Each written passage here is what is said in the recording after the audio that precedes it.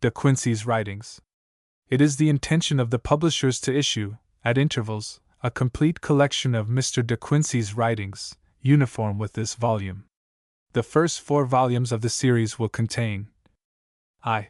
Confessions of an English Opium Eater and Suspiria de Profundis. 2. Biographical Essays. 3. Miscellaneous Essays. 4. The Caesars. Miscellaneous Essays. By Thomas De Quincey. On the Knocking at the Gate, in Macbeth Murder, considered as one of the fine arts. Second paper on Murder. Joan of Arc. The English mail coach. The Vision of Sudden Death. Dinner, real and reputed. On the Knocking at the Gate, in Macbeth. From my boyish days I had always felt a great perplexity on one point in Macbeth. It was this: the knocking at the gate, which succeeds to the murder of Duncan, produced to my feelings an effect for which I never could account. The effect was, that it reflected back upon the murder a peculiar awfulness and a depth of solemnity. Yet, however obstinately I endeavored with my understanding to comprehend this, for many years I never could see why it should produce such an effect. Here I pause for one moment, to exhort the reader never to pay any attention to his understanding when it stands in opposition to any other faculty of his mind. The mere understanding, however useful and indispensable, is the meanest faculty in the human mind, and the most to be distrusted, and yet the great majority of people trust to nothing else, which may do for ordinary life, but not for philosophical purposes. Of this, out of 10,000 instances that I might produce, I will cite one. Ask of any person whatsoever, who is not previously prepared for the demand by a knowledge of perspective, to draw in the rudest way the commonest appearance which depends upon the laws of that science, as for instance, to represent the effect of 2 walls standing at right angles to each other, or the appearance of the houses on each side of a street, as seen by a person looking down the street from one extremity.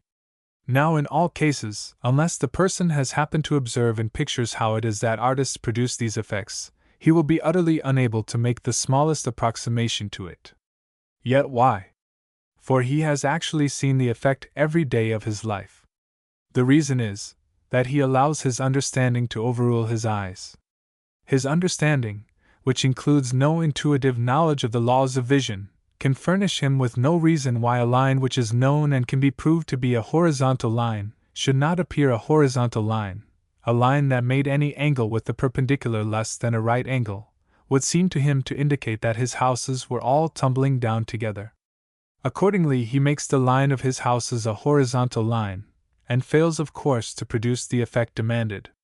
Here then is one instance out of many, in which not only the understanding is allowed to overrule the eyes, but where the understanding is positively allowed to obliterate the eyes as it were, for not only does the man believe the evidence of his understanding in opposition to that of his eyes, but what is monstrous, the idiot is not aware that his eyes ever gave such evidence. He does not know that he has seen, and therefore his consciousness has not seen, that which he has seen every day of his life. But to return from this digression, my understanding could furnish no reason why the knocking at the gate in Macbeth should produce any effect, direct or reflected. In fact, my understanding said positively that it could not produce any effect. But I knew better. I felt that it did, and I waited and clung to the problem until further knowledge should enable me to solve it.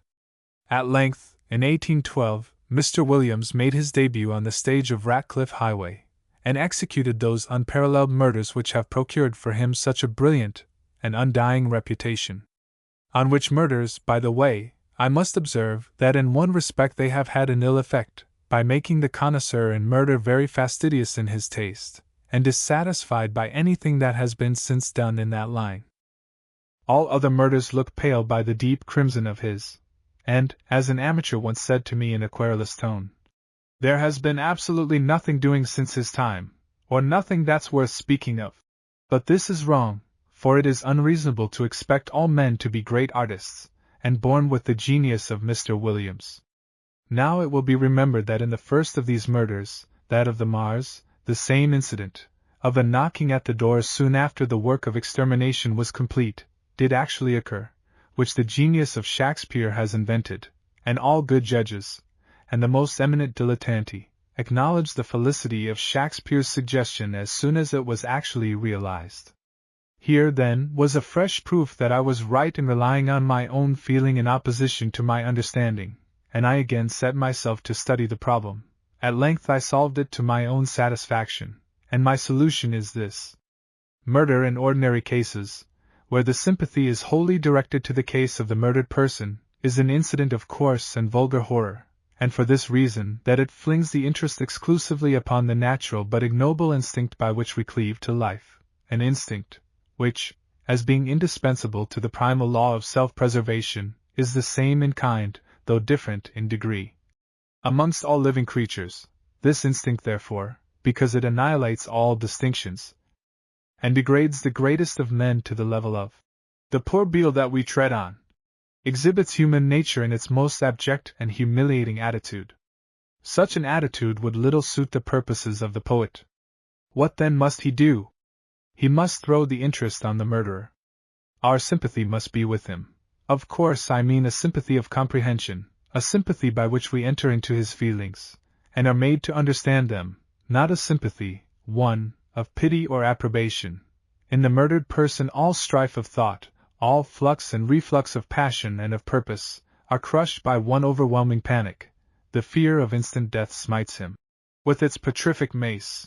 But in the murderer, such a murderer as a poet will condescend to, there must be raging some great storm of passion, jealousy, ambition, vengeance, hatred, which will create a hell within him, and into this hell we are to look.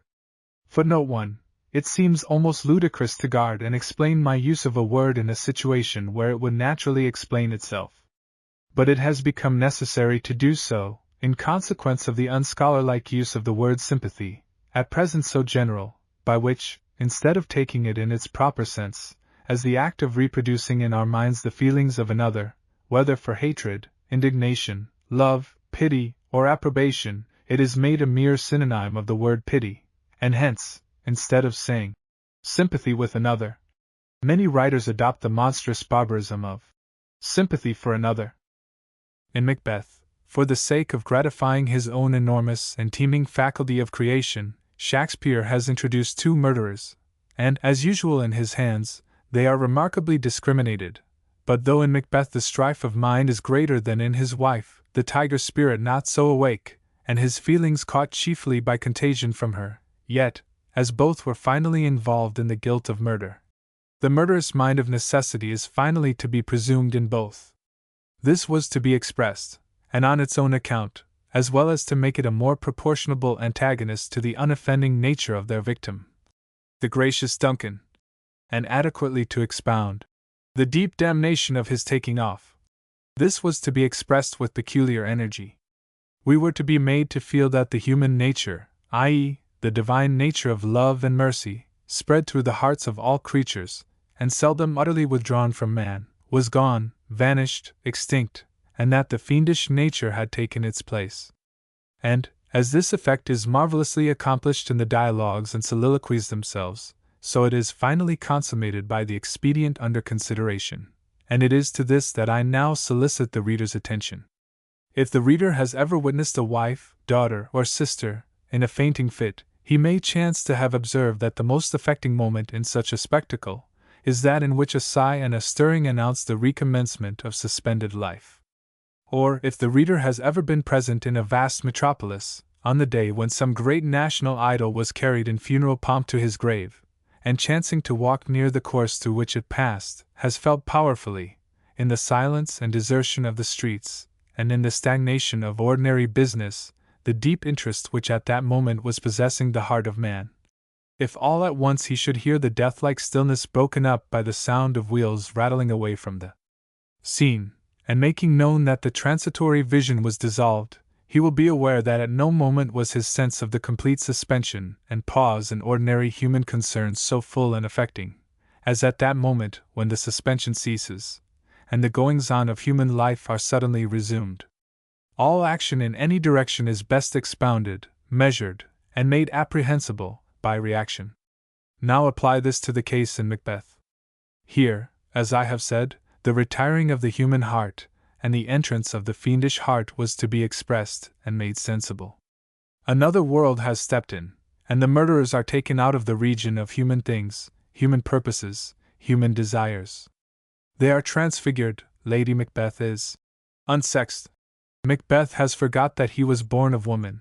Both are conformed to the image of devils, and the world of devils is suddenly revealed. But how shall this be conveyed and made palpable? In order that a new world may step in, this world must for a time disappear. The murderers, and the murder, must be insulated, cut off by an immeasurable gulf from the ordinary tide and succession of human affairs, locked up and sequestered in some deep recess. We must be made sensible that the world of ordinary life is suddenly arrested, laid asleep, tranced, racked into a dread armistice. Time must be annihilated, relation to things without abolished, and all must pass self-withdrawn into a deep syncope and suspension of earthly passion. Hence it is, that when the deed is done, when the work of darkness is perfect, then the world of darkness passes away like a pageantry in the clouds. The knocking at the gate is heard, and it makes known audibly that the reaction has commenced. The human has made its reflux upon the fiendish. The pulses of life are beginning to beat again, and the re-establishment of the goings-on of the world in which we live first makes us profoundly sensible of the awful parenthesis that had suspended them. O mighty poet! Thy works are not as those of other men, simply and merely great works of art, but are also like the phenomena of nature, like the sun and the sea, the stars and the flowers, like frost and snow, rain and dew, hailstorm and thunder, which are to be studied with entire submission of our own faculties, and in the perfect faith that in them there can be no too much or too little, nothing useless or inert, but that, the further we press in our discoveries, the more we shall see proofs of design and self-supporting arrangement where the careless eye had seen nothing but accident. On Murder, considered as one of the fine arts. To the editor of Blackwood's Magazine. Sir, we have all heard of a society for the promotion of vice, of the Hellfire Club, and see, at Brighton, I think it was, that a society was formed for the suppression of virtue. That society was itself suppressed. But I am sorry to say that another exists in London, of a character still more atrocious. In tendency, it may be denominated a society for the encouragement of murder, but, according to their own delicate, Greek, euphemismus, it is styled, the Society of Connoisseurs in Murder. They profess to be curious in homicide, amateurs and dilettanti in the various modes of bloodshed, and, in short, murder fanciers. Every fresh atrocity of that class, which the police annals of Europe bring up, they meet and criticize as they would a picture, statue, or other work of art. But I need not trouble myself with any attempt to describe the spirit of their proceedings, as you will collect that much better from one of the monthly lectures read before the Society last year. This has fallen into my hands accidentally, in spite of all the vigilance exercised to keep their transactions from the public eye. The publication of it will alarm them, and my purpose is that it should. For I would much rather put them down quietly, by an appeal to public opinion through you, than by such an exposure of names as would follow an appeal to Bow Street, which last appeal, however, if this should fail, I must positively resort to. For it is scandalous that such things should go on in a Christian land. Even in a heathen land, the toleration of murder was felt by a Christian writer to be the most crying reproach of the public morals. This writer was Lactantius, and with his words, as singularly applicable to the present occasion, I shall conclude. Quid tam horrible, says he, tam tetram quam hominis trucidatio? Ideo severissimis legibus vita nostra munitor, ideo bella execrabilia sunt. Invenit timen consuetudo quatinus homicidium sine bello ac sine legibus faciat, et hoc sibi voluptas quod silis vindicavit. Quod si interis homicidio celeris conscientia est, et idem fascinori spectator obstrictus scui et admissor, ergo et in his gladiatorum cedibus non minus cruor profunditor caspectat, quam alca facit, nec potest esse immunis a sanguine cavalur effundi, aut videri non interficis, ca interfectori et favit et proemium postulavit. Human life, says he, is guarded by laws of the uttermost rigor, yet custom has devised a mode of evading them in behalf of murder, and the demands of taste, voluptas, are now become the same as those of abandoned guilt. Let the Society of Gentlemen Amateurs consider this, And let me call their especial attention to the last sentence, which is so weighty that I shall attempt to convey it in English. Now, if merely to be present at a murder fastens on a man the character of an accomplice, if barely to be a spectator involves us in one common guilt with the perpetrator, it follows of necessity that, in these murders of the amphitheatre, the hand which inflicts the fatal blow is not more deeply imbrued in blood than his who sits and looks on, either can he be clear of blood who has countenanced its shedding, nor that man seem other than a participator in murder who gives his applause to the murderer, and calls for prizes in his behalf. The premia postulavit I have not yet heard charged upon the gentlemen amateurs of London, though undoubtedly their proceedings tend to that, but the interfectory favor is implied in the very title of this association, and expressed in every line of the lecture which I send you. I am N.C. X. Y. Z. Lecture. Gentlemen, I have had the honor to be appointed by your committee to the trying task of reading the Williams Lecture on Murder, considered as one of the fine arts, a task which might be easy enough 3 or 4 centuries ago, when the art was little understood, and few great models had been exhibited. But in this age, when masterpieces of excellence have been executed by professional men, it must be evident that in the style of criticism applied to them, the public will look for something of a corresponding improvement. Practice and theory must advance pari passu. People begin to see that something more goes to the composition of a fine murder than 2 blockheads to kill and be killed, a knife, a purse, and a dark lane. Design, gentlemen, grouping, light and shade, poetry, sentiment, are now deemed indispensable to attempts of this nature. Mr. Williams has exalted the ideal of murder to all of us, and to me, therefore, in particular, has deepened the arduousness of my task. Like Aeschylus or Milton in poetry, like Michelangelo in painting, he has carried his art to a point of colossal sublimity, and, as Mr. Wordsworth observes, has in a manner created the taste by which he is to be enjoyed. To sketch the history of the art, and to examine its principles critically, now remains as a duty for the connoisseur, and for judges of quite another stamp from His Majesty's Judges of Assize. Before I begin, let me say a word or two to certain prigs, who affect to speak of our society as if it were in some degree immoral in its tendency. Immoral! God bless my soul, gentlemen, what is it that people mean? I am for morality, and always shall be, and for virtue and all that, and I do affirm, and always shall, let what will come of it, that murder is an improper line of conduct, highly improper, and I do not stick to assert that any man who deals in murder must have very incorrect ways of thinking, and truly inaccurate principles, and so far from aiding and abetting him by pointing out his victim's hiding place. As a great moralist, one, of Germany, declared it to be every good man's duty to do, I would subscribe 1 shilling and 6 to have him apprehended, which is more by 18 pence than the most eminent moralists have subscribed for that purpose. But what then? Everything in this world has 2 handles. Murder, for instance, may be laid hold of by its moral handle, as it generally is in the pulpit, and at the Old Bailey winky face, and that, I confess, is its weak side, or it may also be treated aesthetically, as the Germans call it, that is, in relation to good taste. Footnote 1. Kant, who carried his demands of unconditional veracity to so extravagant a length as to affirm that, if a man were to see an innocent person escape from a murderer, it would be his duty, on being questioned by the murderer, to tell the truth, and to point out the retreat of the innocent person, under any certainty of causing murder. Lest this doctrine should be supposed to have escaped him in any heat of dispute, on being taxed with it by a celebrated French writer, he solemnly reaffirmed it, with his reasons. To illustrate this, I will urge the authority of 3 eminent persons, viz. St. Coleridge, Aristotle, and Mr. Howship the surgeon.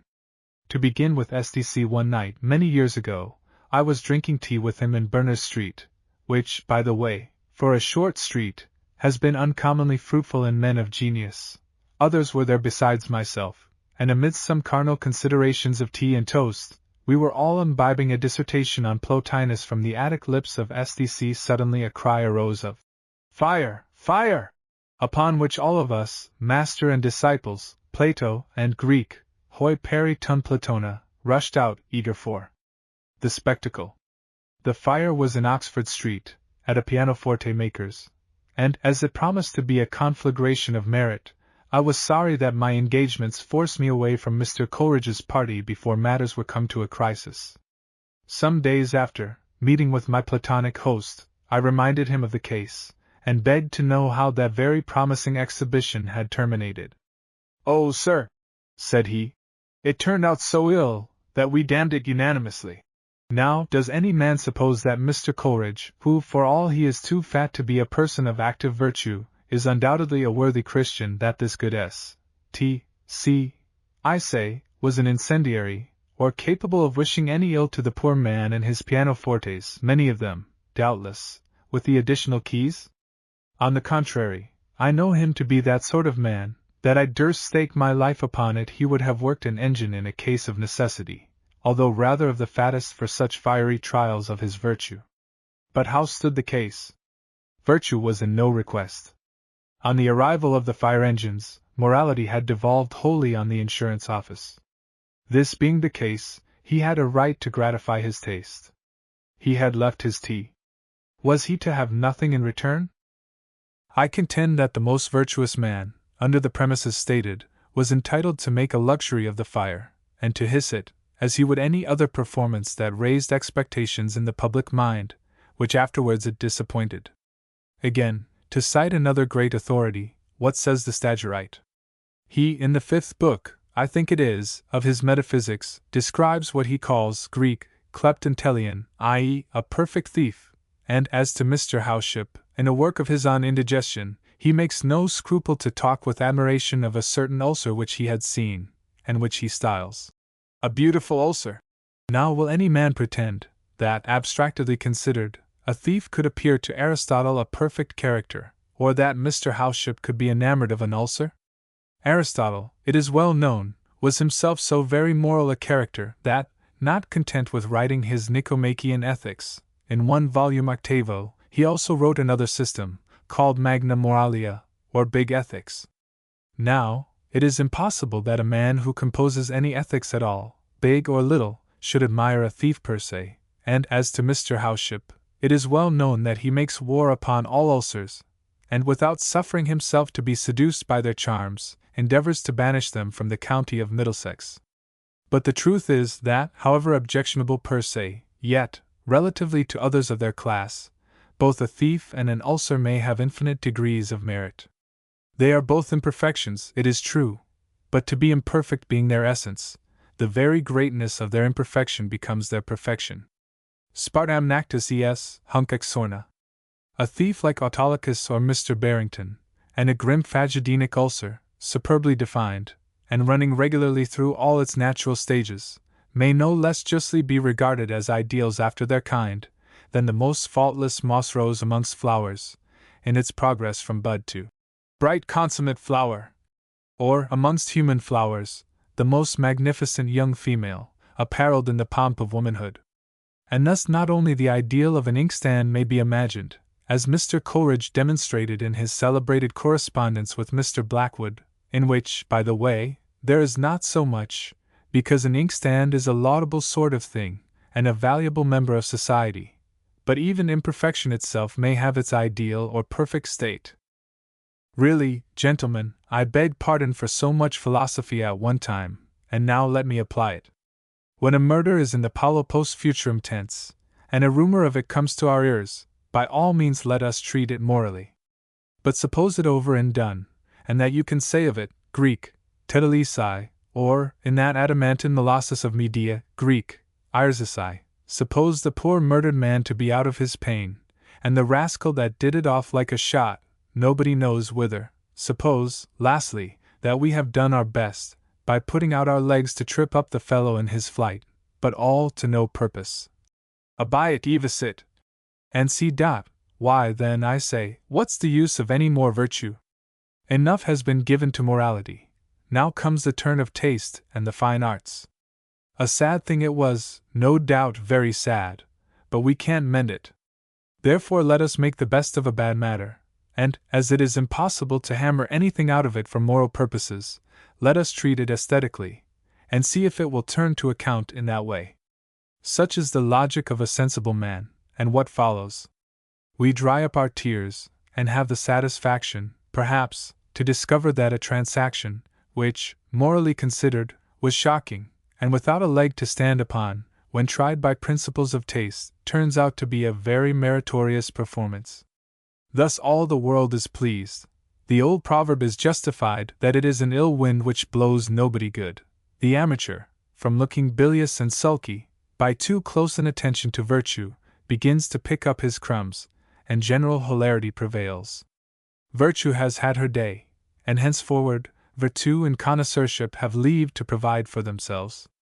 Upon this principle, gentlemen, I propose to guide your studies, from Cain to Mr. Thurtle. Through this great gallery of murder, therefore, together let us wander hand in hand, in delighted admiration, while I endeavor to point your attention to the objects of profitable criticism. The first murder is familiar to you all. As the inventor of murder, and the father of the art, Cain must have been a man of first-rate genius. All the Cains were men of genius. Tubal-Cain invented tubes, I think, or some such thing.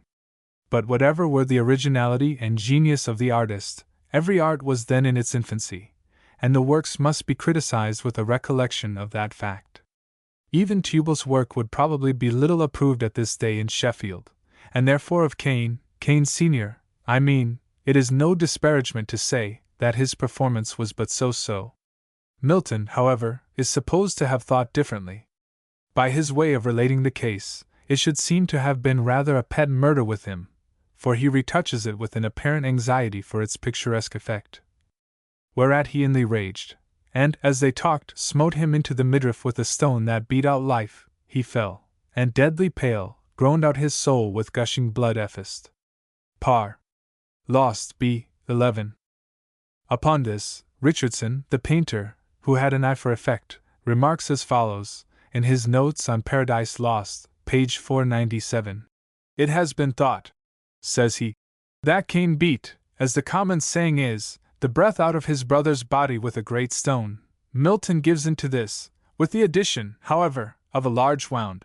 In this place it was a judicious addition, for the rudeness of the weapon, unless raised and enriched by a warm, sanguinary coloring, has too much of the naked air of the savage school, as if the deed were perpetrated by a polypheme without science, premeditation, or anything but a mutton bone. However, I am chiefly pleased with the improvement, as it implies that Milton was an amateur.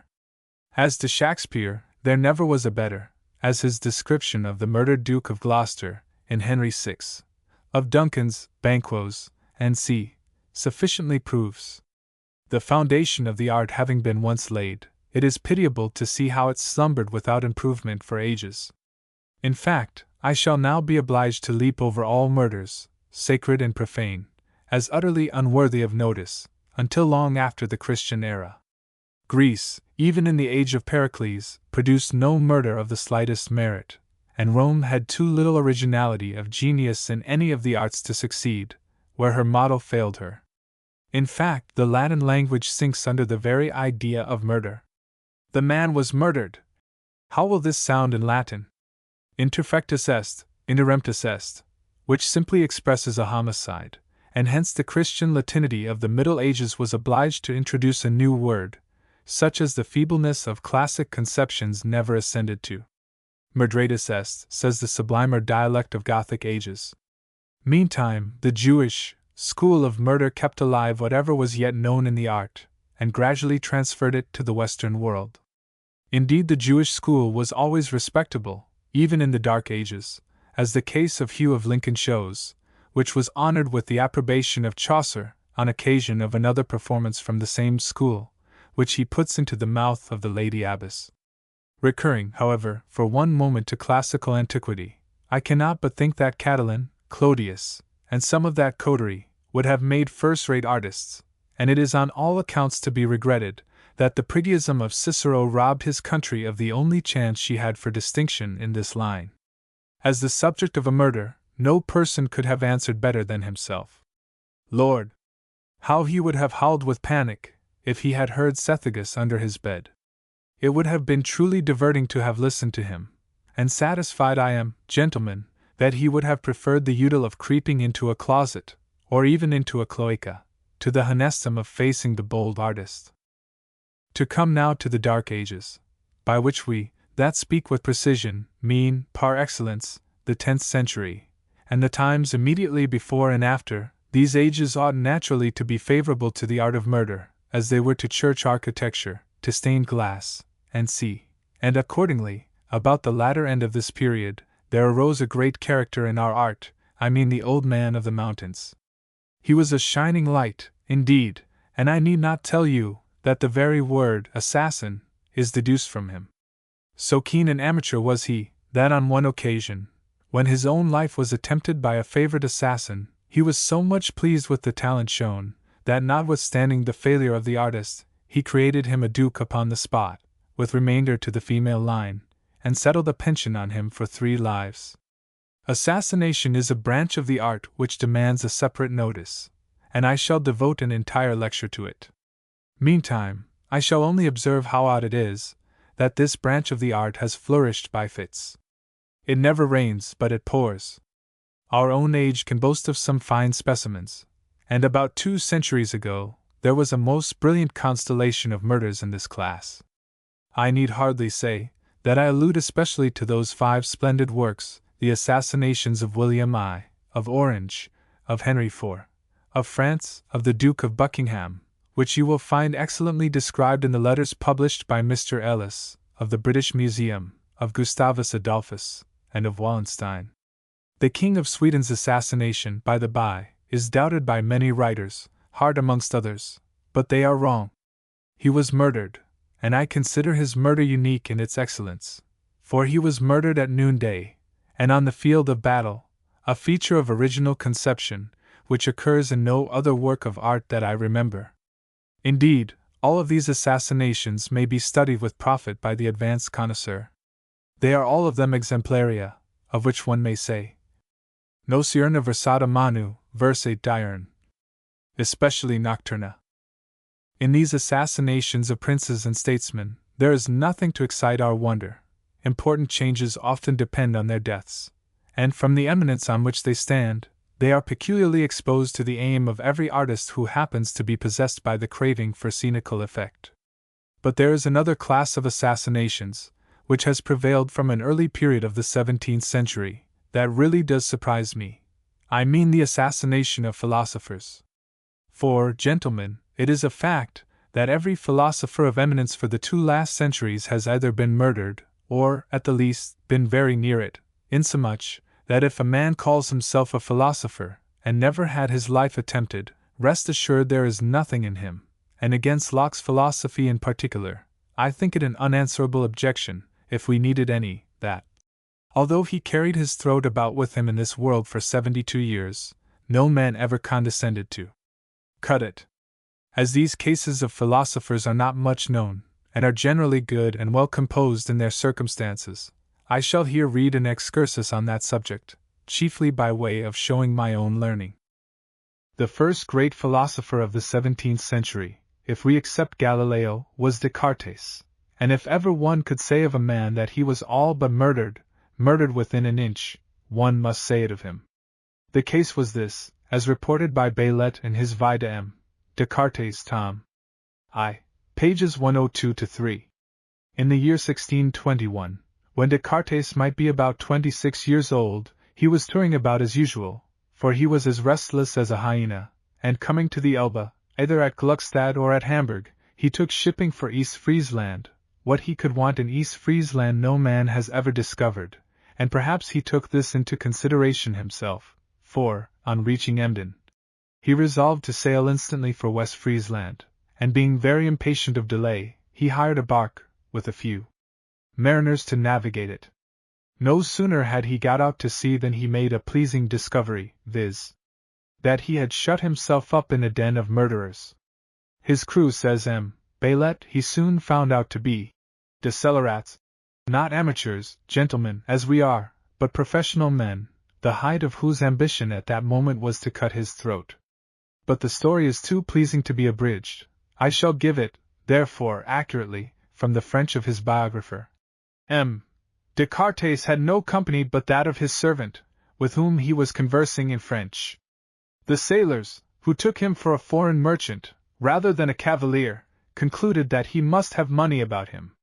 Accordingly they came to a resolution by no means advantageous to his purse. There is this difference, however, between sea robbers and the robbers in forests, that the latter may, without hazard, spare the lives of their victims, whereas the other cannot put a passenger on shore in such a case without running the risk of being apprehended. The crew of M. Descartes arranged their measures with a view to evade any danger of that sort. They observed that he was a stranger from a distance, without acquaintance in the country, and that nobody would take any trouble to inquire about him, in case he should never come to hand, quand il viendra à manquer. Think, gentlemen, of these Friesland dogs discussing a philosopher as if he were a puncheon of rum. His temper, they remarked, was very mild and patient, and judging from the gentleness of his deportment, and the courtesy with which he treated themselves, that he could be nothing more than some green young man, they concluded that they should have all the easier task in disposing of his life. They made no scruple to discuss the whole matter in his presence, as not supposing that he understood any other language than that in which he conversed with his servant, and the amount of their deliberation was, to murder him, then to throw him into the sea, and to divide his spoils. Excuse my laughing, gentlemen, but the fact is, I always do laugh when I think of this case. Two things about it seem so droll. One is the horrid panic or funk, as the men of Eton call it, in which Descartes must have found himself upon hearing this regular drama sketched for his own death, funeral, succession, and administration to his effects. But another thing, which seems to me still more funny about this affair is, that if these Friesland hounds had been game, we should have no Cartesian philosophy, and how we could have done without that, considering the worlds of books it has produced, I leave to any respectable trunkmaker to declare. However, to go on, spite of his enormous funk, Descartes showed fight, and by that means awed these anti-Cartesian rascals. Finding, says M. Baylet, that the matter was no joke, M. Descartes leaped upon his feet in a trice, assumed a stern countenance that these cravens had never looked for, and addressing them in their own language, threatened to run them through on the spot if they dared to offer him any insult. Certainly, gentlemen, this would have been an honor far above the merits of such inconsiderable rascals, to be spitted like larks upon a Cartesian sword, and therefore I am glad M. Descartes did not rob the gallows by executing his threat, especially as he could not possibly have brought his vessel to port, after he had murdered his crew, so that he must have continued to cruise forever in the Zuyder Zee, and would probably have been mistaken by sailors for the Flying Dutchman, homeward bound. The spirit which M. Descartes manifested, says his biographer, had the effect of magic on these wretches.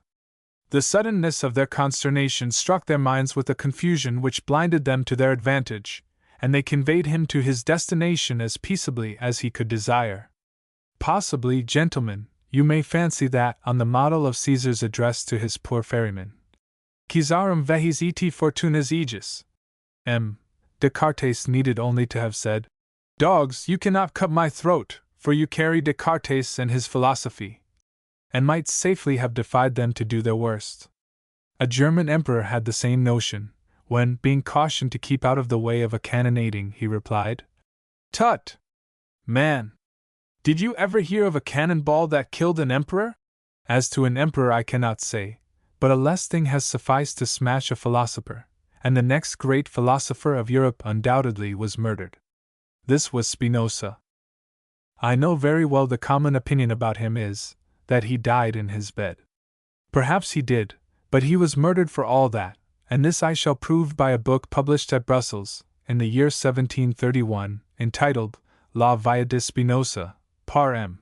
Jean Colleras, with many additions, from a MS. Life, by one of his friends. Spinoza died on the February 21, 1677, being then little more than 44 years old. This of itself looks suspicious, and M. Jean admits that a certain expression in the MS. Life of him would warrant the conclusion, "Que mort n'est pas tout à fait naturel." Living in a damp country, and a sailor's country, like Holland, he may be thought to have indulged a good deal in grog, especially in punch, one, which was then newly discovered. Undoubtedly he might have done so, but the fact is that he did not. Jean calls him extremement sobre en son boire et en son manger, and though some wild stories were afloat about his using the juice of mandragora, page 140, and opium, page 144, yet neither of these articles appeared in his druggist's bill. Living, therefore, with such sobriety, how was it possible that he should die a natural death at 44? Hear his biographer's account. Sunday morning, the 21st of February, before it was church time, Spinoza came downstairs and conversed with the master and mistress of the house. At this time, therefore, perhaps 10 o'clock on Sunday morning, you see that Spinoza was alive, and pretty well. But it seems he had summoned from Amsterdam a certain physician whom, says the biographer, I shall not otherwise point out to notice than by these 2 letters. This LM had directed the people of the house to purchase an ancient cock, and to have him boiled forthwith, in order that Spinoza might take some broth about noon, which in fact he did, and ate some of the old cock with a good appetite, after the landlord and his wife had returned from church. Footnote 1. June 1, 1675. Drink part of 3 bowls of punch, a liquor very strange to me, says the Rev. Mr. Henry Tiange, in his diary lately published. In a note on this passage, a reference is made to Friar's Travels to the East Indies, 1672, who speaks of that enervating liquor called punch, which is indostant for 5, from 5 ingredients. Made thus, it seems the medical men called it diapente, if with 4 only, diatessarin. No doubt, it was its evangelical name that recommended it to the Rev. Mr. Tian. In the afternoon, LM stayed alone with Spinoza, the people of the house having returned to church, on coming out from which they learnt, with much surprise, that Spinoza had died about 3 o'clock in the presence of LM, who took his departure for Amsterdam the same evening by the night boat, without paying the least attention to the deceased. No doubt he was the readier to dispense with these duties, as he had possessed himself of a ducatoon and a small quantity of silver, together with a silver-hafted knife, and had absconded with his pillage. Here you see, gentlemen, the murder is plain, and the manner of it. It was LM who murdered Spinoza for his money. Prowess was an invalid, meager, and weak. As no blood was observed, LM, no doubt, threw him down and smothered him with pillows, the poor man being already half suffocated by his infernal dinner. But who was LM? It surely never could be Lindley Murray, for I saw him at York in 1825, and besides I do not think he would do such a thing, at least, not to a brother grammarian, for you know, gentlemen, that Spinoza wrote a very respectable Hebrew grammar. Hobbes, but why or on what principle, I never could understand, was not murdered. This was a capital oversight of the professional men in the 17th century, because in every light he was a fine subject for murder, except, indeed, that he was lean and skinny, for I can prove that he had money, and what is very funny, he had no right to make the least resistance, for, according to himself, irresistible power creates the very highest species of right. So that it is rebellion of the blackest dye to refuse to be murdered, when a competent force appears to murder you. However, gentlemen, though he was not murdered, I am happy to assure you that, by his own account, he was 3 times very near being murdered. The first time was in the spring of 1640, when he pretends to have circulated a little MS, on the king's behalf, against the Parliament. He never could produce this MS, by the by, but he says that, had not His Majesty dissolved the Parliament in May, it had brought him into danger of his life. Dissolving the Parliament, however, was of no use, for, in November of the same year, the Long Parliament assembled, and Hobbes, a second time, fearing he should be murdered, ran away to France. This looks like the madness of John Dennis, who thought that Louis XIV would never make peace with Queen Anne, unless he were given up to his vengeance, and actually ran away from the sea-coast in that belief. In France, Hobbes managed to take care of his throat pretty well for 10 years, but at the end of that time, by way of paying court to Cromwell, he published his Leviathan. The old coward now began to funk horribly for the 3rd time. He fancied the swords of the Cavaliers were constantly at his throat, recollecting how they had served the Parliament ambassadors at The Hague and Madrid. Turn, says he, in his dog Latin life of himself. Tum venit in mentem mihi doris laus etiascum, tanquam proscripto terror ubique aderat. And accordingly he ran home to England. Now, certainly it is very true that a man deserved a cudgelling for writing Leviathan, and 2 or 3 cudgellings for writing a pentameter ending so villainously as terror ubique aderat, but no man ever thought him worthy of anything beyond cudgelling.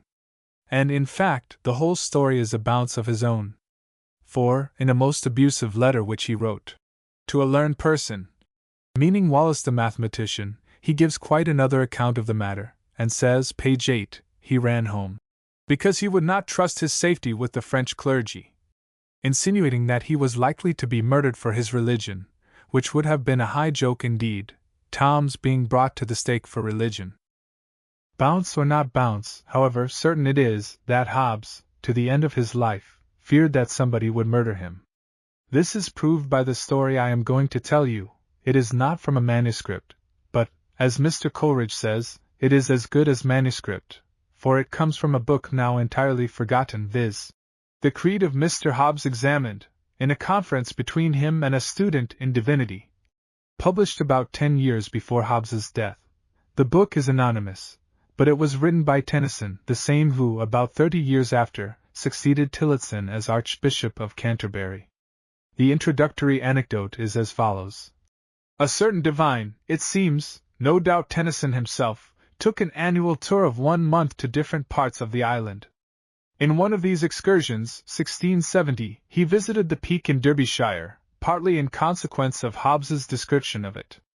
Being in that neighbourhood, he could not but pay a visit to Buxton, and at the very moment of his arrival, he was fortunate enough to find a party of gentlemen dismounting at the inn door, amongst whom was a long thin fellow, who turned out to be no less a person than Mr. Hobbes, who probably had ridden over from Chatsworth.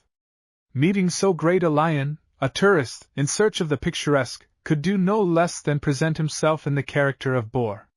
And luckily for the scheme, 2 of Mr. Hobbes's companions were suddenly summoned away by express, so that, for the rest of his stay at Buxton, he had Leviathan entirely to himself, and had the honour of bowsing with him in the evening.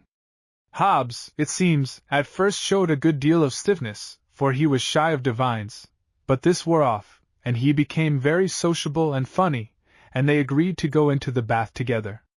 How Tennyson could venture to gamble in the same water with Leviathan, I cannot explain, but so it was. They frolicked about like 2 dolphins, though Hobbes must have been as old as the hills, and, in those intervals wherein they abstained from swimming and plunging themselves, i.e. diving, they discoursed of many things relating to the baths of the ancients, and the origin of springs. When they had in this manner passed away an hour, they stepped out of the bath, and, having dried and clothed themselves, they sate down in expectation of such a supper as the place afforded, designing to refresh themselves like the deep Nisophili, and rather to reason than to drink profoundly. But in this innocent intention they were interrupted by the disturbance arising from a little quarrel, in which some of the ruder people in the house were for a short time engaged. At this Mr. Hobbes seemed much concerned, though he was at some distance from the persons. And why was he concerned, gentlemen? No doubt you fancy, from some benign and disinterested love of peace and harmony, worthy of an old man and a philosopher. But listen. For a while he was not composed, but related it once or twice as to himself, with a low and careful tone, how Sextus Roscius was murdered after supper by the Balneae Palatini.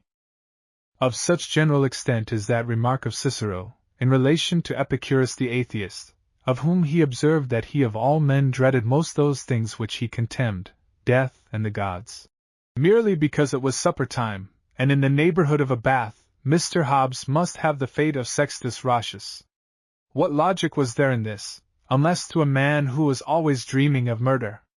Here was Leviathan, no longer afraid of the daggers of English cavaliers or French clergy, but, frightened from his propriety, by a row in an alehouse between some honest clodhoppers of Derbyshire, whom his own gaunt scarecrow of a person that belonged to quite another century, would have frightened out of their wits. Malebranche, it will give you pleasure to hear, was murdered. The man who murdered him is well known, it was Bishop Berkeley. The story is familiar, though hitherto not put in a proper light. Berkeley, when a young man, went to Paris and called on Père Malebranche. He found him in his cell cooking. Cooks have ever been a genus irritable, authors still more so. Malebranche was both. A dispute arose. The old father, warm already, became warmer. Culinary and metaphysical irritations united to derange his liver. He took to his bed, and died. Such is the common version of the story. So the whole ear of Denmark is abused. The fact is that the matter was hushed up out of consideration for Berkeley, who, as Pope remarked, had every virtue under heaven. Else it was well known that Berkeley, feeling himself nettled by the waspishness of the old Frenchman, squared at him. A turn-up was the consequence. Malebranche was floored in the first round. The conceit was wholly taken out of him, and he would perhaps have given in. But Berkeley's blood was now up, and he insisted on the old Frenchman's retracting his doctrine of occasional causes. The vanity of the man was too great for this, and he fell a sacrifice to the impetuosity of Irish youth, combined with his own absurd obstinacy. Leibniz, being every way superior to Malebranche, one might, a fortiori, have counted on his being murdered, which, however, was not the case. I believe he was nettled at this neglect, and felt himself insulted by the security in which he passed his days. In no other way can I explain his conduct at the latter end of his life, when he chose to grow very avaricious, and to hoard up large sums of gold, which he kept in his own house. This was at Vienna, where he died, and letters are still in existence, describing the immeasurable anxiety which he entertained for his throat. Still his ambition, for being attempted at least, was so great, that he would not forego the danger. A late English pedagogue, of Birmingham manufacture, viz., Dr. Parr, took a more selfish course, under the same circumstances. He had amassed a considerable quantity of gold and silver plate, which was for some time deposited in his bedroom at his parsonage house, Hatton. But growing every day more afraid of being murdered, which he knew that he could not stand, and to which, indeed, he never had the slightest pretension, he transferred the whole to the Hatton blacksmith, conceiving, no doubt, that the murder of a blacksmith would fall more lightly on the salus republici than that of a pedagogue. But I have heard this greatly disputed, and it seems now generally agreed, that one good horseshoe is worth about 2¼ spittle sermons. As Leibniz, though not murdered, may be said to have died, partly of the fear that he should be murdered, and partly of vexation that he was not, Kant, on the other hand, who had no ambition in that way, had a narrower escape from a murderer than any man we read of, except Descartes. So absurdly does fortune throw about her favors. The case is told, I think, in an anonymous life of this very great man. For health's sake, Kant imposed upon himself, at one time, a walk of 6 miles every day along the high road. This fact becoming known to a man who had his private reasons for committing murder, at the 3rd milestone from Königsberg, he waited for his intended, who came up to time as duly as a mail coach. But for an accident, Kant was a dead man. However, on considerations of morality, it happened that the murderer preferred a little child, whom he saw playing in the road, to the old transcendentalist. This child he murdered, and thus it happened that Kant escaped. Such is the German account of the matter, but my opinion is, that the murderer was an amateur, who felt how little would be gained to the cause of good taste by murdering an old, arid, and adust metaphysician. There was no room for display, as the man could not possibly look more like a mummy when dead than he had done alive. Thus, gentlemen, I have traced the connection between philosophy and our art, until insensibly I find that I have wandered into our own era. This I shall not take any pains to characterize apart from that which preceded it, for, in fact, they have no distinct character. The 17th and 18th centuries, together with so much of the 19th, as we have yet seen, jointly compose the Augustan age of murder. The finest work of the 17th century is, unquestionably, The Murder of Sir Edmund Barry Godfrey, which has my entire approbation. At the same time, it must be observed that the quantity of murder was not great in this century, at least amongst our own artists, which, perhaps, is attributable to the want of enlightened patronage. St. Masonates, non derunt, flac, marones, consulting grants. Observations on the Bills of Mortality. 4th edition, Oxford, 1665. I find that out of 229,250 who died in London during one period of 20 years in the 17th century, not more than 86 were murdered, that is, about 4.3 per annum.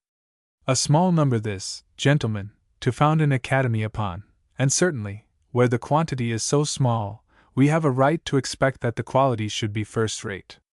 Perhaps it was, yet still I am of opinion that the best artist in this century was not equal to the best in that which followed. For instance, however praiseworthy the case of Sir Edmund Barry Godfrey may be, and nobody can be more sensible of its merits than I am, still I cannot consent to place it on a level with that of Mrs. Ruscombe of Bristol, either as to originality of design, or boldness and breadth of style. This good lady's murder took place early in the reign of George III, a reign which was notoriously favorable to the arts generally. She lived in College Green, with a single maidservant, either of them having any pretension to the notice of history but what they derived from the great artist whose workmanship I am recording. One fine morning, when all Bristol was alive and in motion, some suspicion arising, the neighbors forced an entrance into the house, and found Mrs. Ruscombe murdered in her bedroom, and the servant murdered on the stairs. This was at noon, and not more than 2 hours before, both mistress and servant had been seen alive. To the best of my remembrance, this was in 1764. Upwards of 60 years, therefore, have now elapsed, and yet the artist is still undiscovered. The suspicions of posterity have settled upon 2 pretenders, a baker and a chimney sweeper. But posterity is wrong. No unpracticed artist could have conceived so bold an idea as that of a noonday murder in the heart of a great city. It was no obscure baker, gentlemen, or anonymous chimney sweeper, be assured, that executed this work. I know who it was. Here there was a general buzz, which at length broke out into open applause, upon which the lecturer blushed, and went on with much earnestness. For heaven's sake, gentlemen, do not mistake me. It was not I that did it. I have not the vanity to think myself equal to any such achievement. Be assured that you greatly overrate my poor talents. Mrs. Ruscombe's affair was far beyond my slender abilities. But I came to know who the artist was, from a celebrated surgeon, who assisted at his dissection. This gentleman had a private museum in the way of his profession, one corner of which was occupied by a cast from a man of remarkably fine proportions. That, said the surgeon, is a cast from the celebrated Lancashire highwayman, who concealed his profession for some time from his neighbors, by drawing woolen stockings over his horse's legs, and in that way muffling the clatter which he must else have made in riding up a flagged alley that led to his stable. At the time of his execution for highway robbery, I was studying under Cruikshank, and the man's figure was so uncommonly fine, that no money or exertion was spared to get into possession of him with the least possible delay. By the connivance of the under-sheriff he was cut down within the legal time, and instantly put into a chaise and four, so that, when he reached Cruikshank's he was positively not dead. Mr., a young student at that time, had the honor of giving him the coup de grace, and finishing the sentence of the law. This remarkable anecdote, which seemed to imply that all the gentlemen in the dissecting room were amateurs of our class, struck me a good deal, and I was repeating it one day to a Lancashire lady, who thereupon informed me that she had herself lived in the neighborhood of that highwayman, and well remembered 2 circumstances, which combined, in the opinion of all his neighbors, to fix upon him the credit of Mrs. Ruscombe's affair. One was, the fact of his absence for a whole fortnight at the period of that murder, the other, that, within a very little time after, the neighborhood of this highwayman was deluged with dollars. Now Mrs. Ruscombe was known to have hoarded about 2,000 of that coin. Be the artist, however, who he might, the affair remains a durable monument of his genius, for such was the impression of all, and the sense of power left behind, by the strength of conception manifested in this murder, that no tenant, as I was told in 1810, had been found up to that time for Mrs. Ruscombe's house. But whilst I thus eulogize the Ruscombian case, let me not be supposed to overlook the many other specimens of extraordinary merit spread over the face of this century. Such cases, indeed, as that of Miss Bland, or of Captain Donnellan, and Sir Theophilus Boughton, shall never have any countenance from me. Fie on these dealers in poison, say I, can they not keep to the old honest way of cutting throats, without introducing such abominable innovations from Italy? I consider all these poisoning cases, compared with the legitimate style, as no better than waxwork by the side of sculpture, or a lithographic print by the side of a fine Volpato. But dismissing these, there remain many excellent works of art in a pure style, such as nobody need be ashamed to own, as every candid connoisseur will admit. Candid, observe, I say, for great allowances must be made in these cases. No artist can ever be sure of carrying through his own fine preconception. Awkward disturbances will arise. People will not submit to have their throats cut quietly. They will run, they will kick, they will bite, and whilst the portrait painter often has to complain of too much torpor in his subject, the artist, in our line, is generally embarrassed by too much animation. At the same time, however disagreeable to the artist, this tendency in murder to excite and irritate the subject is certainly one of its advantages to the world in general, which we ought not to overlook, since it favors the development of latent talent. Jeremy Taylor notices with admiration the extraordinary leaps which people will take under the influence of fear. There was a striking instance of this in the recent case of the Emkins. The boy cleared a height, such as he will never clear again to his dying day. Talents also of the most brilliant description for thumping, and indeed for all the gymnastic exercises, have sometimes been developed by the panic which accompanies our artists, talents else buried and hid under a bushel to the possessors, as much as to their friends. I remember an interesting illustration of this fact, in a case which I learned in Germany. Riding one day in the neighborhood of Munich, I overtook a distinguished amateur of our society, whose name I shall conceal. This gentleman informed me that, finding himself wearied with the frigid pleasures, so he called them, of mere amateurship, he had quitted England for the continent, meaning to practice a little professionally. For this purpose he resorted to Germany, conceiving the police in that part of Europe to be more heavy and drowsy than elsewhere. His debut as a practitioner took place at Mannheim, and knowing me to be a brother amateur, he freely communicated the whole of his maiden adventure. Opposite to my lodging, said he, lived a baker. He was somewhat of a miser, and lived quite alone. Whether it were his great expanse of chalky face, or what else, I know not, but the fact was, I fancied him, and resolved to commence business upon his throat, which by the way he always carried bare, a fashion which is very irritating to my desires. Precisely at 8 o'clock in the evening, I observed that he regularly shut up his windows. One night I watched him when thus engaged, bolted in after him, locked the door, and addressing him with great suavity, acquainted him with the nature of my errand, at the same time advising him to make no resistance, which would be mutually unpleasant. So saying, I drew out my tools, and was proceeding to operate.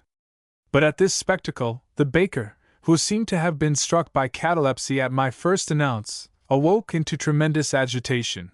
I will not be murdered, he shrieked aloud. What for will I lose my precious throat? What for, said I, if for no other reason, for this, that you put alum into your bread. But no matter, alum or no alum, for I was resolved to forestall any argument on that point. Know that I am a virtuoso in the art of murder, am desirous of improving myself in its details, and am enamored of your vast surface of throat, to which I am determined to be a customer. Is it so? Said he, but I'll find you custom in another line. And so saying, he threw himself into a boxing attitude. The very idea of his boxing struck me as ludicrous. It is true, a London baker had distinguished himself in the ring, and became known to fame under the title of the Master of the Rolls, but he was young and unspoiled, whereas this man was a monstrous featherbed in person, 50 years old, and totally out of condition. Spite of all this, however, and contending against me, who am a master in the art, he made so desperate a defense, that many times I feared he might turn the tables upon me, and that I, an amateur, might be murdered by a rascally baker. What a situation! Minds of sensibility will sympathize with my anxiety. How severe it was, you may understand by this, that for the first 13 rounds the baker had the advantage. Round the 14th, I received a blow on the right eye, which closed it up, In the end, I believe, this was my salvation, for the anger it roused in me was so great that, in this and every one of the 3 following rounds, I floored the baker. Round 18th. The baker came up piping, and manifestly the worse for wear. His geometrical exploits in the 4 last rounds had done him no good. However, he showed some skill in stopping a message which I was sending to his cadaverous mug, in delivering which, my foot slipped, and I went down. Round 19th. Surveying the baker, I became ashamed of having been so much bothered by a shapeless mass of dough, and I went in fiercely, and administered some severe punishment. A rally took place, both went down, baker undermost, 10-3 on amateur. Round 20th. The baker jumped up with surprising agility. Indeed, he managed his pins capitally, and fought wonderfully, considering that he was drenched in perspiration. But the shine was now taken out of him, and his game was the mere effect of panic. It was now clear that he could not last much longer. In the course of this round we tried the weaving system, in which I had greatly the advantage, and hit him repeatedly on the conch. My reason for this was, that his conch was covered with carbuncles, and I thought I should vex him by taking such liberties with his conch, which in fact I did. The 3 next rounds the master of the rolls staggered about like a cow on the ice. Seeing how matters stood, in round 24th I whispered something into his ear, which sent him down like a shot. It was nothing more than my private opinion of the value of his throat at an annuity office. This little confidential whisper affected him greatly. The very perspiration was frozen on his face, and for the next 2 rounds I had it all my own way. And when I called time for the 27th round, he lay like a log on the floor. After which, said I to the amateur, it may be presumed that you accomplished your purpose. You are right, said he mildly. I did, and a great satisfaction, you know, it was to my mind, for by this means I killed 2 birds with 1 stone. Meaning that he had both thumped the baker and murdered him. Now, for the life of me, I could not see that, for, on the contrary, to my mind it appeared that he had taken 2 stones to kill 1 bird, having been obliged to take the conceit out of him first with his fist, and then with his tools. But no matter for his logic. The moral of his story was good, for it showed what an astonishing stimulus to latent talent is contained in any reasonable prospect of being murdered. A pursy, unwieldy, half-cataleptic baker of Mannheim had absolutely fought 26 rounds with an accomplished English boxer merely upon this inspiration. So greatly was natural genius exalted and sublimed by the genial presence of his murderer. Really, gentlemen, when one hears of such things as these, it becomes a duty, perhaps, a little to soften that extreme asperity with which most men speak of murder. To hear people talk, you would suppose that all the disadvantages and inconveniences were on the side of being murdered, and that there were none at all in not being murdered. But considerate men think otherwise. Certainly, says Jeremy Taylor, it is a less temporal evil to fall by the rudeness of a sword than the violence of a fever, and the axe. To which he might have added the ship carpenter's mallet and the crowbar. A much less affliction than a strangury. Very true. The bishop talks like a wise man and an amateur, as he is, and another great philosopher, Marcus Aurelius, was equally above the vulgar prejudices on this subject. He declares it to be one of the noblest functions of reason to know whether it is time to walk out of the world or not. Book 3. Collar's translation. No sort of knowledge being rarer than this, surely that man must be a most philanthropic character, who undertakes to instruct people in this branch of knowledge gratis, and at no little hazard to himself. All this, however, I throw out only in the way of speculation to future moralists, declaring in the meantime my own private conviction that very few men commit murder upon philanthropic or patriotic principles, and repeating what I have already said once at least, that, as to the majority of murderers, they are very incorrect characters. With respect to Williams's murders, the sublimest and most entire in their excellence that ever were committed, I shall not allow myself to speak incidentally. Nothing less than an entire lecture, or even an entire course of lectures, would suffice to expound their merits. But one curious fact, connected with his case, I shall mention, because it seems to imply that the blaze of his genius absolutely dazzled the eye of criminal justice. You all remember, I doubt not, that the instruments with which he executed his first great work, the murder of the Mars, were a ship carpenter's mallet and a knife. Now the mallet belonged to an old Swede, one John Peterson, and bore his initials. This instrument Williams left behind him, in Mars' house, and it fell into the hands of the magistrates. Now, gentlemen, it is a fact that the publication of this circumstance of the initials led immediately to the apprehension of Williams, and if made earlier, would have prevented his second great work, the murder of the Williamsons, which took place precisely 12 days after. But the magistrates kept back this fact from the public for the entire 12 days, and until that second work was accomplished. That finished, they published it, apparently feeling that Williams had now done enough for his fame, and that his glory was at length placed beyond the reach of accident. As to Mr. Thurtell's case, I know not what to say. Naturally, I have every disposition to think highly of my predecessor in the chair of this society, and I acknowledge that his lectures were unexceptionable. But speaking ingenuously, I do really think that his principal performance, as an artist, has been much overrated. I admit that at first I was myself carried away by the general enthusiasm. On the morning when the murder was made known in London, there was the fullest meeting of amateurs that I have ever known since the days of Williams, old bedridden connoisseurs, who had got into a peevish way of sneering and complaining that there was nothing doing. Now hobbled down to our clubroom, such hilarity, such benign expression of general satisfaction, I have rarely witnessed. On every side you saw people shaking hands, congratulating each other, and forming dinner parties for the evening, and nothing was to be heard but triumphant challenges of, "Well, will this do? Is this the right thing?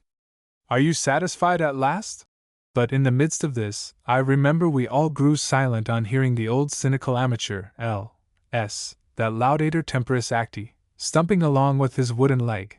He entered the room with his usual scowl, and, as he advanced, he continued to growl and stutter the whole way. "Not an original idea in the whole piece.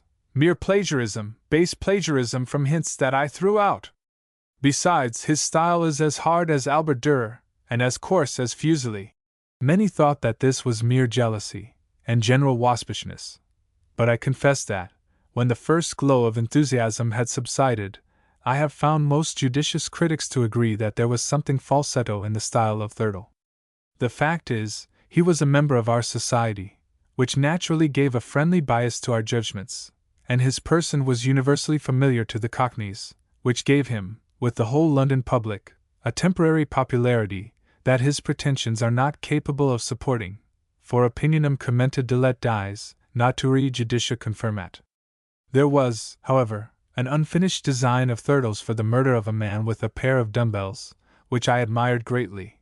It was a mere outline, that he never completed, but to my mind it seemed every way superior to his chief work. I remember that there was great regret expressed by some amateurs that this sketch should have been left in an unfinished state, but there I cannot agree with them, for the fragments and first bold outlines of original artists have often a felicity about them which is apt to vanish in the management of the details. The case of the Emkines I consider far beyond the vaunted performance of Thurtell, indeed above all praise, and bearing that relation, in fact, to the immortal works of Williams, which the Aeneid bears to the Iliad. But it is now time that I should say a few words about the principles of murder, not with a view to regulate your practice, but your judgment. As to old women, and the mob of newspaper readers, they are pleased with anything, provided it is bloody enough. But the mind of sensibility requires something more. First, then, let us speak of the kind of person who is adapted to the purpose of the murderer. Secondly, of the place where. Thirdly, of the time when, and other little circumstances. As to the person, I suppose it is evident that he ought to be a good man, because if he were not, he might himself, by possibility, be contemplating murder at the very time, and such diamond cut diamond tussles, though pleasant enough where nothing better is stirring, are really not what a critic can allow himself to call murders. I could mention some people, I name no names, who have been murdered by other people in a dark lane, and so far all seemed correct enough. But, on looking farther into the matter, the public have become aware that the murdered party was himself, at the moment, planning to rob his murderer, at the least, and possibly to murder him, if he had been strong enough. Whenever that is the case, or may be thought to be the case, farewell to all the genuine effects of the art. For the final purpose of murder, considered as a fine art, is precisely the same as that of tragedy, in Aristotle's account of it, viz., to cleanse the heart by means of pity and terror. Now, terror there may be, but how can there be any pity for one tiger destroyed by another tiger? It is also evident that the person selected ought not to be a public character.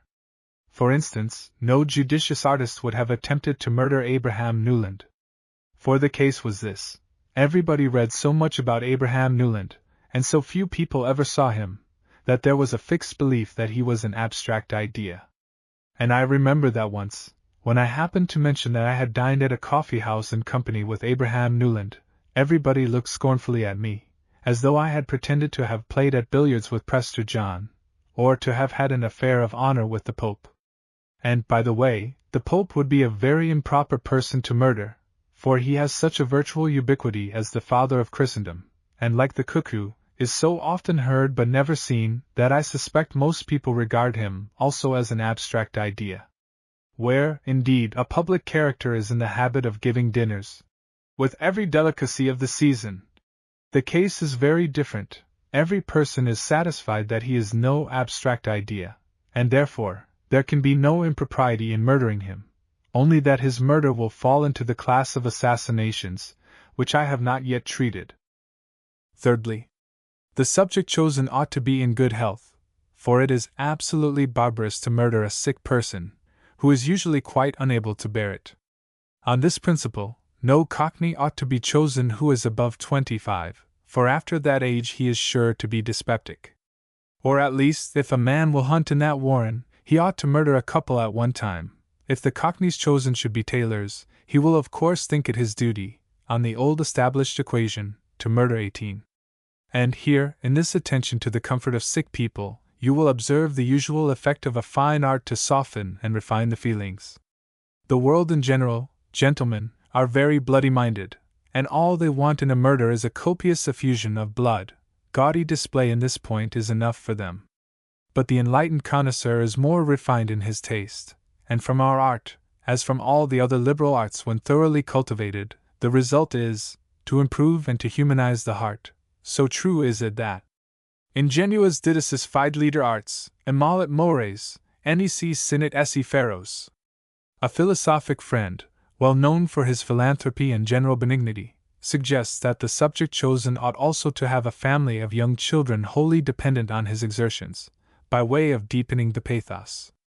And undoubtedly this is a judicious caution. Yet I would not insist too keenly on this condition. Severe good taste unquestionably demands it, but still, where the man was otherwise unobjectionable in point of morals and health, I would not look with too curious a jealousy to a restriction which might have the effect of narrowing the artist's sphere. So much for the person. As to the time, the place, and the tools, I have many things to say, which at present I have no room for. The good sense of the practitioner has usually directed him to night and privacy. Yet there have not been wanting cases where this rule was departed from with excellent effect. In respect to time, Mrs. Ruscombe's case is a beautiful exception, which I have already noticed, and in respect both to time and place, there is a fine exception in the Annals of Edinburgh, year 1805, familiar to every child in Edinburgh, but which has unaccountably been defrauded of its due portion of fame amongst English amateurs. The case I mean is that of a porter to one of the banks, who was murdered whilst carrying a bag of money, in broad daylight, on turning out of the High Street, one of the most public streets in Europe, and the murderer is to this hour undiscovered. Sed fugit interea, fugit irreparabile pus, singula dum capti circumvectumur amore. And now, gentlemen, in conclusion, let me again solemnly disclaim all pretensions on my own part to the character of a professional man. I never attempted any murder in my life, except in the year 1801, upon the body of a tomcat, and that turned out differently from my intention. My purpose, I own, was downright murder. Semper ego auditor tantum? Said I. Numquam reponam? And I went downstairs in search of Tom at 1 o'clock on a dark night, with the animus, and no doubt with the fiendish looks, of a murderer. But when I found him, he was in the act of plundering the pantry of bread and other things. Now this gave a new turn to the affair, for the time being one of general scarcity, when even Christians were reduced to the use of potato bread, rice bread, and all sorts of things. It was downright treason in a tomcat to be wasting good wheaten bread in the way he was doing. It instantly became a patriotic duty to put him to death, and as I raised aloft and shook the glittering steel, I fancied myself rising like Brutus, effulgent from a crowd of patriots, and, as I stabbed him, I called aloud on Tully's name, and bade the father of his country hail. Since then, what wandering thoughts I may have had of attempting the life of an ancient ewe, of a superannuated hen, and such small deer, are locked up in the secrets of my own breast. But for the higher departments of the art, I confess myself to be utterly unfit. My ambition does not rise so high. No, gentlemen, in the words of Horace, Fungos vice cotis, excutum redere erque ferrum valle, exis ipsa secandi. Second paper on murder, considered as one of the fine arts. Dr. North, you are a liberal man, liberal in the true classical sense, not in the slang sense of modern politicians and education mongers. Being so, I am sure that you will sympathize with my case. I am an ill-used man, Dr. North, particularly ill-used, and with your permission, I will briefly explain how. A black scene of calumny will be laid open, but you, Doctor, will make all things square again. One frown from you, directed to the proper quarter, or a warning shake of the crutch, will set me right in public opinion, which at present, I am sorry to say, is rather hostile to me and mine, all owing to the wicked arts of slanderers. But you shall hear. A good many years ago you may remember that I came forward in the character of a dilettante in murder. Perhaps dilettante may be too strong a word. Connoisseur is better suited to the scruples and infirmity of public taste. I suppose there is no harm in that at least. A man is not bound to put his eyes, ears, and understanding into his breeches pocket when he meets with a murder. If he is not in a downright comatose state, I suppose he must see that one murder is better or worse than another in point of good taste.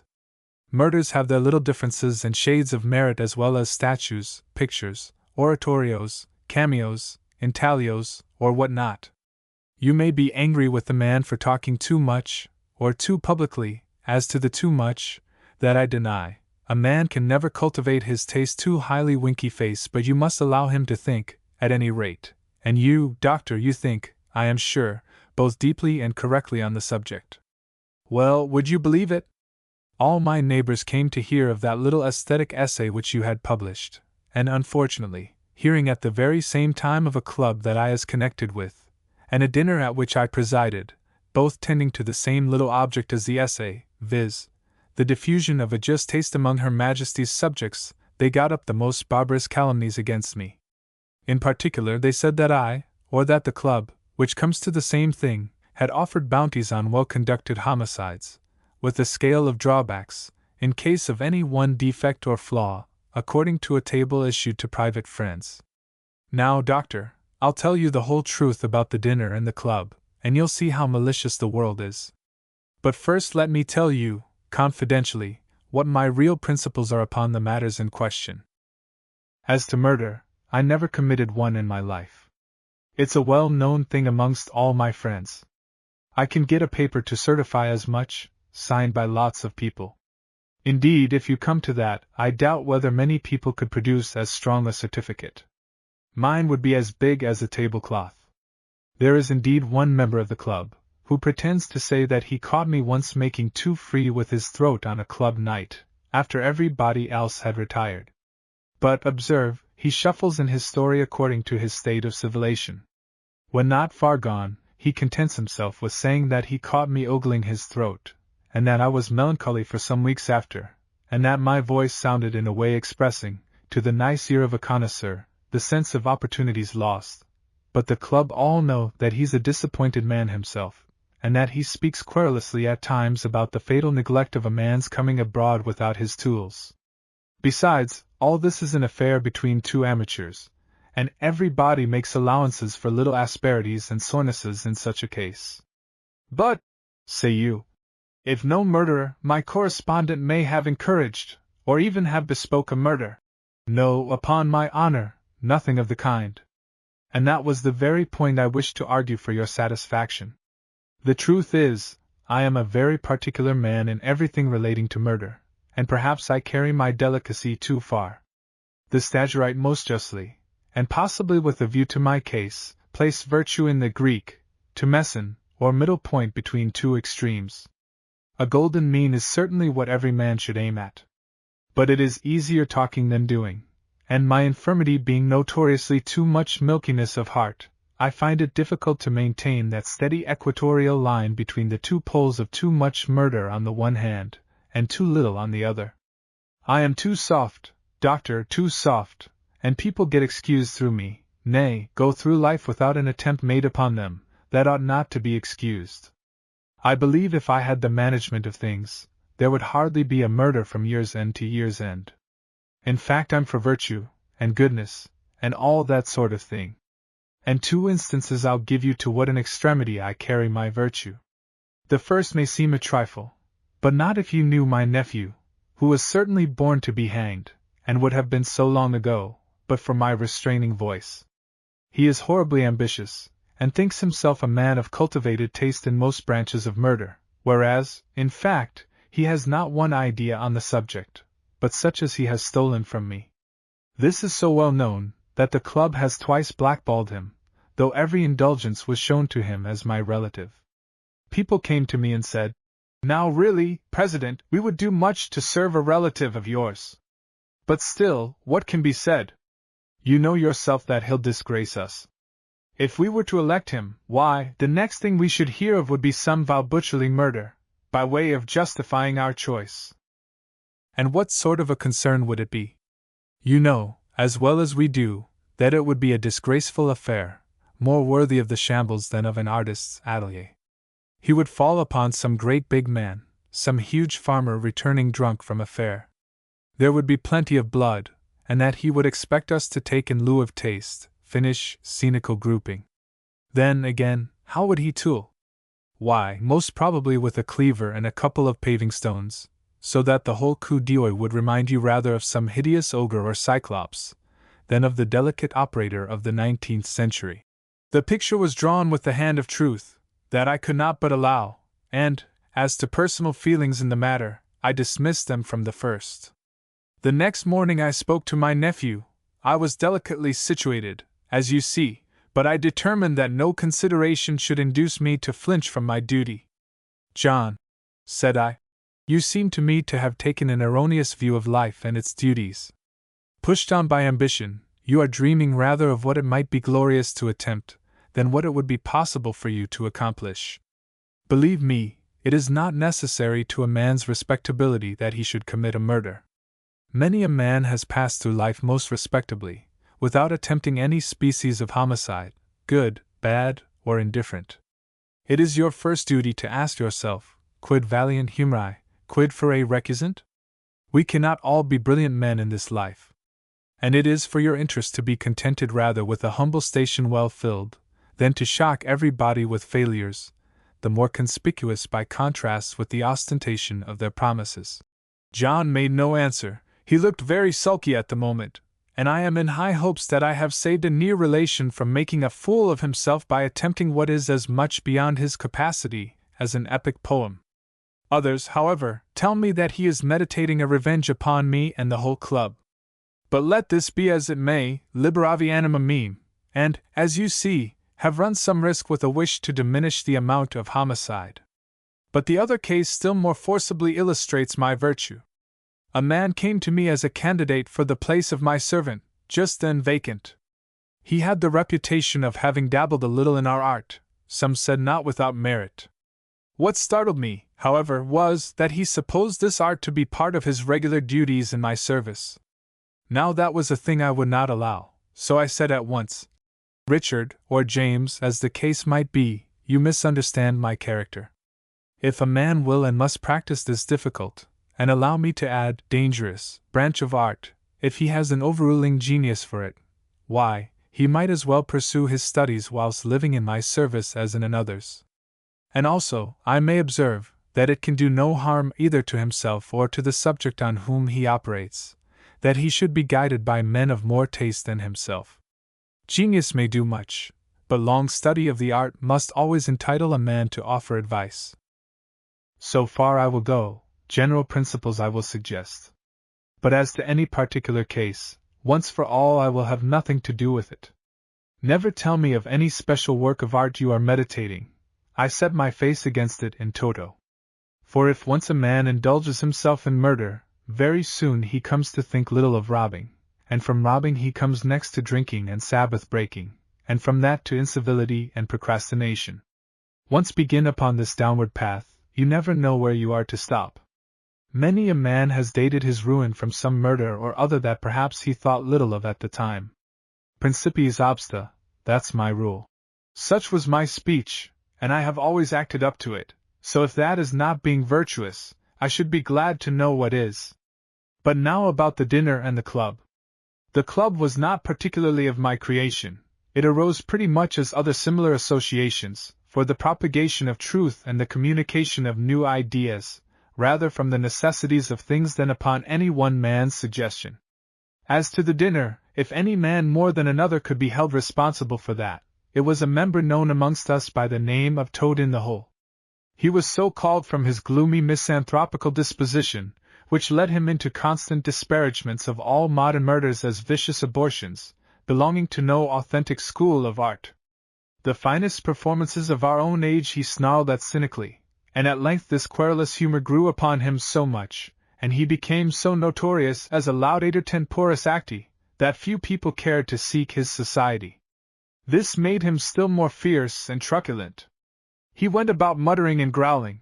Wherever you met him he was soliloquizing and saying, "Despicable pretender, without grouping, without two ideas upon handling, without..." And there you lost him. At length existence seemed to be painful to him. He rarely spoke, he seemed conversing with phantoms in the air. His housekeeper informed us that his reading was nearly confined to God's Revenge upon Murder, by Reynolds, and a more ancient book of the same title, noticed by Sir Walter Scott in his Fortunes of Nigel. Sometimes, perhaps, he might read in the Newgate Calendar down to the year 1788, but he never looked into a book more recent. In fact, he had a theory with regard to the French Revolution, as having been the great cause of degeneration in murder. "Very soon, sir," he used to say, "men will have lost the art of killing poultry. The very rudiments of the art will have perished." In the year 1811 he retired from general society. Toad in the Hole was no more seen in any public resort. We missed him from his wonted haunts, nor up the lawn, nor at the wood was he. By the side of the main conduit his listless length at noontide he would stretch, and pour upon the filth that muddled by. Even dogs are not what they were, sir, not what they should be. I remember in my grandfather's time that some dogs had an idea of murder. I have known a mastiff lie in ambush for a rival, sir, and murder him with pleasing circumstances of good taste. Yes, sir, I knew a tomcat that was an assassin. But now... And then, the subject growing too painful, he dashed his hand to his forehead, and went off abruptly in a homeward direction towards his favorite conduit, where he was seen by an amateur in such a state that he thought it dangerous to address him. Soon after he shut himself entirely up. It was understood that he had resigned himself to melancholy, and at length the prevailing notion was, that Toad in the Hole had hanged himself. The world was wrong there, as it has been on some other questions. Toad in the Hole might be sleeping, but dead he was not, and of that we soon had ocular proof. One morning in 1812, an amateur surprised us with the news that he had seen Toad in the Hole brushing with hasty steps the dews away to meet the postman by the conduit's side. Even that was something. How much more, to hear that he had shaved his beard, had laid aside his sad-colored clothes, and was adorned like a bridegroom of ancient days. What could be the meaning of all this? Was Toad in the Hole mad? Or how? Soon after the secret was explained, in more than a figurative sense. The murder was out. For in came the London morning papers, by which it appeared that but 3 days before a murder, the most superb of the century by many degrees had occurred in the heart of London. I need hardly say, that this was the great exterminating chef d'oeuvre of Williams at Mr. Mars, number 29, Ratcliffe Highway. That was the debut of the artist, at least for anything the public knew. What occurred at Mr. Williamson's 12 nights afterwards, the second work turned out from the same chisel, some people pronounced even superior. But Toad in the Hole always reclaimed. He was even angry at comparisons. This vulgar gout de comparaison, as La Bruyere calls it, he would often remark, will be our ruin. Each work has its own separate characteristics, each in and for itself is incomparable. One, perhaps, might suggest the Iliad, the other the Odyssey. What do you get by such comparisons? Neither ever was, or will be surpassed, and when you've talked for hours, you must still come back to that. Vain, however, as all criticism might be, he often said that volumes might be written on each case for itself, and he even proposed to publish in quarto on the subject. Meantime, how had Toad in the Hole happened to hear of this great work of art so early in the morning?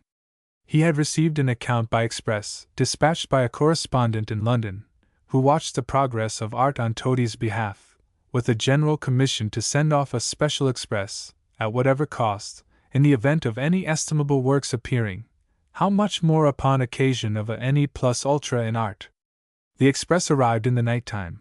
Toad in the Hole was then gone to bed. He had been muttering and grumbling for hours, but of course he was called up. On reading the account, he threw his arms round the express, called him his brother and his preserver, settled a pension upon him for 3 lives, and expressed his regret at not having it in his power to knight him. We, on our part, we amateurs, I mean, having heard that he was abroad, and therefore had not hanged himself, made sure of soon seeing him amongst us. Accordingly he soon arrived, knocked over the porter on his road to the reading room. He seized every man's hand as he passed him, wrung it almost frantically, and kept ejaculating, "Why, now here's something like a murder! This is the real thing! This is genuine! This is what you can approve, can recommend to a friend! This, says every man, on reflection, this is the thing that ought to be!" Then, looking at particular friends, he said, "Why, Jack, how are you? Why, Tom, how are you? Bless me, you look 10 years younger than when I last saw you." "No, sir," I replied. "It is you who look 10 years younger." "Do I? Well, I shouldn't wonder if I did. Such works are enough to make us all young." And in fact the general opinion is that Toad in the Hole would have died but for this regeneration of art, which he called the second age of Leo X, and it was our duty, he said solemnly, to commemorate it. At present, an attendant, rather as an occasion for a public participation in public sympathy, than as in itself any commensurate testimony of our interest, he proposed that the clubs should meet and dine together. A splendid public dinner, therefore, was given by the club, to which all amateurs were invited from a distance of 100 miles. Of this dinner there are ample shorthand notes amongst the archives of the club. But they are not extended, to speak diplomatically, and the reporter is missing, I believe murdered. Meantime, in years long after that day, and on an occasion perhaps equally interesting, viz., the turning up of thugs and thuggism, another dinner was given. Of this I myself kept notes, for fear of another accident to the shorthand reporter. And I here subjoin them. Toad in the Hole, I must mention, was present at this dinner. In fact, it was one of its sentimental incidents. Being as old as the valleys at the dinner of 1812, naturally he was as old as the hills at the thug dinner of 1838. He had taken to wearing his beard again. Why, or with what view, it passes my persimmon to tell you. But so it was. And his appearance was most benign and venerable. Nothing could equal the angelic radiance of his smile as he inquired after the unfortunate reporter, whom, as a piece of private scandal, I should tell you that he was himself supposed to have murdered. In a rapture of creative art the answer was, with roars of laughter, from the under-sheriff of our county, "Non est inventus." Toad in the Hole laughed outrageously at this. In fact, we all thought he was choking, and, at the earnest request of the company, a musical composer furnished a most beautiful glee upon the occasion, which was sung 5 times after dinner, with universal applause and inextinguishable laughter, the words being these, and the chorus so contrived, as most beautifully to mimic the peculiar laughter of Toad in the Hole. Et interrogatum est a Toad in the Hole, ubi est au reporter? Et responsum est cum caccino, non est inventus. Chorus. Dane diteratum est ab omnibus, cum cacination undulant, non est inventus. Toad in the Hole, I ought to mention, about 9 years before, when an express from Edinburgh brought him the earliest intelligence of the Burke and Hare revolution in the art, went mad upon the spot, and instead of a pension to the express for even one life, or a knighthood, endeavored to burke him, in consequence of which he was put into a strait waistcoat. And that was the reason we had no dinner then. But now all of us were alive and kicking, strait waistcoaters and others. In fact, not one absentee was reported upon the entire roll. There were also many foreign amateurs present. Dinner being over, and the cloth drawn, there was a general call made for the new glee of Non est inventus. But as this would have interfered with the requisite gravity of the company during the earlier toasts, I overruled the call. After the national toasts had been given, the first official toast of the day was, "The Old Man of the Mountains," drunk in solemn silence. Toad in the Hole returned thanks in a neat speech. He likened himself to the Old Man of the Mountains, in a few brief allusions, that made the company absolutely yell with laughter, and he concluded with giving the health of Mr. Von Hammer, with many thanks to him for his learned history of the old man, and his subjects the assassins. Upon this I rose and said that doubtless most of the company were aware of the distinguished place assigned by Orientalists to the very learned Turkish scholar Von Hammer the Austrian, that he had made the profoundest researches into our art as connected with those early and eminent artists the Syrian assassins in the period of the Crusaders, that his work had been for several years deposited, as a rare treasure of art, in the library of the club. Even the author's name, gentlemen, pointed him out as the historian of our art, Von Hammer. Yes, yes, interrupted Toad in the Hole, who never can sit still. Yes, Von Hammer, he's the man for a malleus hereticarum, think rightly of our art, or he's the man to tickle your catastrophes. You all know what consideration Williams bestowed on the hammer, or the ship carpenter's mallet, which is the same thing. Gentlemen, I give you another great hammer, Charles the Hammer, the marteau, or, in old French, the martel. He hammered the Saracens till they were all as dead as doornails, he did, believe me. Charles Martel, with all the honors. But the explosion of Toad in the Hole, together with the uproarious cheers for the grandpapa of Charlemagne, had now made the company unmanageable. The orchestra was again challenged with shouts the stormiest for the new glee. I made again a powerful effort to overrule the challenge. I might as well have talked to the winds. I foresaw a tempestuous evening, and I ordered myself to be strengthened with 3 waiters on each side, the vice president with as many. Symptoms of unruly enthusiasm were beginning to show out, and I own that I myself was considerably excited as the orchestra opened with its storm of music, and the impassioned glee began. Et interrogatum est a Toad in the Hole, ubi est au reporter? And the frenzy of the passion became absolutely convulsing, as the full chorus fell in. Et iteratum est ab omnibus, non est inventus. By this time I saw how things were going. Wine and music were making most of the amateurs wild. Particularly Toad in the Hole, though considerably above 100 years old, was getting as vicious as a young leopard. It was a fixed impression with the company that he had murdered the reporter in the year 1812, since which time, viz. 26 years, our reporter had been constantly reported. Non est inventus. Consequently, the glee about himself, which of itself was most tumultuous and jubilant, carried him off his feet. Like the famous choral songs amongst the citizens of Abdera, nobody could hear it without a contagious desire for falling back into the agitating music of Et interrogatum est a Toad in the Hole. And see, I enjoined vigilance upon my assessors, and the business of the evening proceeded. The next toast was the Jewish Sicarii. Upon which I made the following explanation to the company. Gentlemen, I am sure it will interest you all to hear that the assassins, ancient as they were, had a race of predecessors in the very same country. All over Syria, but particularly in Palestine, during the early years of the Emperor Nero, there was a band of murderers, who prosecuted their studies in a very novel manner. They did not practice in the night time, or in lonely places, but justly considering that great crowds are in themselves a sort of darkness by means of the dense pressure and the impossibility of finding out who it was that gave the blow, they mingled with mobs everywhere, particularly at the great Paschal feast in Jerusalem, where they actually had the audacity, as Josephus assures us, to press into the temple.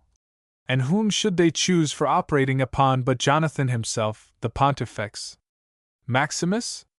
They murdered him, gentlemen, as beautifully as if they had had him alone on a moonless night in a dark lane. And when it was asked, who was the murderer, and where he was, why, then, it was answered, interrupted Toad-in-the-Hole, non est inventus. And then, in spite of all I could do or say, the orchestra opened, and the whole company began. Et interrogatum est a Toad-in-the-Hole, ubi est al Sicarius? Et responsum est abominibus, non est inventus. When the tempestuous chorus had subsided, I began again.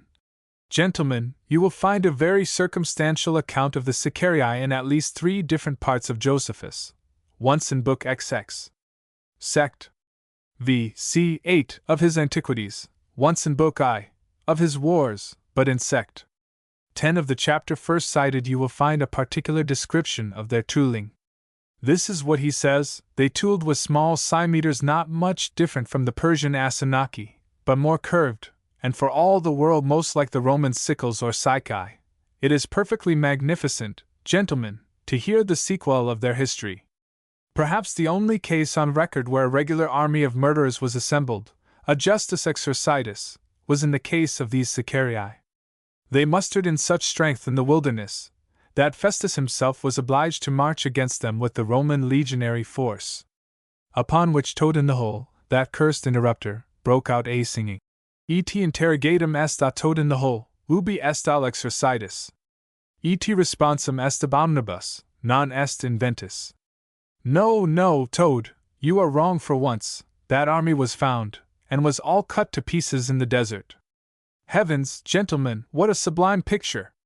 The Roman legions, the wilderness, Jerusalem in the distance, an army of murderers in the foreground. Mr. R., a member, now gave the next toast to the further improvement of tooling, and thanks to the committee for their services. Mr. L., on behalf of the committee who had reported on that subject, returned thanks. He made an interesting extract from the report, by which it appeared how very much stress had been laid formerly on the mode of tooling, by the Fathers, both Greek and Latin. In confirmation of this pleasing fact, he made a very striking statement in reference to the earliest work of antediluvian art. Father Mersenne, that learned Roman Catholic, in page 1431, of his Oprose commentary on Genesis, mentions, on the authority of several rabbis, that the quarrel of Cain with Abel was about a young woman, that by various accounts, Cain had tooled with his teeth, Abelum fuis morsibus delaceratum a Cain by many others, with the jawbone of an ass, which is the tooling adopted by most painters. But it is pleasing to the mind of sensibility to know that, as science expanded, sounder views were adopted. One author contends for a pitchfork, St. Chrysostom for a sword, Irenaeus for a scythe, and Prudentius for a hedging bill. This last writer delivers his opinion thus: Frater, probati sanctitatis emulus, Germana vocala frangit sarculo. I Dottie. His brother, jealous of his attested sanctity, fractures his brotherly throat with a curved hedging bill. All which is respectfully submitted by your committee, not so much as decisive of the question, for it is not, but in order to impress upon the youthful mind the importance which has ever been attached to the quality of the tooling by such men as Chrysostom and Irenaeus. Footnote 1. Page 1431. Literally, good reader, and no joke at all. Dang Irenaeus! Said Toad-in-the-Hole, who now rose impatiently to give the next toast. Our Irish friends, and a speedy revolution in their mode of tooling, as well as everything else connected with the art. Gentlemen, I'll tell you the plain truth. Every day of the year we take up a paper, we read the opening of a murder. We say, this is good, this is charming, this is excellent. But behold you! Scarcely have we read a little farther, before the word Tipperary or Ballina something betrays the Irish manufacture. Instantly we loathe it, we call to the waiter, we say, waiter, take away this paper, send it out of the house. It is absolutely offensive to all just taste. I appeal to every man whether, on finding a murder, otherwise perhaps promising enough, to be Irish, he does not feel himself as much insulted as when Madeira being ordered, he finds it to be Cape, or when, taking up what he takes to be a mushroom, it turns out what children call a toadstool. Tides, politics, or something wrong in principle, vitiate every Irish murder.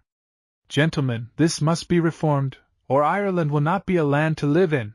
At least, if we do live there, we must import all our murders, that's clear. Toad in the Hole sat down growling with suppressed wrath, and the universal "Hear, hear!" sufficiently showed that he spoke the general feeling. The next toast was, "The sublime epoch of Burkism and Harism." This was drunk with enthusiasm, and one of the members, who spoke to the question, made a very curious communication to the company. "Gentlemen, we fancy Burkism to be a pure invention of our own times, and in fact no Panseralis has ever enumerated this branch of art when writing De Rebus Depredatis. Still I have ascertained that the essential principle of the art was known to the ancients, although like the art of painting upon glass, of making the mirroring cups, and see, it was lost in the dark ages for want of encouragement. In the famous collection of Greek epigrams made by Planudes is one upon a very charming little case of Burkism. It is a perfect little gem of art. The epigram itself I cannot lay my hand upon at this moment, but the following is an abstract of it by Salmasius, as I find it in his notes on Vopiscus, St. elegans epigramma Lucilii, well he might call it elegans. Ubi medicus et Polincter de compactos sic egerent, ut medicus egros omnes curis sui commissos occideret. This was the basis of the contract, you see, that on the one part the doctor, for himself and his assigns, doth undertake and contract duly and truly to murder all the patients committed to his charge, but why? There lies the beauty of the case, et Polinctoria amicos sa traderet Polingendos. The Polinctor, you are aware, was a person whose business it was to dress and prepare dead bodies for burial. The original ground of the transaction appears to have been sentimental. He was my friend, says the murderous doctor. He was dear to me, in speaking of the Polinctor. But the law, gentlemen, is stern and harsh. The law will not hear of these tender motives. To sustain a contract of this nature in law, it is essential that a consideration should be given. Now, what was the consideration? For thus far all is on the side of the Polinctor. He will be well paid for his services. But meantime, the generous, the noble-minded doctor gets nothing. What was the little consideration again, I ask, which the law would insist on the doctor's taking? You shall hear, et Polinctor vicissum, Greek, telemonas, quos furabater de polinction mortuorum medico miderit doni ad alleganda vulnera eorum quos curabat. Now, the case is clear. The whole went on a principle of reciprocity which would have kept up the trade forever. The doctor was also a surgeon. He could not murder all his patients. Some of the surgical patients must be retained intact, re-infecta. For these he wanted linen bandages. But, unhappily, the Romans wore woolen, on which account they bathed so often. Meantime, there was linen to be had in Rome, but it was monstrously dear, and the Greek, telemons, or linen swathing bandages, in which superstition obliged them to bind up corpses, would answer capitally for the surgeon. The doctor, therefore, contracts to furnish his friend with a constant succession of corpses, provided, and be it understood always, that his said friend in return should supply him with 1/2 of the articles he would receive from the friends of the parties murdered or to be murdered. The doctor invariably recommended his invaluable friend the Polinctor, whom let us call the undertaker Winky-faced the undertaker, with equal regard to the sacred rights of friendship, uniformly recommended the doctor. Like Pylades and Orestes, they were models of a perfect friendship. In their lives they were lovely, and on the gallows, it is to be hoped, they were not divided. Gentlemen, it makes me laugh horribly, when I think of those two friends drawing and redrawing on each other, Polinctor in account with doctor, debtor by 16 corpses, creditor by 45 bandages, 2 of which damaged. Their names unfortunately are lost, but I conceive they must have been Quintus Burkius and Publius Harius. By the way, gentlemen, has anybody heard lately of Hare? I understand he is comfortably settled in Ireland considerably to the west, and does a little business now and then. But, as he observes with a sigh, only as a retailer, nothing like the fine thriving wholesale concerns so carelessly blown up at Edinburgh. You see what comes of neglecting business, is the chief moral, the Greek, Epimethean, as Aesop would say, which he draws from his past experience. At length came the toast of the day, thugdom in all its branches. The speeches attempted at this crisis of the dinner were past all counting. But the applause was so furious, the music so stormy, and the crashing of glasses so incessant, from the general resolution never again to drink an inferior toast from the same glass, that my power is not equal to the task of reporting. Besides which, Toad-in-the-Hole now became quite ungovernable. He kept firing pistols in every direction, sent his servant for a blunderbuss, and talked of loading with ball cartridge. We conceived that his former madness had returned at the mention of Burke and Hare, or that, being again weary of life, he had resolved to go off in a general massacre. This we could not think of allowing. It became indispensable, therefore, to kick him out, which we did with universal consent, the whole company lending their toes uno pedi, as I may say, though pitying his grey hairs and his angelic smile. During the operation the orchestra poured in their old chorus. The universal company sang, and what surprised us most of all, Toad-in-the-Hole joined us furiously in singing. Et interrogatum est ab omnibus, ubi est al Toad-in-the-Hole et responsum est ab omnibus, non est inventus.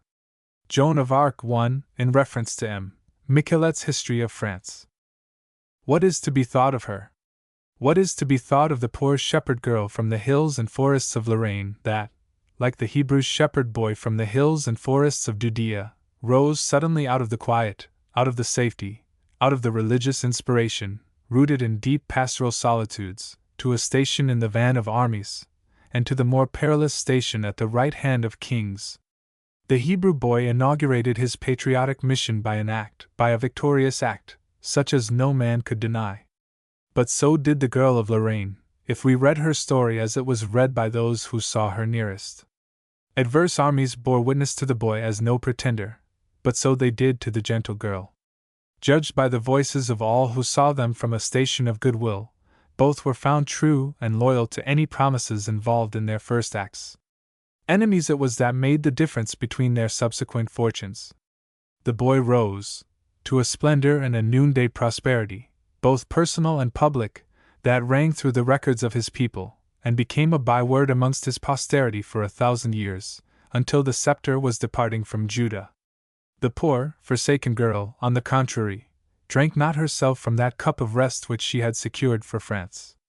She never sang together with the songs that rose in her native Domremy, as echoes to the departing steps of invaders.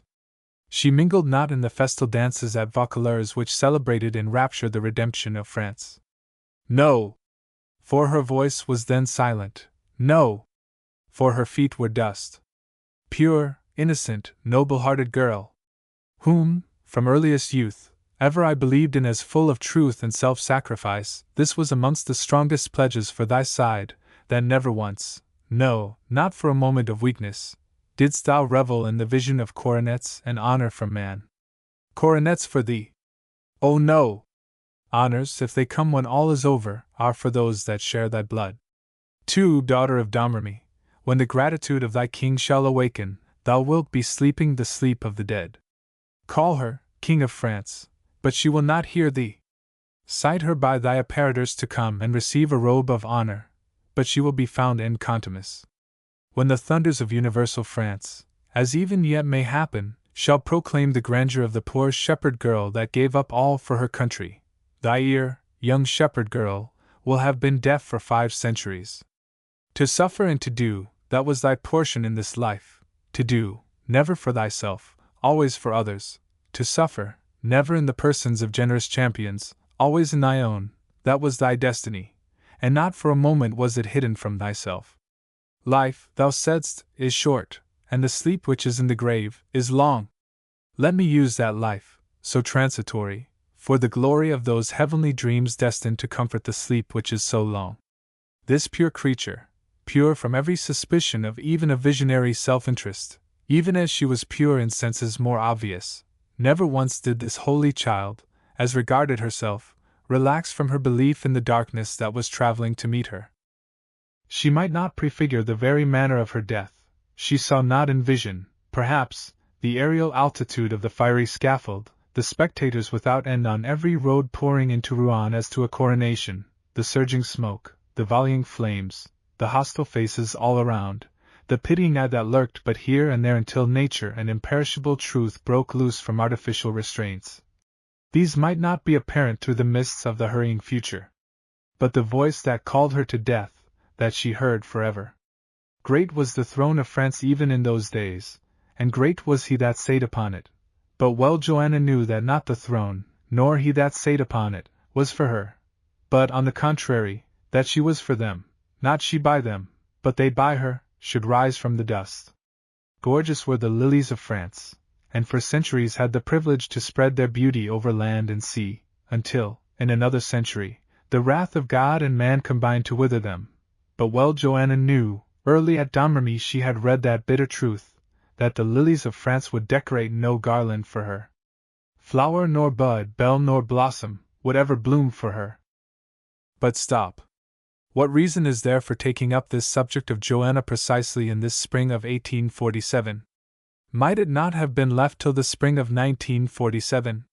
Or, perhaps, left till called for? Yes, but it is called for, and clamorously. You are aware, reader, that amongst the many original thinkers, whom modern France has produced, one of the reputed leaders is M. Michelet. All these writers are of a revolutionary cast, not in a political sense merely, but in all senses, mad, oftentimes, as March hares, crazy with the laughing gas of recovered liberty, drunk with the wine cup of their mighty revolution, snorting, whinnying, throwing up their heels, like wild horses in the boundless pampas, and running races of defiance with snipes, or with the winds, or with their own shadows, if they can find nothing else to challenge. Some time or other, I, that have leisure to read, may introduce you, that have not, to 2 or 3 dozen of these writers, of whom I can assure you beforehand that they are often profound, and at intervals are even as impassioned as if they were come of our best English blood, and sometimes, because it is not pleasant that people should be too easy to understand, almost as obscure as if they had been suckled by transcendental German nurses. But now, confining our attention to M. Michelet, who is quite sufficient to lead a man into a gallop, requiring 2 relays, at least, of fresh readers, we in England, who know him best by his worst book, the Book Against Priests, and C., which has been most circulated, know him disadvantageously. That book is a rhapsody of incoherence. M. Michelet was light-headed, I believe, when he wrote it, and it is well that his keepers overtook him in time to intercept a second part. But his history of France is quite another thing. A man, in whatsoever craft he sails, cannot stretch away out of sight when he is linked to the windings of the shore by towing ropes of history. Facts, and the consequences of facts, draw the writer back to the falconer's lure from the giddiest heights of speculation. Here, therefore, in his France, if not always free from flightiness, if now and then off like a rocket for an airy wheel in the clouds, M. Michelet, with natural politeness, never forgets that he has left a large audience waiting for him on earth, and gazing upwards in anxiety for his return, therefore, he does. But history, though clear of certain temptations in one direction, has separate dangers of its own. It is impossible so to write a history of France, or of England, works becoming every hour more indispensable to the inevitably political man of this day, without perilous openings for assault. If I, for instance, on the part of England, should happen to turn my labors into that channel, and, on the model of Lord Percy going to Chevy Chase, a vow to God should make my pleasure in the Michelet woods 3 summer days to take. Probably from simple delirium, I might hunt M. Michelet into delirium tremens. 2 strong angels stand by the side of history, whether French history or English, as heraldic supporters, the angel of research on the left hand, that must read millions of dusty parchments, and of pages blotted with lies, the angel of meditation on the right hand, that must cleanse these lying records with fire, even as of old the draperies of asbestos were cleansed, and must quicken them into regenerated life. Willingly I acknowledge that no man will ever avoid innumerable errors of detail, With so vast a compass of ground to traverse, this is impossible. But such errors, though I have a bushel on hand, at M. Michelet's service, are not the game I chase. It is the bitter and unfair spirit in which M. Michelet writes against England. Even that, after all, is but my secondary object. The real one is Joanna, the Pucelle d'Orleans for herself. I am not going to write the history of La Pucelle.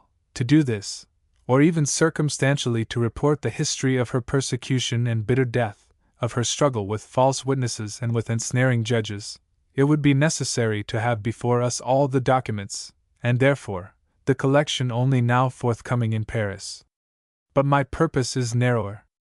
There have been great thinkers, disdaining the careless judgments of contemporaries, who have thrown themselves boldly on the judgment of a far posterity, that should have had time to review, to ponder, to compare. There have been great actors on the stage of tragic humanity that might, with the same depth of confidence, have appealed from the levity of compatriot friends, too heartless for the sublime interest of their story, and too impatient for the labor of sifting its perplexities, to the magnanimity and justice of enemies. To this class belongs the Maid of Arc. The Romans were too faithful to the ideal of grandeur in themselves not to relent, after a generation or two, before the grandeur of Hannibal. Mithridates, a more doubtful person, yet merely for the magic perseverance of his indomitable malice, won from the same Romans the only real honor that ever he received on earth. And we English have ever shown the same homage to stubborn enmity. To work unflinchingly for the ruin of England, to say through life, by word and by deed, delenda est Anglia victrix. That one purpose of malice, faithfully pursued, has quartered some people upon our national funds of homage as by a perpetual annuity. Better than an inheritance of service rendered to England herself, has sometimes proved the most insane hatred to England.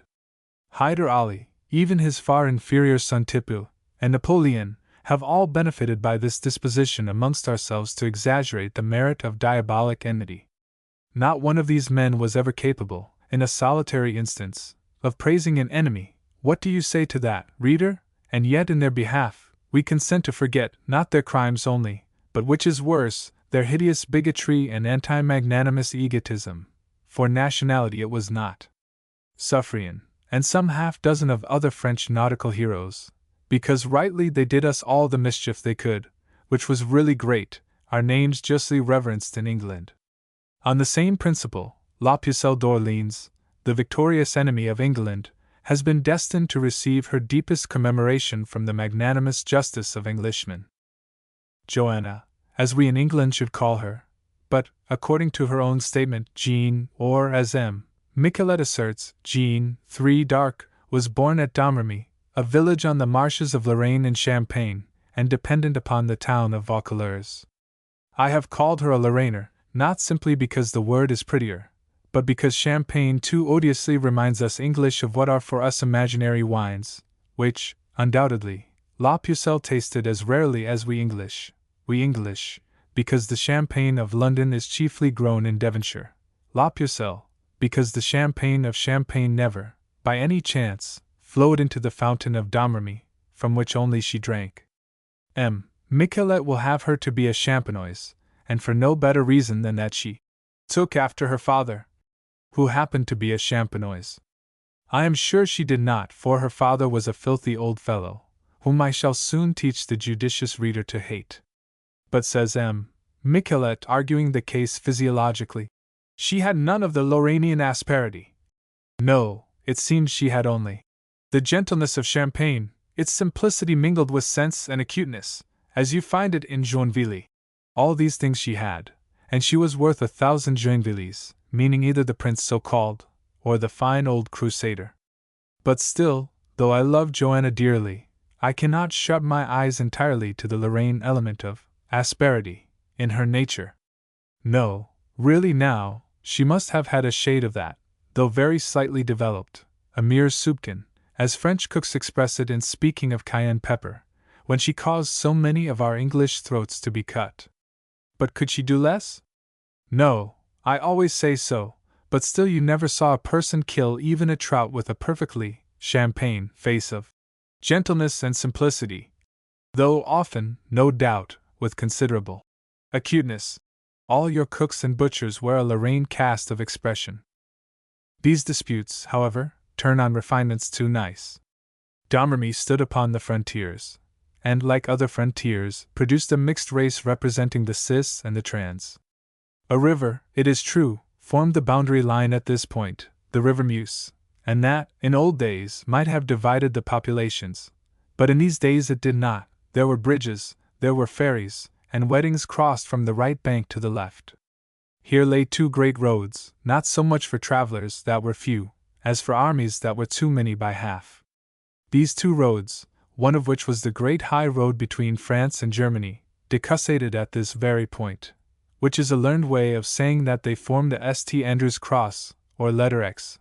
I hope the compositor will choose a good large X, in which case the point of intersection, the locus of conflux for these four diverging arms, will finish the reader's geographical education by showing him to a hair's breadth where it was that Domremy stood. These roads, so grandly situated, as great trunk arteries between two mighty realms, and haunted forever by wars or rumors of wars, decussated, for anything I know to the contrary, absolutely under Joanna's bedroom window, one rolling away to the right, past Monsieur Darc's old barn, and the other unaccountably preferring, but there's no disputing about tastes, to sweep round that odious man's odious pigsty to the left.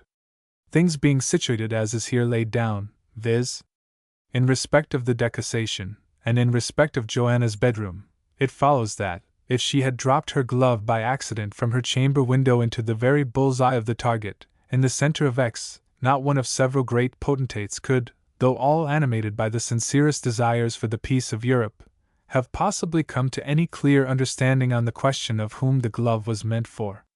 Whence the candid reader perceives at once the necessity for at least 4 bloody wars. Falling indeed a little farther, as, for instance, into the pigsty, the glove could not have furnished to the most peppery prince any shadow of excuse for arming. He would not have had a leg to stand upon in taking such a perverse line of conduct. But if it fell, as by the hypothesis it did, into the one sole point of ground common to 4 kings, it is clear that, instead of no leg to stand upon, 8 separate legs would have had no ground to stand upon unless by treading on each other's toes. The philosopher, therefore, sees clearly the necessity of a war, and regrets that sometimes nations do not wait for grounds of war so solid. In the circumstances supposed, though the 4 kings might be unable to see their way clearly without the help of gunpowder to any decision upon Joanna's intention, she, poor thing, never could mistake her intentions for a moment. All her love was for France, and therefore, any glove she might drop into the quadrivium must be wickedly missent by the post office, if it found its way to any king but the King of France. On whatever side of the border chance had thrown Joanna, the same love to France would have been nurtured. For it is a strange fact, noticed by M. Michelet and others, that the Dukes of Bar and Lorraine had for generations pursued the policy of eternal warfare with France on their own account, yet also of eternal amity and league with France in case anybody else presumed to attack her. Let peace settle upon France, and before long you might rely upon seeing the little vixen Lorraine flying at the throat of France. Let Franco be assailed by a formidable enemy, and instantly you saw a Duke of Lorraine or Bar insisting on having his throat cut in support of France, which favor accordingly was cheerfully granted to them in 3 great successive battles by the English and by the Turkish Sultan, viz., at Crécy, at Nicopolis, and at Agincourt. This sympathy with France during great eclipses, in those that during ordinary seasons were always teasing her with brawls and guerrilla inroads, strengthened the natural piety to France of those that were confessedly the children of her own house. The outposts of France, as one may call the great frontier provinces, were of all localities the most devoted to the flowers de lis.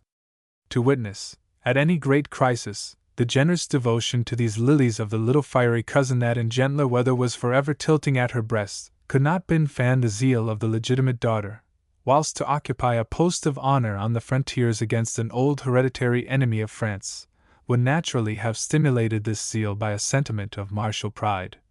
Had there even been no other stimulant to zeal by a sense of danger always threatening, and of hatred always smoldering. That great 4-headed road was a perpetual memento to patriotic ardor. To say, this way lies the road to Paris, and that other way to Aix-la-Chapelle, this to Prague, that to Vienna, nourished the warfare of the heart by daily ministrations of sense. The eye that watched for the gleams of lance or helmet from the hostile frontier, the ear that listened for the groaning of wheels, made the high road itself, with its relations to centers so remote, into a manual of patriotic enmity. The situation, therefore, locally of Joanna was full of profound suggestions to a heart that listened for the stealthy steps of change and fear that too surely were in motion. But if the place were grand, the times, the burthen of the times, was far more so. The air overhead in its upper chambers were hurtling with the obscure sound, was dark with sullen fermenting of storms that had been gathering for 130 years. The Battle of Agincourt in Joanna's childhood had reopened the wounds of France. Crécy and Poitiers, those withering overthrows for the chivalry of France, had been tranquilized by more than half a century. But this resurrection of their trumpet wails made the whole series of battles and endless skirmishes take their stations as parts in one drama. The graves that had closed 60 years ago seemed to fly open in sympathy with the sorrow that echoed their own. The monarchy of France labored in extremity, rocked and reeled like a ship fighting with the darkness of monsoons. The madness of the poor king, Charles VI, falling in at such a crisis, like the case of women laboring in childbirth during the storming of a city, trebled the awfulness of the time. Even the wild story of the incident which had immediately occasioned the explosion of this madness, the case of a man unknown, gloomy, and perhaps maniacal himself, coming out of a forest at noonday, laying his hand upon the bridle of the king's horse, checking him for a moment to say, "O king, thou art betrayed," and then vanishing no man knew whither, as he had appeared for no man knew what, fell in with the universal prostration of mind that laid France on her knees as before the slow unweaving of some ancient prophetic doom. The famines, the extraordinary diseases, the insurrections of the peasantry up and down Europe, these were chords struck from the same mysterious harp, but these were transitory chords. There had been others of deeper and more sonorous sound.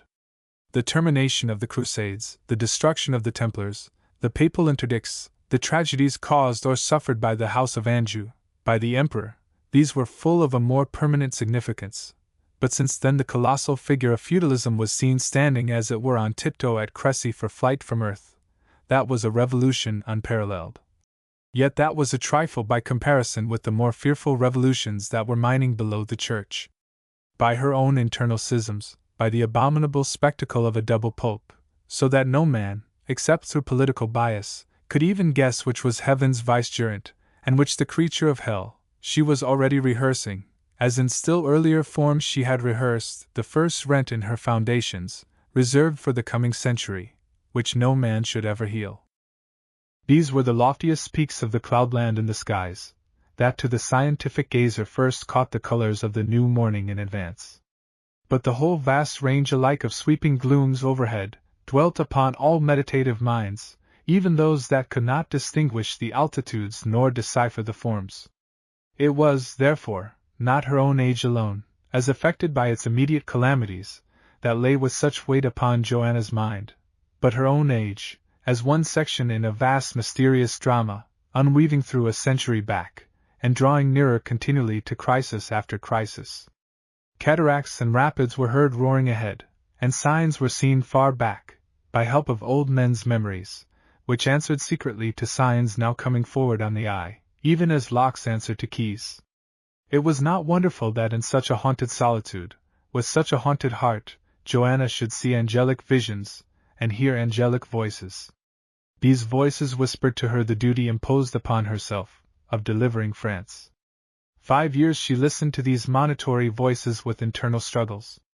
At length she could resist no longer. Doubt gave way, and she left her home in order to present herself at the Dauphin's court. The education of this poor girl was mean according to the present standard, was ineffably grand, according to a purer philosophic standard, and only not good for our age, because for us it would be unattainable. She read nothing, for she could not read, but she had heard others read parts of the Roman martyrology. She wept in sympathy with the sad misereries of the Romish chaunting. She rose to heaven with the glad triumphant Gloria in excelsis. She drew her comfort and her vital strength from the rites of her church. But next after these spiritual advantages, she owed most to the advantages of her situation. The fountain of Domremy was on the brink of a boundless forest, and it was haunted to that degree by fairies that the parish priest, cure, was obliged to read Mass there once a year, in order to keep them in any decent bounds. Fairies are important, even in a statistical view. Certain weeds mark poverty in the soil, fairies mark its solitude. As surely as the wolf retires before cities, does the fairy sequester herself from the haunts of licensed victuallers. A village is too much for her nervous delicacy. At most, she can tolerate a distant view of a hamlet. We may judge, therefore, by the uneasiness and extra trouble which they gave to the parson, in what strength the fairies mustered at Domremy, and by a satisfactory consequence, how thinly sown with men and women must have been that region even in its inhabited spots. But the forests of Domremy, those were the glories of the land, for, in them abode mysterious powers and ancient secrets that towered into tragic strength. Abbeys there were, and abbey windows, dim and dimly seen, as Moorish temples of the Hindus, that exercised even princely power both in Lorraine and in the German Diets. These had their sweet bells that pierced the forest for many a league at matins or vespers, and each its own dreamy legend. Few enough, and scattered enough, were these abbeys, in no degree to disturb the deep solitude of the region, many enough to spread a network or awning of Christian sanctity over what else might have seemed a heathen wilderness. This sort of religious talisman being secured, a man the most afraid of ghosts, like myself, suppose, or the reader, becomes armed into courage to wander for days in their sylvan recesses. The mountains of the Vosges on the eastern frontier of France have never attracted much notice from Europe, except in 1813-14, for a few brief months, when they fell within Napoleon's line of defense against the Allies. But they are interesting for this, amongst other features, that they do not, like some loftier ranges, repel woods, the forests, and they are on sociable terms. Live and let live is their motto. For this reason, in part, these tracts in Lorraine were a favorite hunting ground with the Carlovingian princes. About 600 years before Joanna's childhood, Charlemagne was known to have hunted there. That, of itself, was a grand incident in the traditions of a forest or a chase. In these vast forests, also, were to be found, if the race was not extinct, those mysterious fauns that tempted solitary hunters into visionary and perilous pursuits. Here was seen, at intervals, that ancient stag who was already 900 years old, at the least, but possibly 100 or 2 more, when met by Charlemagne, and the thing was put beyond doubt by the inscription upon his golden collar. I believe Charlemagne knighted the stag, and if ever he is met again by a king, he ought to be made an earl, or, being upon the marches of France, a marquis. Observe, I don't absolutely vouch for all these things, my own opinion varies. On a fine breezy forenoon I am audaciously skeptical, but as twilight sets in, my credulity becomes equal to anything that could be desired. And I have heard candid sportsmen declare that, outside of these very forests near the Vosges, they laughed loudly at all the dim tales connected with their haunted solitudes. But, on reaching a spot notoriously 18 miles deep within them, they agreed with Sir Roger de Coverley that a good deal might be said on both sides. Such traditions, or any others that, like the stag, connect distant generations with each other, are, for that cause, sublime, and the sense of the shadowy, connected with such appearances that reveal themselves or not according to circumstances, leaves a coloring of sanctity over ancient forests, even in those minds that utterly reject the legend as a fact. But, apart from all distinct stories of that order, in any solitary frontier between two great empires, as here, for instance, or in the desert between Syria and the Euphrates, there is an inevitable tendency, in minds of any deep sensibility, to people the solitudes with phantom images of powers that were of old so vast. Joanna, therefore, in her quiet occupation of a shepherdess, would be led continually to brood over the political condition of her country, by the traditions of the past no less than by the mementos of the local present. M. Michelet indeed says that La Pucelle was not a shepherdess. I beg his pardon, she was. What he rests upon, I guess pretty well. It is the evidence of a woman called Haumette, the most confidential friend of Joanna. Now, she is a good witness, and a good girl, and I like her, for she makes a natural and affectionate report of Joanna's ordinary life. But still, however good she may be as a witness, Joanna is better, and she, when speaking to the Dauphin, calls herself in the Latin report Bergerita. Even Haumette confesses that Joanna tended sheep in her girlhood.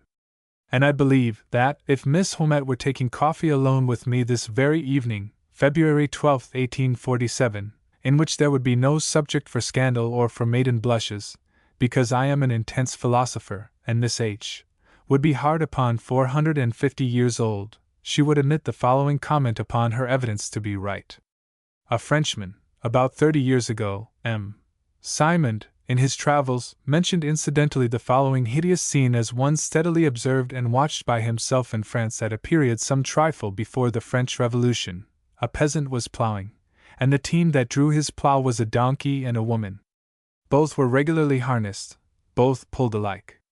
This is bad enough, but the Frenchman adds that, in distributing his lashes, the peasant was obviously desirous of being impartial, or, if either of the yokefellows had a right to complain, certainly it was not the donkey. Now, in any country, where such degradation of females could be tolerated by the state of manners, a woman of delicacy would shrink from acknowledging, either for herself or her friend, that she had ever been addicted to any mode of labor not strictly domestic, because, if once owning herself a predial servant, she would be sensible that this confession extended by probability in the hearer's thoughts to having incurred indignities of this horrible kind. Haumette clearly thinks it more dignified for Joanna to have been darning the stockings of her horny-hoofed father, Monsieur Darc, than keeping sheep, lest she might then be suspected of having ever done something worse. But luckily, there was no danger of that. Joanna never was in service, and my opinion is that her father should have mended his own stockings, since probably he was the party to make the holes in them, as many a better man than Darc does, meaning by that not myself, because, though certainly a better man than Darc, I protest against doing anything of the kind. If I lived even with Friday and Juan Fernandez, either Friday must do all the darning, or else it must go undone. The better men that I meant were the sailors in the British Navy, every man of whom mends his own stockings. Who else is to do it? Do you suppose, reader, that the junior lords of the Admiralty are under articles to darn for the Navy? The reason, meantime, for my systematic hatred of Darc is this. There was a story current in France before the Revolution, framed to ridicule the pauper aristocracy, who happened to have long pedigrees and short rent rolls, viz., that a head of such a house, dating from the Crusades, was overheard saying to his son, a chevalier of St. Louis, "Chevalier, as to don au cochon à manger." Now, it is clearly made out by the surviving evidence, that Darc would much have preferred continuing to say, "Ma fille as to don au cochon à manger," to saying, "Pucelle d'Orleans, as to sauve les fleurs de lis." There is an old English copy of verses which argues thus: "If the man that turnips cries cry not when his father dies, then 'tis plain the man had rather have a turnip than his father." I cannot say that the logic of these verses was ever entirely to my satisfaction. I do not see my way through it as clearly as could be wished. But I see my way most clearly through Darc, and the result is, that he would greatly have preferred not merely a turnip to his father, but the saving a pound or so of bacon to saving the oriflamme of France. It is probable, as M. Michelet suggests, that the title of Virgin, or Pucelle, had in itself, and apart from the miraculous stones about her, a secret power over the rude soldiery and partisan chiefs of that period, for, in such a person, they saw a representative manifestation of the Virgin Mary, who, in a course of centuries, had grown steadily upon the popular heart. As to Joanna's supernatural detection of the Dauphin, Charles VII, amongst 300 lords and knights, I am surprised at the credulity which could ever lend itself to that theatrical juggle. Who admires more than myself the sublime enthusiasm, the rapturous faith in herself, of this pure creature? But I admire not stage artifices, which not La Pucelle, but the court, must have arranged, nor can surrender myself a dupe to a conjurer's legerdemain, such as may be seen every day for a shilling. Southey's Joan of Arc was published in 1796. 20 years after talking with Southey, I was surprised to find him still owning a secret bias in favor of Joan, founded on her detection of the Dauphin. The story, for the benefit of the reader new to the case, was this. La Pucelle was first made known to the Dauphin, and presented to his court, at Chinon, and here came her first trial. She was to find out the royal personage amongst the whole ark of clean and unclean creatures. Failing in this coup d'essai, she would not simply disappoint many a beating heart in the glittering crowd that on different motives yearned for her success, but she would ruin herself, and, as the oracle within had told her, would ruin France. Our own sovereign Lady Victoria rehearses annually a trial not so severe in degree, but the same in kind. She pricks for sheriffs. Joanna pricked for a king. But observe the difference. Our own lady pricks for 2 men out of 3, Joanna for 1 man out of 300. Happy lady of the islands and the Orient, she can go astray in her choice only by 1/2. To the extent of 1/2 she must have the satisfaction of being right. And yet, even with these tight limits to the misery of a boundless discretion, permit me, liege lady, with all loyalty, to submit, that now and then you prick with your pin the wrong man. But the poor child from Domremy, shrinking under the gaze of a dazzling court, not because dazzling, for in visions she had seen those that were more so, but because some of them wore a scoffing smile on their features, how should she throw her line into so deep a river to angle for a king, where many a gay creature was sporting that masqueraded as kings in dress? Nay, even more than any true king would have done, for, in Southey's version of the story, the Dauphin says, by way of trying the Virgin's magnetic sympathy with royalty, "On the throne, I the while mingling with the menial throng, some courtier shall he seated. This usurper is even crowned. The jeweled crown shines on a menial's head, but really that is un peu fort." And the mob of spectators might raise a scruple whether our friend the jackdaw upon the throne, and the Dauphin himself, were not grazing the shins of treason. For the Dauphin could not lend more than belonged to him. According to the popular notion, he had no crown for himself, but, at most, a petit sou worth 30 pence, consequently none to lend, on any pretence whatever, until the consecrated maid should take him to Reims. This was the popular notion in France. The same notion as to the indispensableness of a coronation prevails widely in England. But certainly it was the Dauphin's interest to support the popular notion, as he meant to use the services of Joanna. For if he were king already, what was it that she could do for him beyond Orleans? And above all, if he were king without a coronation, and without the oil from the sacred ampulla, what advantage was yet open to him by celerity above his competitor the English boy? Now was to be a race for a coronation. He that should win that race carried the superstition of France along with him. Trouble us not, lawyer, with your quillets. We are illegal blockheads, so thoroughly without law that we don't know even if we have a right to be blockheads, and our mind is made up that the first man drawn from the oven of coronation at Reims is the man that is baked into a king. All others are counterfeits, made of base Indian meal, damaged by sea water. La Pucelle, before she could be allowed to practice as a warrior, was put through her manual and platoon exercise, as a juvenile pupil in divinity, before 6 eminent men in wigs. According to Southey v. 393, Book 3, in the original edition of his Joan of Arc, she appalled the doctors. It's not easy to do that, but they had some reason to feel bothered, as that surgeon would assuredly feel bothered, who, upon proceeding to dissect a subject, should find the subject retaliating as a dissector upon himself, especially if Joanna ever made the speech to them which occupies v. 354 to 391, b. 3. It is a double impossibility. First, because a piracy from Tyndall's Christianity as old as the creation, now a piracy a part post is common enough, but a piracy a part ante, and by 3 centuries, would, according to our old English phrase, 5, drive a coach and 6 through any copyright act that man born of woman could frame. To delay, it is quite contrary to the evidence on Joanna's trial, for Southey's Joan of A. Doem 1796 Cottle, Bristol, tells the doctors, amongst other secrets, that she never in her life attended, first, Mass, nor 2d, the sacramental table, nor 3d, confession. Here's a precious windfall for the doctors. They, by snaky tortuosities, had hoped, through the aid of a corkscrew, which every D, or SDP is said to carry in his pocket, for the happiness of ultimately extracting from Joanna a few grains of heretical powder or small shot, which might have justified their singeing her a little. And just at such a crisis, expressly to justify their burning her to a cinder, up gallops Joanna with a brigade of guns, unlimbers, and serves them out with heretical grape and deistical round shot enough to lay a kingdom under interdict. Any miracles, to which Joanna might treat the grim DS, after that, would go to the wrong side of her little account in the clerical books. Joanna would be created a Dr. herself, but not of divinity.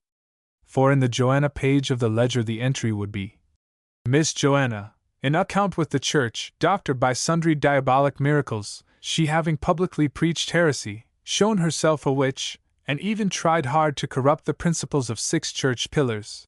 In the meantime, all this deistical confession of Joanna's, besides being suicidal for the interest of her cause, is opposed to the depositions upon both trials.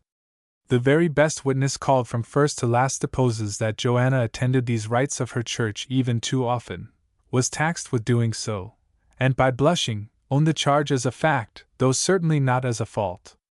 Joanna was a girl of natural piety, that saw God in forests, and hills, and fountains, but did not the less seek him in chapels and consecrated oratories. This peasant girl was self-educated through her own natural meditativeness. If the reader turns to that divine passage in Paradise Regained, which Milton has put into the mouth of our Saviour when first entering the wilderness, and musing upon the tendency of those great impulses growing within himself. Oh, what a multitude of thoughts arise! And see, he will have some notion of the vast reveries which brooded over the heart of Joanna in early girlhood, when the wings were budding that should carry her from Orleans to Reims, when the golden chariot was dimly revealing itself that should carry her from the kingdom of France delivered to the eternal kingdom. It is not requisite, for the honor of Joanna, nor is there, in this place, room to pursue her brief career of action. That, though wonderful, forms the earthly part of her story, the intellectual part is the saintly passion of her imprisonment, trial, and execution. It is unfortunate, therefore, for Southey's Joan of Arc, which however should always be regarded as a juvenile effort, that, precisely when her real glory begins, the poem ends. But this limitation of the interest grew, no doubt, from the constraint inseparably attached to the law of epic unity. Joanna's history bisects into 2 opposite hemispheres, and both could not have been presented to the eye in one poem, unless by sacrificing all unity of theme, or else by involving the earlier half, as a narrative episode, in the latter. This might have been done, it might have been communicated to a fellow prisoner, or a confessor, by Joanna herself, in the same way that Virgil has contrived to acquaint the reader, through the hero's mouth, with earlier adventures that, if told by the poet, speaking in his own person, would have destroyed the unity of his fable. The romantic interest of the early and irrelate incidents, last night of Troy, and sea, is thrown as an affluent into the general river of the personal narrative, whilst yet the capital current of the epos, as unfolding ie origin and incunabula of Rome, is not for a moment suffered to be modified by events so subordinate and so obliquely introduced. It is sufficient, as concerns this section of Joanna's life, to say, that she fulfilled, to the height of her promises, the restoration of the prostrate throne. France had become a province of England, and for the ruin of both, if such a yoke could be maintained. Dreadful pecuniary exhaustion caused the English energy to droop, and that critical opening La Pucelle used with a corresponding felicity of audacity and suddenness, that were in themselves portentous, for introducing the wedge of French native resources, for rekindling the national pride, and for planting the Dauphin once more upon his feet. When Joanna appeared, he had been on the point of giving up the struggle with the English, distressed as they were, and of flying to the south of France. She taught him to blush for such abject counsels. She liberated Orleans, that great city, so decisive by its fate for the issue of the war, and then beleaguered by the English with an elaborate application of engineering skill unprecedented in Europe. Entering the city after sunset, on the 29th of April, she sang Mass on Sunday, May 8th, for the entire disappearance of the besieging force. On the 29th of June, she fought and gained over the English the decisive Battle of Patay. On the 9th of July, she took Troyes by a coup de main from a mixed garrison of English and Burgundians. On the 15th of that month, she carried the Dauphin into Reims. On Sunday the 17th, she crowned him, and there she rested from her labor of triumph. What remained was, to suffer. All this forward movement was her own, excepting one man. The whole council was against her. Her enemies were all that drew power from earth. Her supporters were her own strong enthusiasm, and the headlong contagion by which she carried this sublime frenzy into the hearts of women, of soldiers, and of all who lived by labor. Henceforward she was thwarted, and the worst error that she committed was to lend the sanction of her presence to councils which she disapproved. But she had accomplished the capital objects which her own visions had dictated. These involved all the rest. Errors were now less important, and doubtless it had now become more difficult for herself to pronounce authentically what were errors. The noble girl had achieved, as by a rapture of motion, the capital end of clearing out a free space around her sovereign, giving him the power to move his arms with effect, and secondly, the inappreciable end of winning for that sovereign what seemed to all France the heavenly ratification of his rights, by crowning him with the ancient solemnities. She had made it impossible for the English now to step before her. They were caught in an irretrievable blunder, owing partly to discord amongst the uncles of Henry VI, partly to a want of funds, but partly to the very impossibility which they believed to press with tenfold force upon any French attempt to forestall theirs. They laughed at such a thought, and whilst they laughed, she did it. Henceforth the single redress for the English of this capital oversight, but which never could have redressed it effectually, was, to vitiate and taint the coronation of Charles VII, as the work of a witch. That policy, and not malice, as M. Michelet is so happy to believe, was the moving principle in the subsequent prosecution of Joanna. Unless they unhinged the force of the first coronation in the popular mind, by associating it with power given from hell, they felt that the scepter of the invader was broken. But she, the child that, at 19, had wrought wonders so great for France, was she not elated? Did she not lose, as men so often have lost, all sobriety of mind when standing upon the pinnacle of successes so giddy? Let her enemies declare. During the progress of her movement, and in the center of ferocious struggles, she had manifested the temper of her feelings by the pity which she had everywhere expressed for the suffering enemy. She forwarded to the English leaders a touching invitation to unite with the French, as brothers, in a common crusade against infidels, thus opening the road for a soldierly retreat. She interposed to protect the captive or the wounded, she mourned over the excesses of her countrymen, she threw herself off her horse to kneel by the dying English soldier, and to comfort him with such ministrations, physical or spiritual, as his situation allowed. No bat, says the evidence. Uti onso saw aut quemquem interficer. She sheltered the English, that invoked her aid, in her own quarters. She wept as she beheld, stretched on the field of battle, so many brave enemies that had died without confession. And, as regarded herself, her elation expressed itself thus: on the day when she had finished her work, she wept, for she knew that, when her task was done, her end must be approaching. Her aspirations pointed only to a place, which seemed to her more than usually full of natural piety, as one in which it would give her pleasure to die. And she uttered, between smiles and tears, as a wish that inexpressibly fascinated her heart, and yet was half fantastic, a broken prayer that God would return her to the solitudes from which He had drawn her, and suffer her to become a shepherdess once more. It was a natural prayer, because nature has laid a necessity upon every human heart to seek for rest, and to shrink from torment. Yet, again, it was a half-fantastic prayer, because, from childhood upwards, visions that she had no power to mistrust, and the voices which sounded in her ear forever, had long since persuaded her mind, that for her no such prayer could be granted. Too well she felt that her mission must be worked out to the end, and that the end was now at hand. All went wrong from this time. She herself had created the funds out of which the French Restoration should grow, but she was not suffered to witness their development, or their prosperous application. More than one military plan was entered upon which she did not approve. But she still continued to expose her person as before. Severe wounds had not taught her caution. And at length, in a sortie from Compiègne, whether through treacherous collusion on the part of her own friends is doubtful to this day, she was made prisoner by the Burgundians, and finally surrendered to the English. Now came her trial. This trial, moving of course under English influence, was conducted in chief by the Bishop of Beauvais. He was a Frenchman, sold to English interests, and hoping, by favor of the English leaders, to reach the highest preferment. Bishop that art, Archbishop that shalt be, Cardinal that mayest be, were the words that sounded continually in his ear, and doubtless, a whisper of visions still higher, of a triple crown, and feet upon the necks of kings, sometimes stole into his heart. Michelet is anxious to keep us in mind that this bishop was but an agent of the English. True. But it does not better the case for his countrymen, that, being an accomplice in the crime, making himself the leader in the persecution against the helpless girl, he was willing to be all this in the spirit, and with the conscious vileness of a catspaw.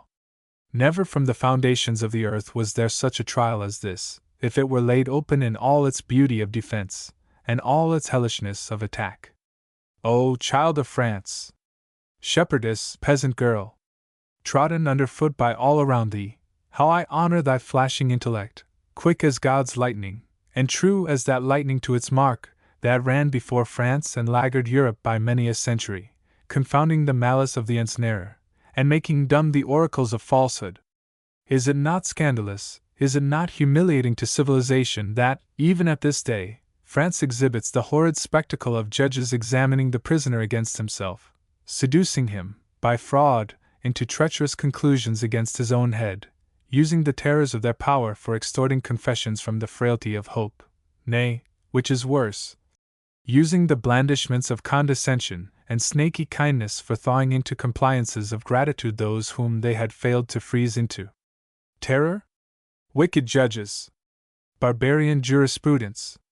That, sitting in your own conceit on the summits of social wisdom, have yet failed to learn the first principles of criminal justice, sit ye humbly and with docility at the feet of this girl from Domremy, that tore your webs of cruelty into shreds and dust.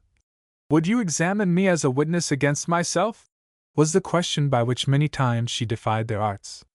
Continually she showed that their interrogations were irrelevant to any business before the court, or that entered into the ridiculous charges against her. General questions were proposed to her on points of casuistical divinity, two-edged questions which not one of themselves could have answered without, on the one side, landing himself in heresy, as then interpreted, or, on the other, in some presumptuous expression of self-esteem. Next came a wretched Dominican that pressed her with an objection, which, if applied to the Bible, would tax every one of its miracles with unsoundness. The monk had the excuse of never having read the Bible. Michelet has no such excuse, and it makes one blush for him, as a philosopher, to find him describing such an argument as weighty, whereas it is but a varied expression of rude Mahometan metaphysics. Her answer to this, if there were room to place the whole in a clear light, was as shattering as it was rapid. Another thought to entrap her by asking what language the angelic visitors of her solitude had talked, as though heavenly councils could want polyglot interpreters for every word, or that God needed language at all in whispering thoughts to a human heart. Then came a worse devil, who asked her whether the archangel Michael had appeared naked. Not comprehending the vile insinuation, Joanna, whose poverty suggested to her simplicity that it might be the costliness or suitable robes which caused the demur, asked them if they fancied God, who clothed the flowers of the valleys, unable to find raiment for his servants. The answer of Joanna moves a smile of tenderness, but the disappointment of her judges makes one laugh horribly. Others succeeded by troops, who upbraided her with leaving her father, as if that greater father, whom she believed herself to have been serving, did not retain the power of dispensing with his own rules, or had not said that, for a less cause than martyrdom, man and woman should leave both father and mother. On Easter Sunday, when the trial had been long proceeding, the poor girl fell so ill as to cause a belief that she had been poisoned. It was not poison. Nobody had any interest in hastening a death so certain. Michelet, whose sympathies with all feelings are so quick that one would gladly see them always as justly directed, reads the case most truly. Joanna had a twofold malady. She was visited by a paroxysm of the complaint called homesickness. The cruel nature of her imprisonment, and its length, could not but point her solitary thoughts, in darkness, and in chains, for chained she was, to Domremy. And the season, which was the most heavenly period of the spring, added stings to this yearning. That was one of her maladies, nostalgia, as medicine calls it. The other was weariness and exhaustion from daily combats with malice. She saw that everybody hated her, and thirsted for her blood. Nay, many kind-hearted creatures that would have pitied her profoundly as regarded all political charges, had their natural feelings warped by the belief that she had dealings with fiendish powers. She knew she was to die. That was not the misery. The misery was that this consummation could not be reached without so much intermediate strife, as if she were contending for some chance, where chance was none, of happiness, or were dreaming for a moment of escaping the inevitable. Why, then, did she contend? Knowing that she would reap nothing from answering her persecutors, why did she not retire by silence from this superfluous contest? It was because her quick and eager loyalty to truth would not suffer her to see it darkened by frauds, which she could expose, but others, even of candid listeners perhaps, could not. It was through that imperishable grandeur of soul, which taught her to submit meekly and without a struggle to her punishment, but taught her not to submit, no, not for a moment, to calumny as to facts, or to misconstruction as to motives. Besides, there were secretaries all around the court taking down her words. That was meant for no good to her. But the end does not always correspond to the meaning. And Joanna might say to herself, these words that will be used against me tomorrow and the next day, perhaps in some nobler generation, may rise again for my justification. Yes, Joanna, they are rising even now in Paris, and for more than justification. Woman, sister, there are some things which you do not execute as well as your brother, man, no, nor ever will. Pardon me if I doubt whether you will ever produce a great poet from your choirs, or a Mozart, or a Phidias, or a Michelangelo, or a great philosopher, or a great scholar. By which last is meant, not one who depends simply on an infinite memory, but also on an infinite and electrical power of combination, bringing together from the four winds, like the angel of the resurrection, what else were dust from dead men's bones, into the unity of breathing life. If you can create yourselves into any of these great creators, why have you not?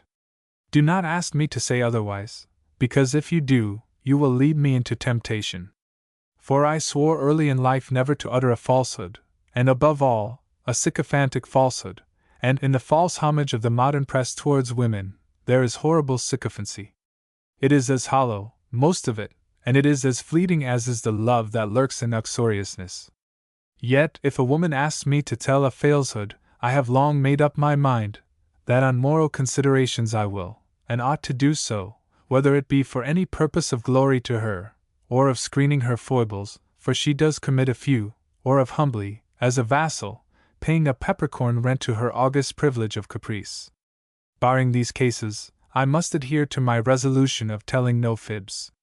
And I repeat, therefore, but not to be rude, I repeat in Latin. Excutant alii melius spirantia signa, credo equidem vivos ducent de marmor voltus, altius ascendent, at tu caput, Eva, memento sandalo ut in fringas referenti oracula tanta.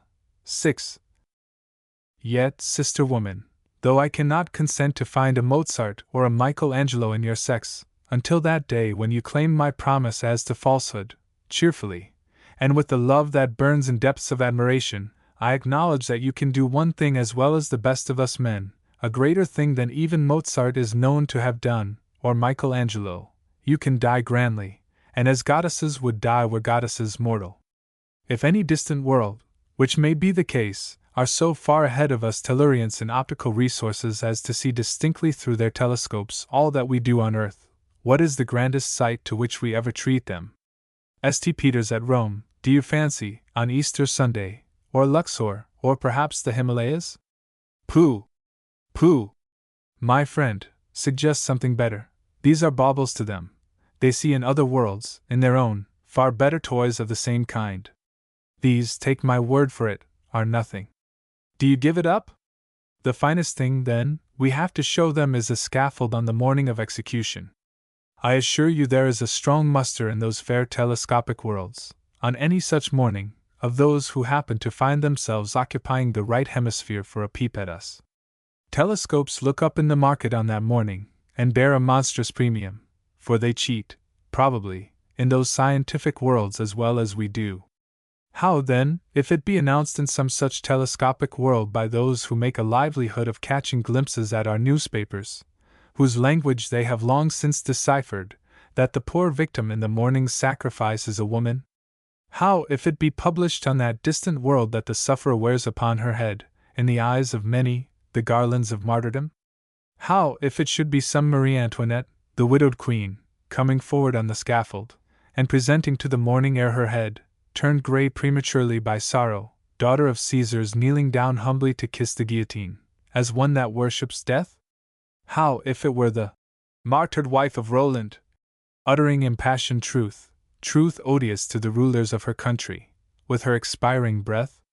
How, if it were the noble Charlotte Corday, that in the bloom of youth, that with the loveliest of persons, that with homage waiting upon her smiles wherever she turned her face to scatter them, homage that followed those smiles as surely as the carols of birds, after showers in spring, follow the reappearing sun and the racing of sunbeams over the hills, yet thought all these things cheaper than the dust upon her sandals in comparison of deliverance from hell for her dear suffering France?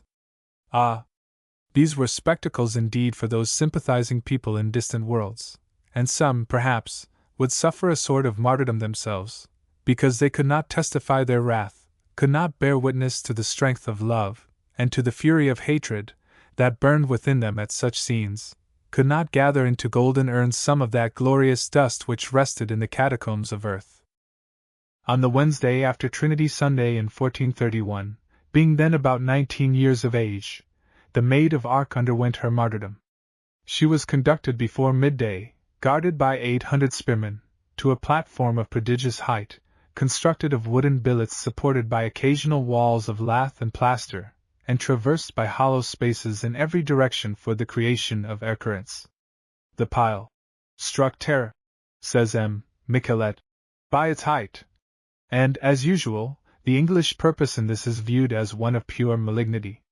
But there are two ways of explaining all that. It is probable that the purpose was merciful. On the circumstances of the execution I shall not linger. Yet, to mark the almost fatal felicity of M. Michelet in finding out whatever may injure the English name, at a moment when every reader will be interested in Joanna's personal appearance, it is really edifying to notice the ingenuity by which he draws into light from a dark corner a very unjust account of it, and neglects, though lying upon the high road, a very pleasing one. Both are from English pens. Grafton, a chronicler but little read, being a stiff-necked John Bull, thought fit to say, that no wonder Joanna should be a virgin, since her foule face was a satisfactory solution of that particular merit. Holinshed, on the other hand, a chronicler somewhat later, every way more important, and universally read, has given a very pleasing testimony to the interesting character of Joanna's person and engaging manners.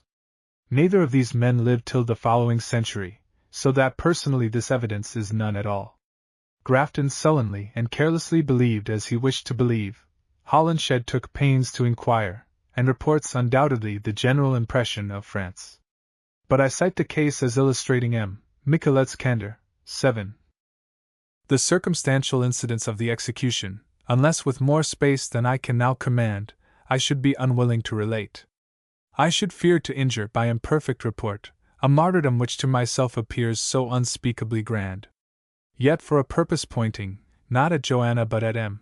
Michelet, viz., to convince him that an Englishman is capable of thinking more highly of La Pucelle than even her admiring countrymen, I shall, in parting, allude to one or two traits in Joanna's demeanor on the scaffold, and to one or two in that of the bystanders, which authorize me in questioning an opinion of his upon this martyr's firmness. The reader ought to be reminded that Joanna d'Arc was subjected to an unusually unfair trial of opinion. Any of the elder Christian martyrs had not much to fear of personal rancor. The martyr was chiefly regarded as the enemy of Caesar. At times, also, where any knowledge of the Christian faith and morals existed, with the enmity that arises spontaneously in the worldly against the spiritual. But the martyr, though disloyal, was not supposed to be, therefore, anti-national, and still less was individually hateful. What was hated, if anything, belonged to his class, not to himself separately. Now Joanna, if hated at all, was hated personally, and in Rouen on national grounds. Hence there would be a certainty of calumny arising against her, such as would not affect martyrs in general. That being the case, it would follow of necessity that some people would impute to her a willingness to recant. No innocence could escape that. Now, had she really testified this willingness on the scaffold, it would have argued nothing at all but the weakness of a genial nature shrinking from the instant approach of torment. And those will often pity that weakness most, who, in their own persons, would yield to it least. Meantime, there never was a calumny uttered that drew less support from the recorded circumstances. It rests upon no positive testimony, and it has a weight of contradicting testimony to stem. And yet, strange to say, M. Michelet, who at times seems to admire the Maid of Arc as much as I do, is the one sole writer amongst her friends who lends some countenance to this odious slander. His words are that if she did not utter this word recant with her lips, she uttered it in her heart. Whether she said the word is uncertain, but I affirm that she thought it. Now, I affirm that she did not in any sense of the word thought applicable to the case. Here is France calumniating La Pucelle, here is England defending her. M.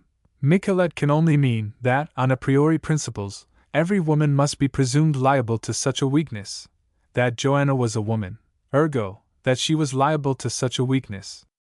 That is, he only supposes her to have uttered the word by an argument which presumes it impossible for anybody to have done otherwise. I, on the contrary, throw the onus of the argument not on presumable tendencies of nature, but on the known facts of that morning's execution, as recorded by multitudes. What else, I demand, than mere weight of metal, absolute nobility of deportment, broke the vast line of battle then arrayed against her? What else but her meek, saintly demeanor, won from the enemies, that till now had believed her a witch, tears of rapturous admiration? 10,000 men, says M. Michelet himself. 10,000 men wept. And of these 10,000 the majority were political enemies knitted together by cords of superstition. What else was it but her constancy, united with her angelic gentleness, that drove the fanatic English soldier, who had sworn to throw a faggot on her scaffold, as his tribute of abhorrence, that did so, that fulfilled his vow, suddenly to turn away a penitent for life, saying everywhere that he had seen a dove rising upon wings to heaven from the ashes where she had stood? What else drove the executioner to kneel at every shrine for pardon to his share in the tragedy? And if all this were insufficient, then I cite the closing act of her life as valid on her behalf, were all other testimonies against her. The executioner had been directed to apply his torch from below. He did so. The fiery smoke rose upwards in billowing volumes. A Dominican monk was then standing almost at her side. Wrapped up in his sublime office, he saw not the danger, but still persisted in his prayers. Even then, when the last enemy was racing up the fiery stairs to seize her, even at that moment did this noblest of girls think only for him, the one friend that would not forsake her, and not for herself, bidding him with her last breath to care for his own preservation, but to leave her to God. That girl, whose latest breath ascended in this sublime expression of self-oblivion, did not utter the word recant either with her lips or in her heart. No, she did not, though one should rise from the dead to swear it. Bishop of Beauvais, thy victim died in fire upon a scaffold, thou upon a down bed. But for the departing minutes of life, both are oftentimes alike. At the farewell crisis, when the gates of death are opening, and flesh is resting from its struggles, oftentimes the tortured and the torturer have the same truce from carnal torment. Both sink together into sleep. Together both, sometimes, kindle into dreams. When the mortal mists were gathering fast upon you two, bishop and shepherd girl, when the pavilions of life were closing up their shadowy curtains about you, let us try, through the gigantic glooms, to decipher the flying features of your separate visions. The shepherd girl that had delivered France, she, from her dungeon, she, from her baiting at the stake, she, from her duel with fire, as she entered her last dream, saw Domremy, saw the fountain of Domremy, saw the pomp of forests in which her childhood had wandered. that Easter festival, which man had denied to her languishing heart, that resurrection of springtime, which the darkness of dungeons had intercepted from her, hungering after the glorious liberty of forests, were by God given back into her hands, as jewels that had been stolen from her by robbers. With those, perhaps, for the minutes of dreams can stretch into ages, was given back to her by God the bliss of childhood. By special privilege, for her might be created, in this farewell dream, a second childhood, innocent as the first, but not, like that, sad with the gloom of a fearful mission in the rear. This mission had now been fulfilled. The storm was weathered, the skirts even of that mighty storm were drawing off. The blood, that she was to reckon for, had been exacted, the tears, that she was to shed in secret, had been paid to the last. The hatred to herself in all eyes had been faced steadily, had been suffered, had been survived. And in her last fight upon the scaffold she had triumphed gloriously, victoriously she had tasted the stings of death. For all, except this comfort from her farewell dream, she had died, amidst the tears of 10,000 enemies, died, amidst the drums and trumpets of armies, died, amidst peals redoubling upon peals, volleys upon volleys, from the saluting clarions of martyrs. Bishop of Beauvais. Because the guilt-burthened man is in dreams haunted and waylaid by the most frightful of his crimes, and because upon that fluctuating mirror, rising, like the mocking mirrors of mirage in Arabian deserts, from the fens of death, most of all are reflected the sweet countenances which the man has laid in ruins. Therefore I know, Bishop, that you, also, entering your final dream, saw Domremy. That fountain, of which the witnesses spoke so much, showed itself to your eyes in pure morning dews, but neither dews, nor the holy dawn, could cleanse away the bright spots of innocent blood upon its surface. By the fountain, Bishop, you saw a woman seated, that hid her face. But as you draw near, the woman raises her wasted features. Would Domremy know them again for the features of her child? Ah, but you know them, Bishop, well.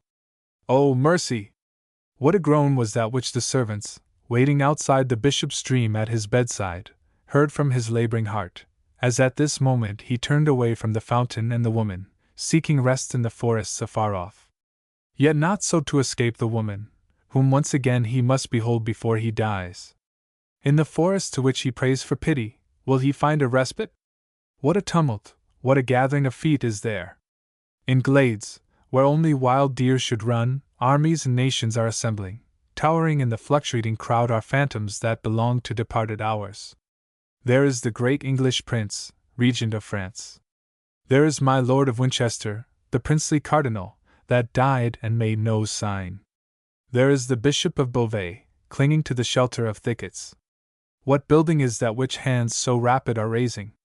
Is it a martyr's scaffold? Will they burn the child of Domremy a second time? No, it is a tribunal that rises to the clouds, and 2 nations stand around it, waiting for a trial. Shall my Lord of Beauvais sit again upon the judgment seat, and again number the hours for the innocent? Ah! No, he is the prisoner at the bar. Already all is waiting, the mighty audience is gathered, the court is hurrying to their seats, the witnesses are arrayed, the trumpets are sounding, the judge is going to take his place. Oh! But this is sudden. My lord, have you no counsel? Counsel I have none, in heaven above, or on earth beneath, counselor there is none now that would take a brief from me, all are silent. Is it indeed come to this? Alas! The time is short, the tumult is wondrous, the crowd stretches away into infinity. But yet I will search in it for somebody to take your brief. I know of somebody that will be your counsel. Who is this that cometh from Domremy? Who is she that cometh in bloody coronation robes from Reims? Who is she that cometh with blackened flesh from walking the furnaces of Rouen? This is she, the shepherd girl, counselor that had none for herself, whom I choose, Bishop, for yours. She it is, I engage, that shall take my lord's brief. She it is, Bishop, that would plead for you, yes, Bishop, she, when heaven and earth are silent. Notes. Note 1. Arc, modern France, that should know a great deal better than myself, insists that the name is not dark, i.e. of arc, but dark. Now it happens sometimes that if a person, whose position guarantees his access to the best information, will content himself with gloomy dogmatism, striking the table with his fist, and saying in a terrific voice, "It is so, and there's an end of it." One bows deferentially, and submits. But if, unhappily for himself, won by this docility, he relents too amiably into reasons and arguments, probably one raises an insurrection against him that may never be crushed, for in the fields of logic one can skirmish, perhaps, as well as he. Had he confined himself to dogmatism, he would have entrenched his position in darkness, and have hidden his own vulnerable points. But coming down to base reasons, he lets in light, and one sees where to plant the blows. Now, the worshipful reason of modern France for disturbing the old received spelling is that Jean Hordle, a descendant of La Pucelle's brother, spelled the name dark in 1612. But what of that? Beside the chances that M. Hordle might be a gigantic blockhead, it is notorious that what small matter of spelling Providence had thought fit to disperse amongst man in the 17th century was all monopolized by printers, in France, much more so. Note 2. Those that share thy blood, a collateral relative of Joanna's, was subsequently ennobled by the title of Dulis. Note 3. Jean. M. Michelet asserts that there was a mystical meaning at that era in calling a child Jean. It implied a secret commendation of a child, if not a dedication, to St. John the Evangelist, the beloved disciple, the apostle of love and mysterious visions.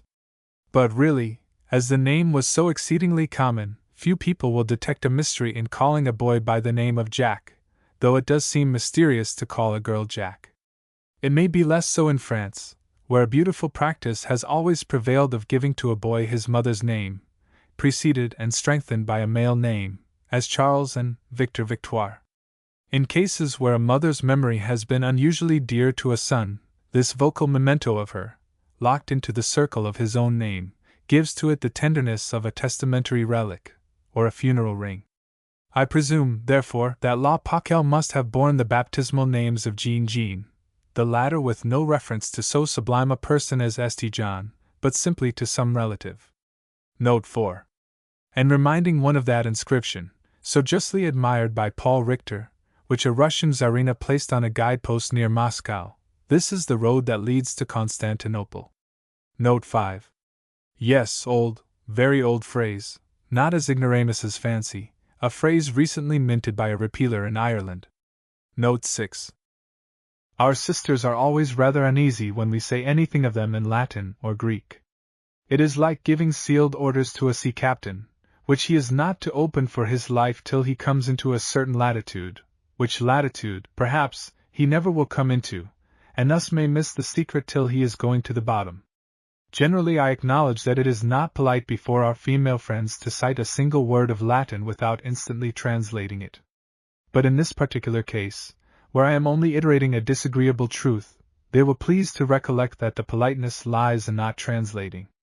However, if they insist absolutely on knowing this very night, before going to bed, what it is that those ill-looking lines contain, I refer them to Dryden's Virgil, somewhere in the 6th book of the Aeneid, except as to the closing line and a half, which contain a private suggestion of my own to discontented nymphs anxious to see the equilibrium of advantages re-established between the two sexes. Note 7. Amongst the many ebullitions of M. Michelet's fury against us poor English, are four which will be likely to amuse the reader, and they are the more conspicuous in collision with the justice which he sometimes does us, and the very indignant admiration which, under some aspects, he grants to us. 1. Our English literature he admires with some gnashing of teeth.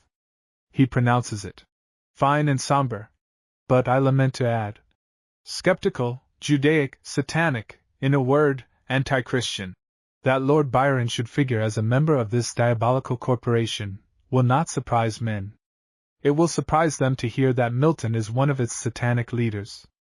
Many are the generous and eloquent Frenchmen, besides Chateaubriand, who have, in the course of the last 30 years, nobly suspended their own burning nationality, in order to render a more rapturous homage at the feet of Milton, and some of them have raised Milton almost to a level with angelic natures. Not one of them has thought of looking for him below the earth. As to Shakespeare, M. Michelet detects in him a most extraordinary mare's nest. It is this: he does not recollect to have seen the name of God in any part of his works. On reading such words, it is natural to rub one's eyes, and suspect that all one has ever seen in this world may have been a pure ocular delusion. In particular, I begin myself to suspect that the word la gloire never occurs in any Parisian journal. The great English nation, says M. Michelet, has one immense profound vice, to wit, pride.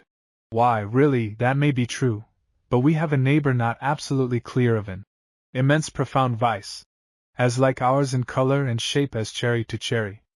In short, M. Michelet thinks us, by fits and starts, admirable, only that we are detestable, and he would adore some of our authors, were it not that so intensely he could have wished to kick them.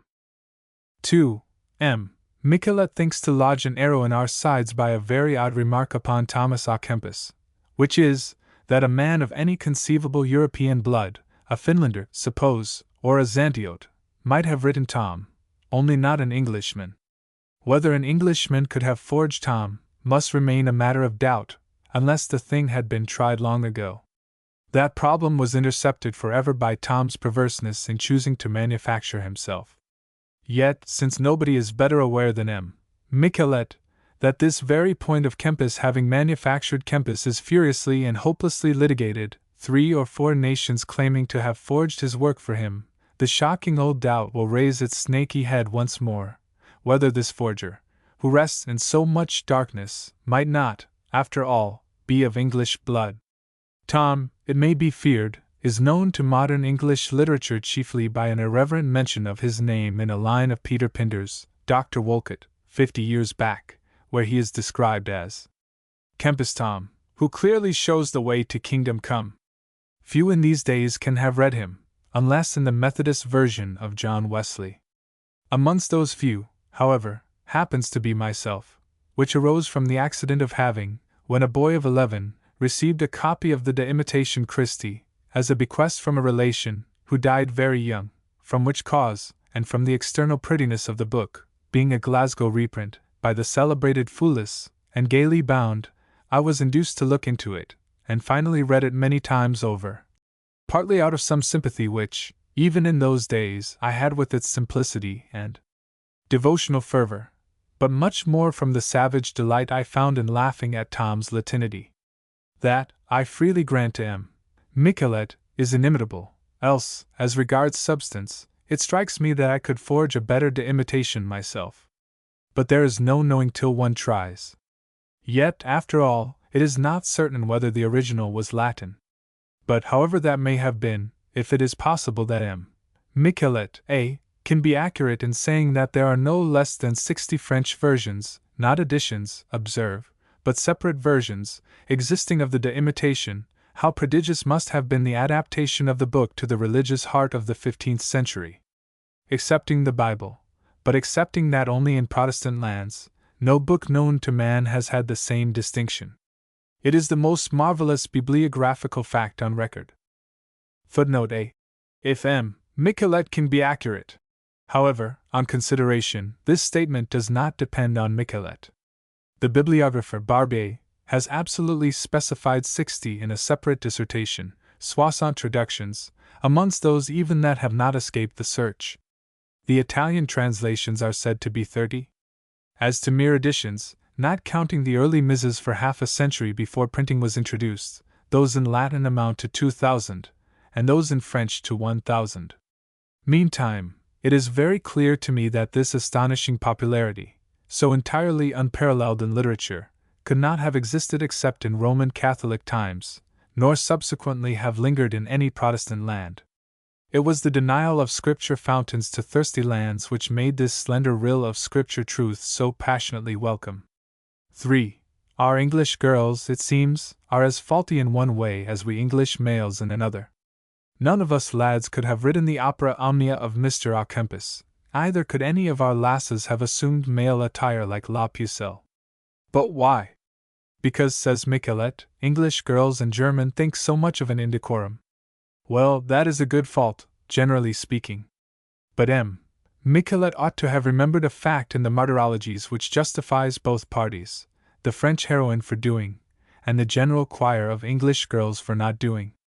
A female saint, specially renowned in France, had, for a reason as weighty as Joanna's, viz., expressly to shield her modesty amongst men, wore a male military harness. That reason and that example authorized La Pucelle, but our English girls, as a body, have seldom any such reason, and certainly no such saintly example, to plead. This excuses them. Yet, still, if it is indispensable to the national character that our young women should now and then trespass over the frontier of decorum, it then becomes a patriotic duty in me to assure M.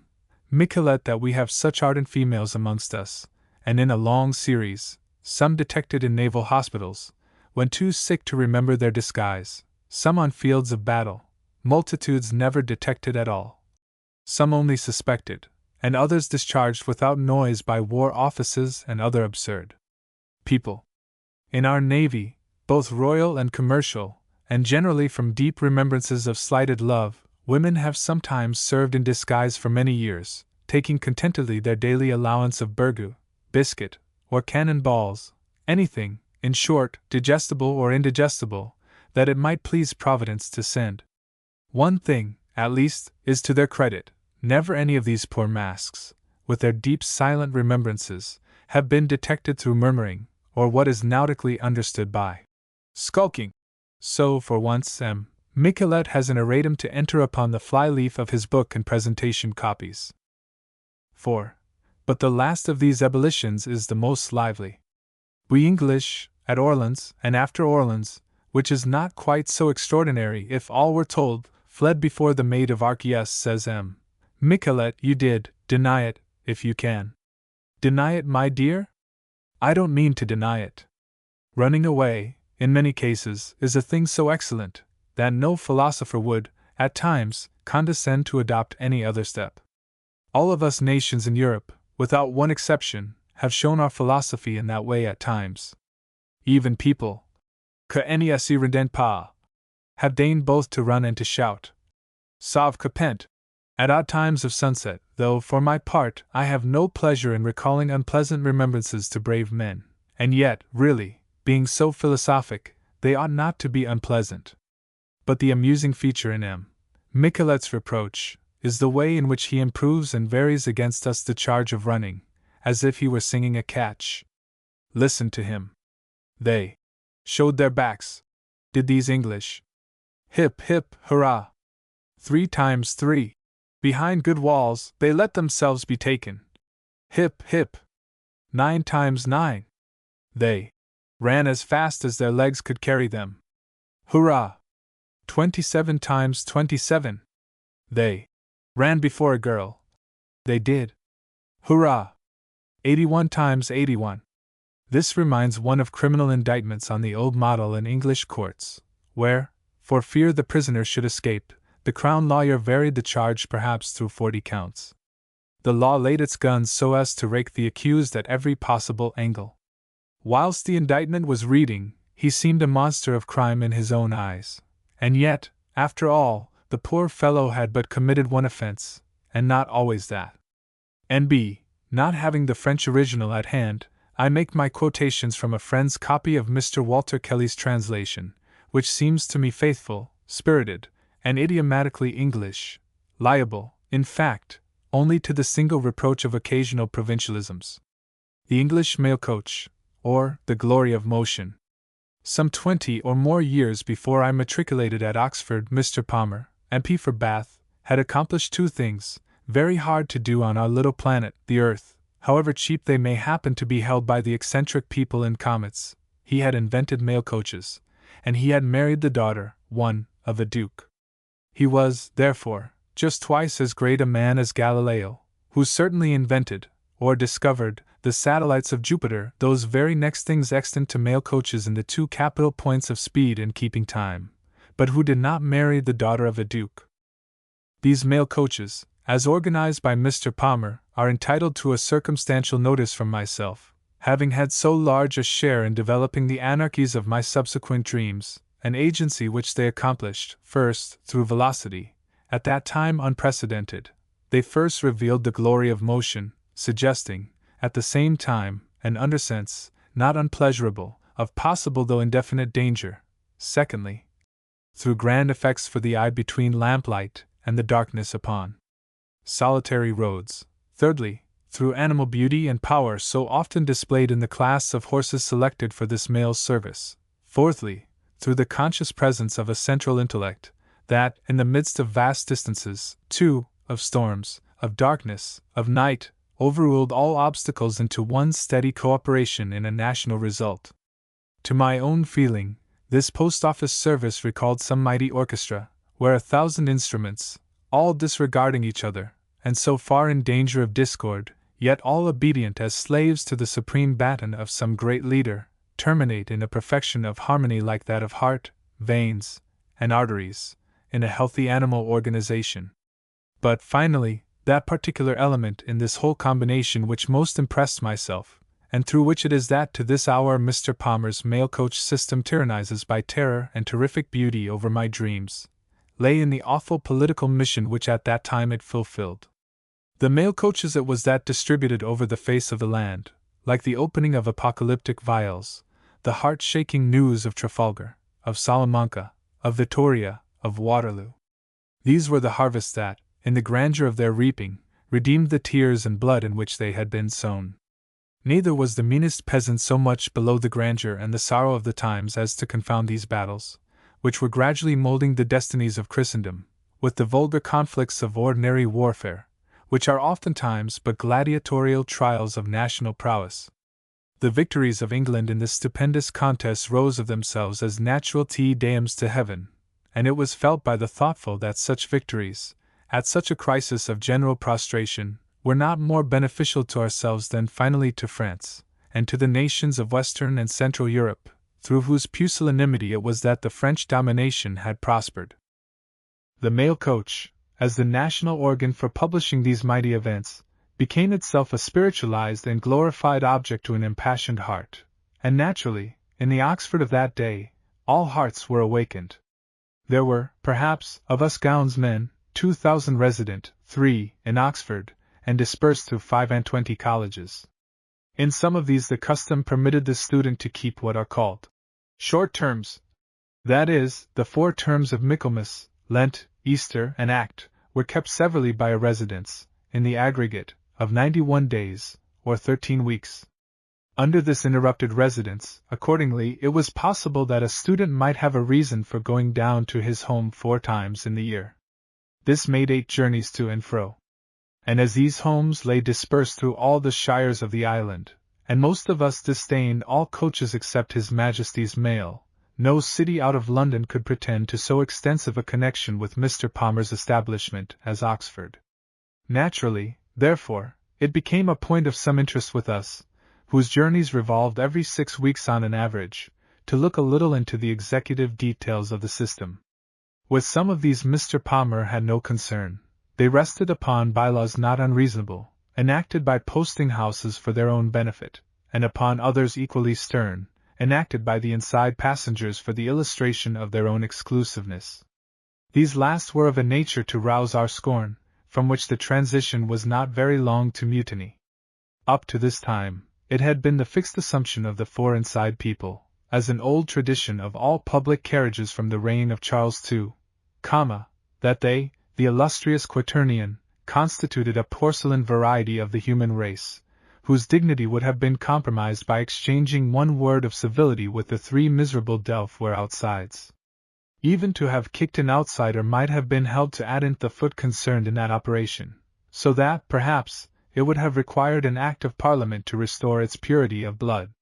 What words, then, could express the horror, and the sense of treason, in that case, which had happened, where all 3 outsides, the trinity of pariahs, made a vain attempt to sit down at the same breakfast table or dinner table with the consecrated 4?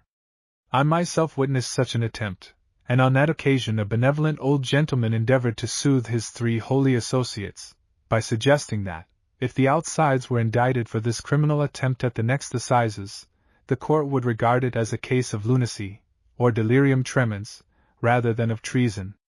England owes much of her grandeur to the depth of the aristocratic element in her social composition.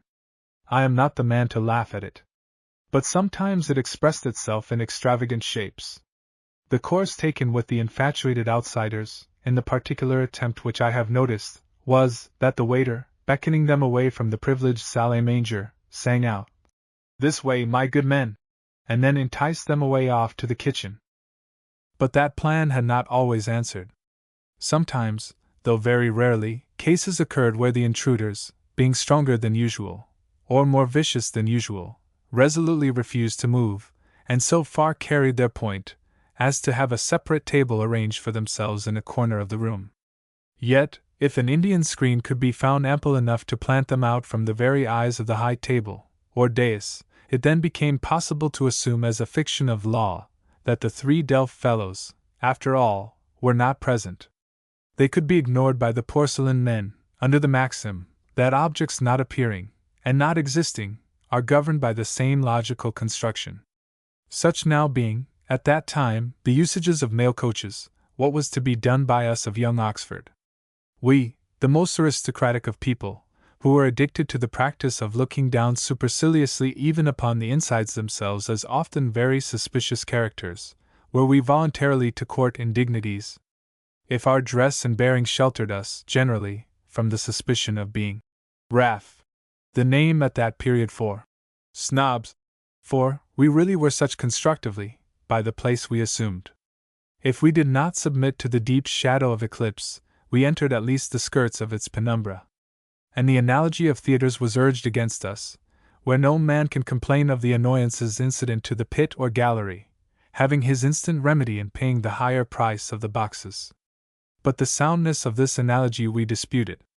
In the case of the theatre, it cannot be pretended that the inferior situations have any separate attractions, unless the pit suits the purpose of the dramatic reporter. But the reporter or critic is a rarity.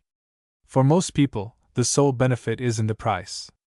Whereas, on the contrary, the outside of the mail had its own incommunicable advantages. These we could not forego. The higher price we should willingly have paid, but that was connected with the condition of writing inside, which was insufferable.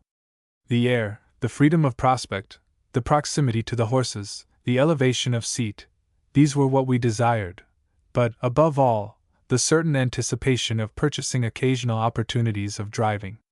Under coercion of this great practical difficulty, we instituted a searching inquiry into the true quality and valuation of the different apartments about the mail.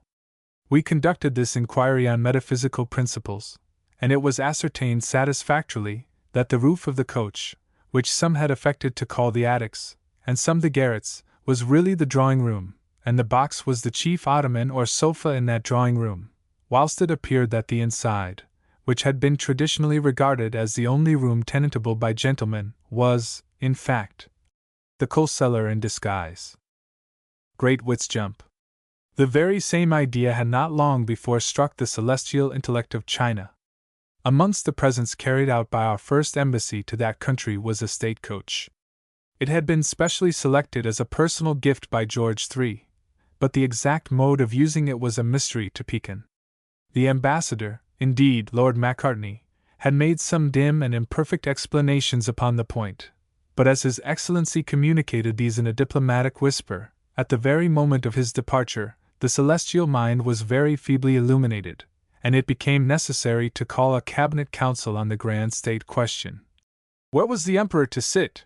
The hammercloth happened to be unusually gorgeous, and partly on that consideration, but partly also because the box offered the most elevated seat, and undeniably went foremost, it was resolved by acclamation that the box was the imperial place, and for the scoundrel who drove, he might sit where he could find a perch.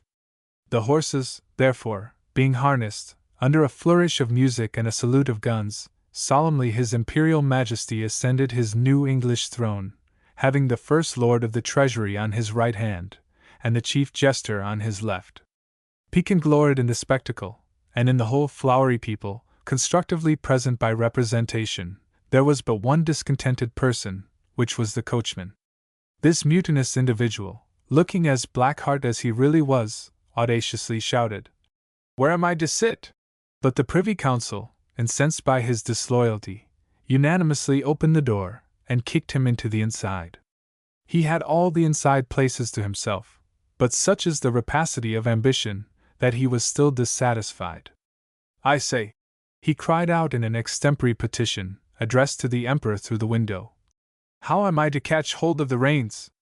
"Anyhow," was the answer. "Don't trouble me, man, in my glory, through the windows, through the keyholes, how you please." Finally, this contumacious coachman lengthened the check strings into a sort of jury reins, communicating with the horses. With these he drove as steadily as may be supposed. The Emperor returned after the briefest of circuits. He descended in great pomp from his throne, with the severest resolution never to remount it. A public thanksgiving was ordered for His Majesty's prosperous escape from the disease of a broken neck, and the state coach was dedicated forever as a votive offering to the god Fo, whom the learned more accurately called Phi.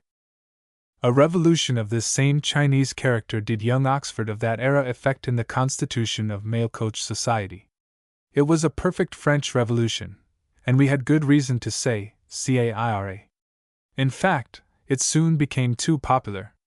The public, a well-known character, particularly disagreeable, though slightly respectable, and notorious for affecting the chief seats in synagogues, had at first loudly opposed this revolution. But when the opposition showed itself to be ineffectual, our disagreeable friend went into it with headlong zeal.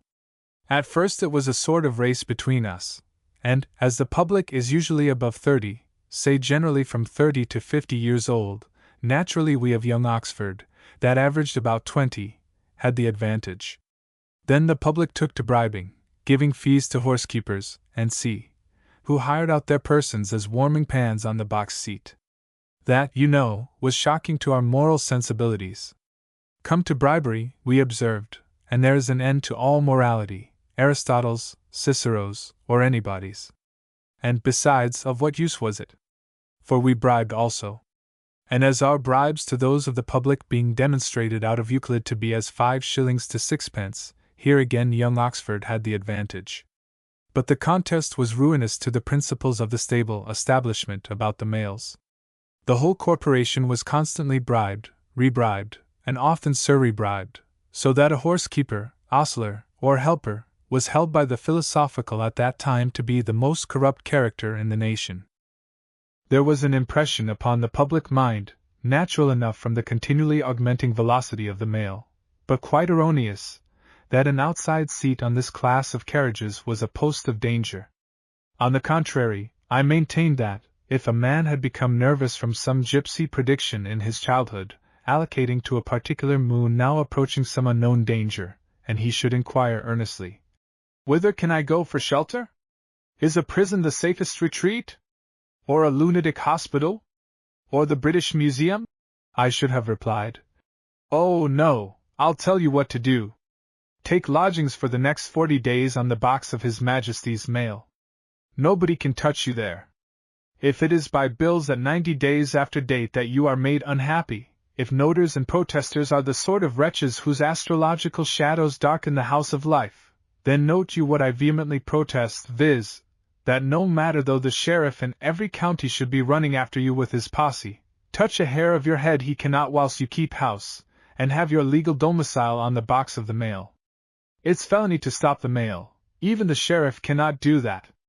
And an extra, no great matter if it grazes the sheriff, touch of the whip to the leaders at any time guarantees your safety. In fact, a bedroom in a quiet house seems a safe enough retreat, yet it is liable to its own notorious nuisances, to robbers by night, to rats, to fire. But the mail laughs at these terrors. To robbers, the answer is packed up and ready for delivery in the barrel of the guard's blunderbuss. Rats again. There are none about mail coaches, any more than snakes in Van Troil's Iceland, except, indeed, now and then a parliamentary rat, who always hides his shame in the coal cellar. And, as to fire, I never knew but one in a mail coach, which was in the Exeter Mail, and caused by an obstinate sailor bound to Devonport. Jack, making light of the law and the lawgiver that had set their faces against his offence, insisted on taking up a forbidden seat in the rear of the roof, from which he could exchange his own yarns with those of the guard. No greater offence was then known to mail coaches. It was treason, it was lesa majestas, it was by tendency arson, and the ashes of Jack's pipe, falling amongst the straw of the hinder boot, containing the mail bags, raised a flame which, aided by the wind of our motion, threatened a revolution in the Republic of Letters. But even this left the sanctity of the box unviolated. In dignified repose, the coachman and myself sat on, resting with benign composure upon our knowledge that the fire would have to burn its way through 4 inside passengers before it could reach ourselves. With a quotation rather too trite, I remarked to the coachman, "Jam proximus ardet Ucaligon." But recollecting that the Virgilian part of his education might have been neglected, I interpreted so far as to say that perhaps at that moment the flames were catching hold of our worthy brother and next-door neighbor Ucaligon. The coachman said nothing, but by his faint skeptical smile, he seemed to be thinking that he knew better, for that in fact, Ucaligon, as it happened, was not in the way-bill. No dignity is perfect which does not at some point ally itself with the indeterminate and mysterious. The connection of the mail with the state and the executive government, a connection obvious, but yet not strictly defined, gave to the whole mail establishment a grandeur and an official authority which did us service on the roads, and invested us with seasonable terrors. But perhaps these terrors were not the less impressive, because their exact legal limits were imperfectly ascertained. Look at those turnpike gates, with what deferential hurry, with what an obedient start, they fly open at our approach. Look at that long line of carts and carters ahead, audaciously usurping the very crest of the road. Ah!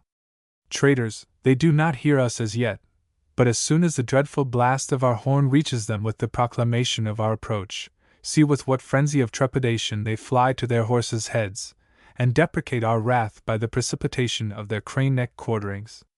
Treason they feel to be their crime. Each individual carter feels himself under the ban of confiscation and attainder. His blood is attainted through 6 generations, and nothing is wanting but the headsman and his axe, the block and the sawdust, to close up the vista of his horrors. What? Shall it be within benefit of clergy to delay the king's message on the high road? To interrupt the great respirations, ebb or flood, of the national intercourse? To endanger the safety of tidings, running day and night between all nations and languages? Or can it be fancied, amongst the weakest of men, that the bodies of the criminals will be given up to their widows for Christian burial? Now the doubts which were raised as to our powers did more to wrap them in terror, by wrapping them in uncertainty, than could have been effected by the sharpest definitions of the law from the quarter sessions. We, on our parts, we, the collective mail, I mean, did our utmost to exalt the idea of our privileges by the insolence with which we wielded them. Whether this insolence rested upon law that gave it a sanction, or upon conscious power, haughtily dispensing with that sanction, equally it spoke from a potential station, and the agent in each particular insolence of the moment was viewed reverentially, as one having authority. Sometimes after breakfast His Majesty's mail would become frisky, and in its difficult wheelings amongst the intricacies of early markets, it would upset an apple cart, a cart loaded with eggs, and see. Huge was the affliction and dismay, awful was the smash, though, after all, I believe the damage might be levied upon the 100. I, as far as possible, endeavored in such a case to represent the conscience and moral sensibilities of the mail, and when wildernesses of eggs were lying poached under our horses' hoofs, then would I stretch forth my hands in sorrow, saying, in words too celebrated in those days from the false, 5, echoes of Marengo, "Ah! Wherefore have we not time to weep over you?" Which was quite impossible, for in fact we had not even time to laugh over them. Tied to post-office time, with an allowance in some cases of 50 minutes for 11 miles, could the Royal Mail pretend to undertake the offices of sympathy and condolence? Could it be expected to provide tears for the accidents of the road? If even it seemed to trample on humanity, it did so, I contended, in discharge of its own more peremptory duties. Upholding the morality of the mail, a fortiori I upheld its rights, I stretched to the uttermost its privilege of imperial precedency, and astonished weak minds by the feudal powers which I hinted to be lurking constructively in the charters of this proud establishment. Once I remember being on the box of the Holyhead Mail, between Shrewsbury and Oswestry, when a tawdry thing from Birmingham, some tally-ho or high flyer, all flaunting with green and gold, came up alongside of us. What a contrast to our royal simplicity of form and color is this plebeian wretch!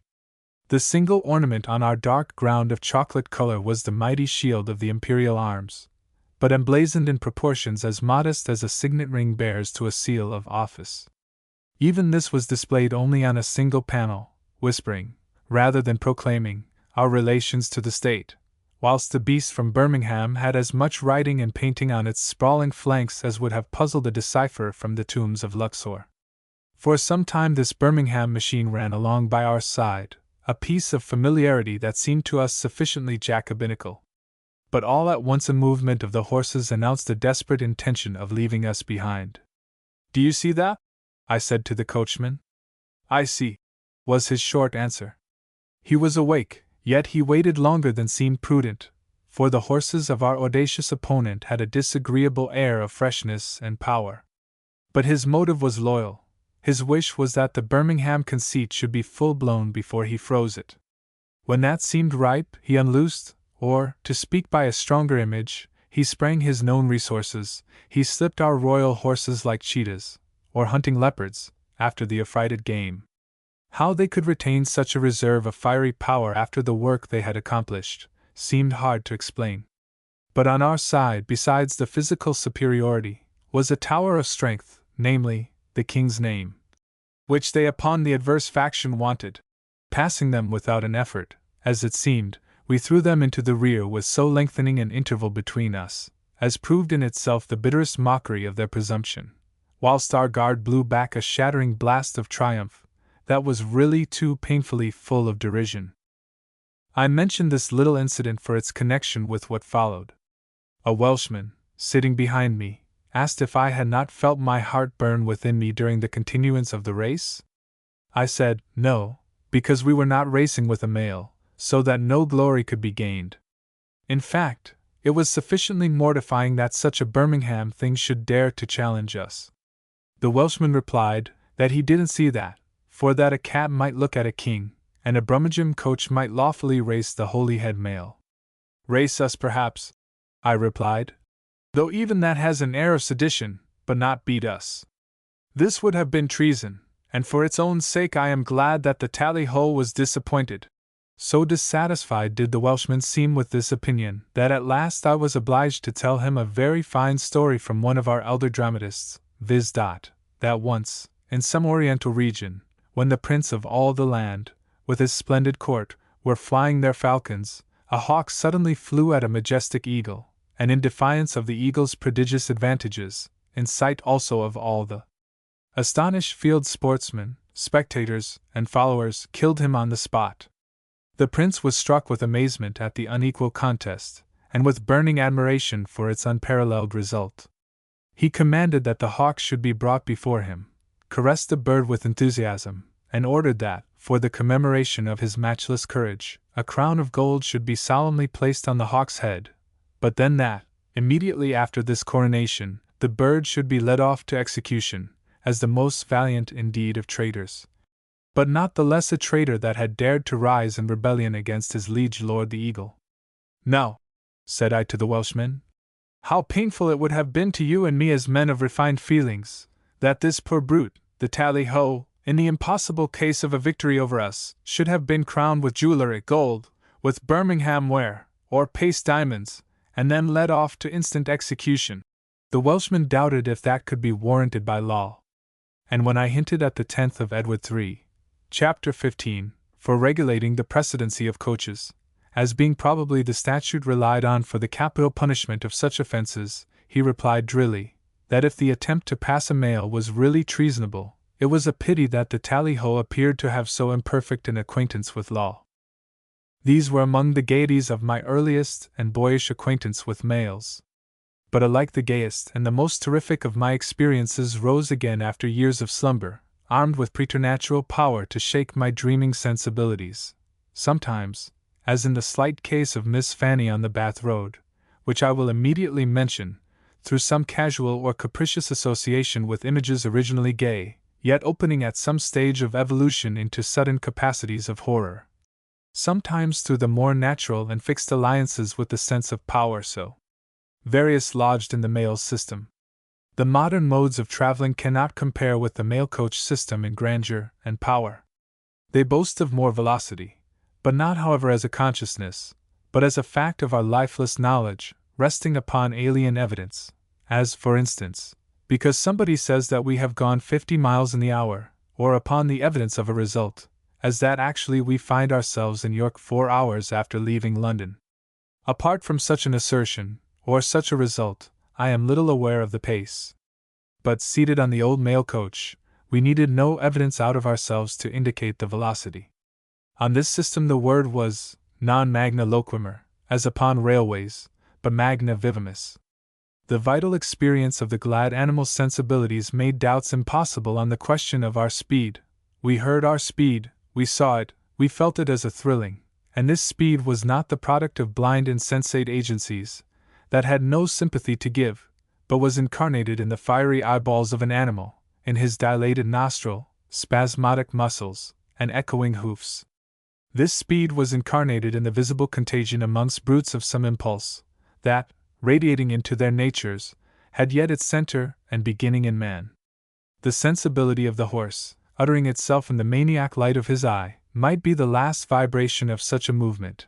The glory of Salamanca might be the first, but the intervening link that connected them, that spread the earthquake of the battle into the eyeball of the horse, was the heart of man, kindling in the rapture of the fiery strife, and then propagating its own tumults by motions and gestures to the sympathies, more or less dim, in his servant the horse. But now, on the new system of traveling, iron tubes and boilers have disconnected man's heart from the ministers of his locomotion. Nile nor Trafalgar has power any more to raise an extra bubble in a steam kettle. The galvanic cycle is broken up forever. Man's imperial nature no longer sends itself forward through the electric sensibility of the horse.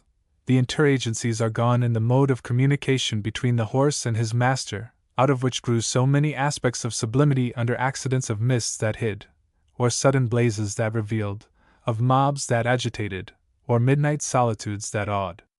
Tidings, fitted to convulse all nations, must henceforwards travel by culinary process, and the trumpet that once announced from afar the laurelled mail, heart-shaking, when heard screaming on the wind, and advancing through the darkness to every village or solitary house on its route, has now given way forever to the pot-wallopings of the boiler.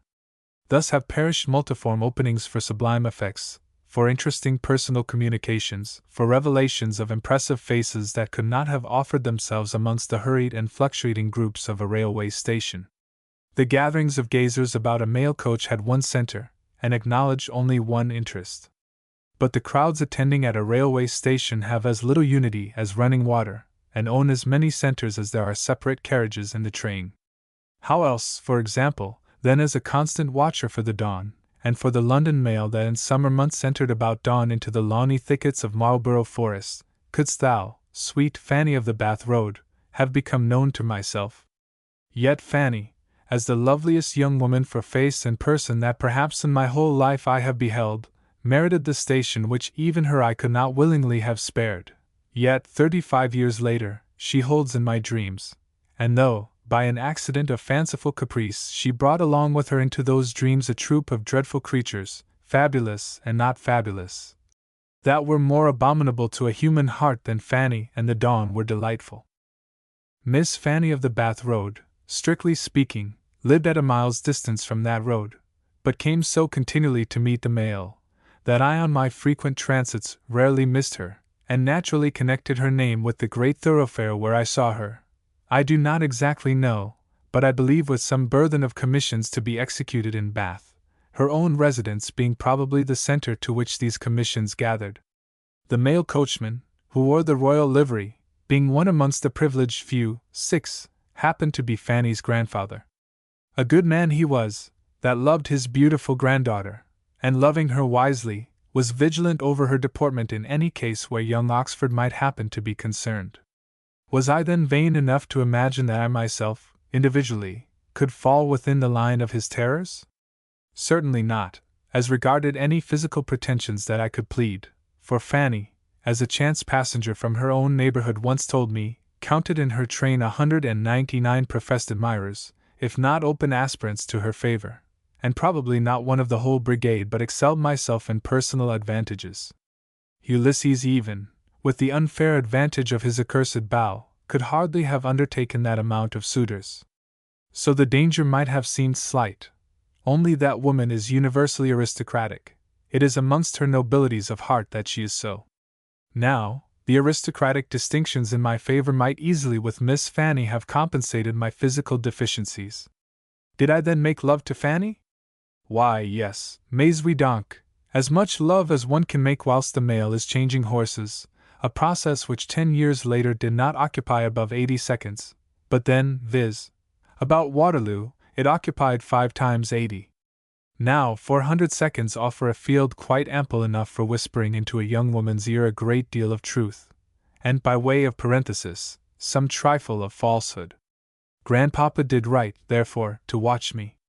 And yet, as happens too often to the grandpapa of earth, in a contest with the admirers of granddaughters, how vainly would he have watched me had I meditated any evil whispers to Fanny! She, it is my belief, would have protected herself against any man's evil suggestions. But he, as the result showed, could not have intercepted the opportunities for such suggestions. Yet he was still active, he was still blooming. Blooming he was as Fanny herself. Say, all our praises, why should lords? No, that's not the line. Say, all our roses, why should girls engross? The coachman showed rosy blossoms on his face deeper even than his granddaughter's, his being drawn from the ale cask, Fanny's from youth and innocence, and from the fountains of the dawn. But, in spite of his blooming face, some infirmities he had, and one particularly, I am very sure, no more than one, in which he too much resembled a crocodile. This lay in a monstrous inaptitude for turning round. The crocodile, I presume, owes that inaptitude to the absurd length of his back, but in our grandpapa it arose rather from the absurd breadth of his back, combined, probably, with some growing stiffness in his legs. Now upon this crocodile infirmity of his I planted an easy opportunity for tendering my homage to Miss Fanny.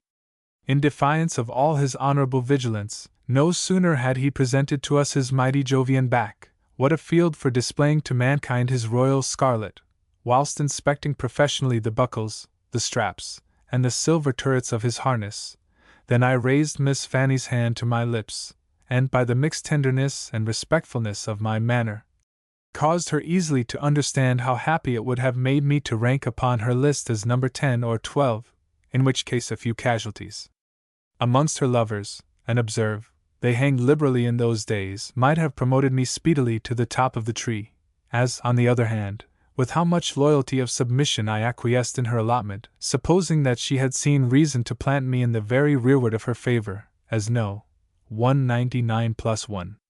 It must not be supposed that I allowed any trace of jest, or even of playfulness, to mingle with these expressions of my admiration.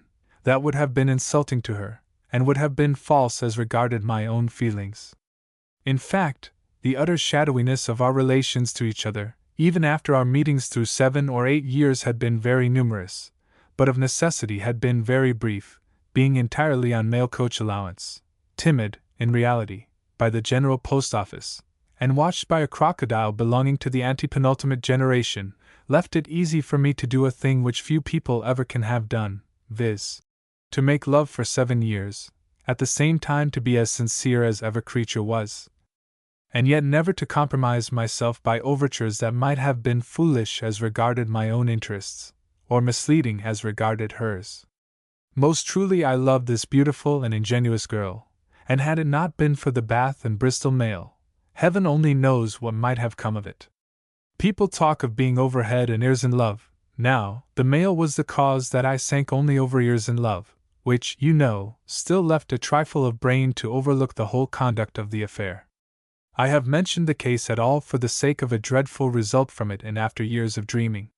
But it seems, ex abundanti, to yield this moral, viz., that as, in England, the idiot and the half-wit are held to be under the guardianship of Chancery, so the man making love, who is often but a variety of the same imbecile class, ought to be made a ward of the General Post Office, whose severe course of timing and periodical interruption might intercept many a foolish declaration, such as lays a solid foundation for 50 years' repentance. Ah, reader! When I look back upon those days, it seems to me that all things change or perish. Even thunder and lightning, it pains me to say, are not the thunder and lightning which I seem to remember about the time of Waterloo. Roses, I fear, are degenerating, and without a red revolution, must come to the dust. The fannies of our island, though this I say with reluctance, are not improving, and the Bath Road is notoriously superannuated. Mr. Waterton tells me that the crocodile does not change, that a cayman, in fact, or an alligator, is just as good for riding upon as he was in the time of the Pharaohs. That may be, but the reason is, that the crocodile does not live fast, he is a slow coach. I believe it is generally understood amongst naturalists, that the crocodile is a blockhead. It is my own impression that the Pharaohs were also blockheads. Now, as the Pharaohs and the crocodile domineered over Egyptian society, this accounts for a singular mistake that prevailed on the Nile. The crocodile made the ridiculous blunder of supposing man to be meant chiefly for his own eating. Man, taking a different view of the subject, naturally met that mistake by another. He viewed the crocodile as a thing sometimes to worship, but always to run away from. And this continued until Mr. Waterton changed the relations between the animals. The mode of escaping from the reptile he showed to be, not by running away, but by leaping on its back, booted and spurred. The two animals had misunderstood each other. The use of the crocodile has now been cleared up, it is to be ridden, and the use of man is, that he may improve the health of the crocodile by riding him a fox hunting before breakfast. And it is pretty certain that any crocodile, who has been regularly hunted through the season, and is master of the weight he carries, will take a 6-barred gait now as well as ever he would have done in the infancy of the pyramids.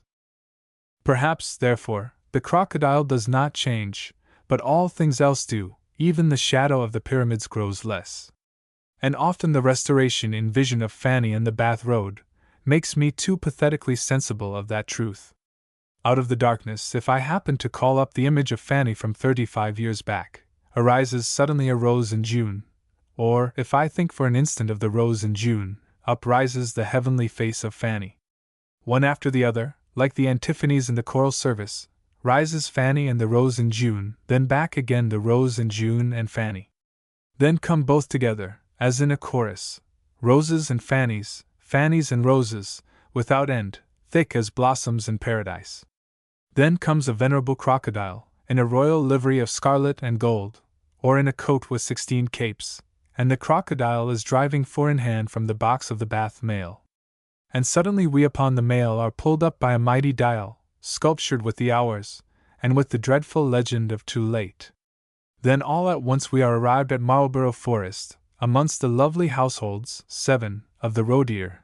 These retire into the dewy thickets. The thickets are rich with roses. The roses call up, as ever, the sweet countenance of Fanny, who, being the granddaughter of a crocodile, awakens a dreadful host of wild semi-legendary animals, griffins, dragons, basilisks, sphinxes, till at length the whole vision of fighting images crowds into one towering armorial shield, a vast emblazonry of human charities and human loveliness that have perished, but quartered heraldically with unutterable horrors of monstrous and demoniac natures, whilst over all rises, as a surmounting crest, one fair female hand, with the forefinger pointing, in sweet, sorrowful admonition, upwards to heaven, and having power, which, without experience, I never could have believed, to awaken the pathos that kills in the very bosom of the horrors that madden the grief that gnaws at the heart, together with the monstrous creations of darkness that shock the belief, and make dizzy the reason of man. This is the peculiarity that I wish the reader to notice, as having first been made known to me for a possibility by this early vision of Fanny on the Bath Road. The peculiarity consisted in the confluence of 2 different keys, though apparently repelling each other, into the music and governing principles of the same dream, horror, such as possesses the maniac, and yet, by momentary transitions, grief, such as may be supposed to possess the dying mother when leaving her infant children to the mercies of the cruel. Usually, and perhaps always, in an unshaken nervous system, these 2 modes of misery exclude each other. Here first they met in horrid reconciliation. There was also a separate peculiarity in the quality of the horror. This was afterwards developed into far more revolting complexities of misery and incomprehensible darkness, and perhaps I am wrong in ascribing any value as a causative agency to this particular case on the Bath Road. Possibly it furnished merely an occasion that accidentally introduced a mode of horror certain, to any rate, to have grown up, with or without the Bath Road, from more advanced stages of the nervous derangement. Yet, as the cubs of tigers or leopards, when domesticated, have been observed to suffer a sudden development of their latent ferocity under too eager an appeal to their playfulness, the gaieties of sport in them being too closely connected with the fiery brightness of their murderous instincts, so I have remarked that the caprices, the gay arabesques, and the lovely floral luxuriations of dreams betray a shocking tendency to pass into finer maniacal splendors.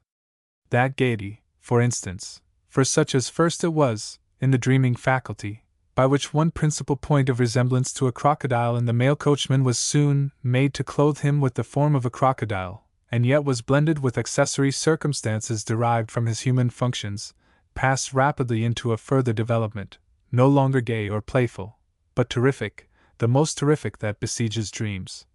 Viz., the horrid inoculation upon each other of incompatible natures. This horror has always been secretly felt by man. It was felt even under pagan forms of religion, which offered a very feeble, and also a very limited gamut for giving expression to the human capacities of sublimity, or of horror. We read it in the fearful composition of the Sphinx.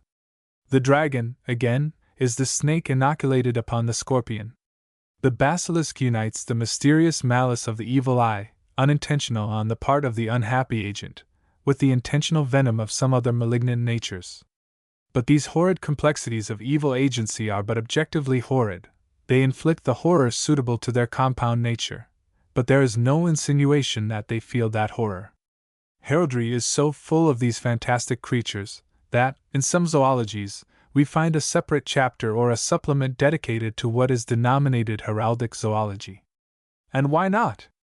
For these hideous creatures, however visionary, have a real traditionary ground in medieval belief, sincere and partly reasonable, though adulterating with mendacity, blundering, credulity, and intense superstition.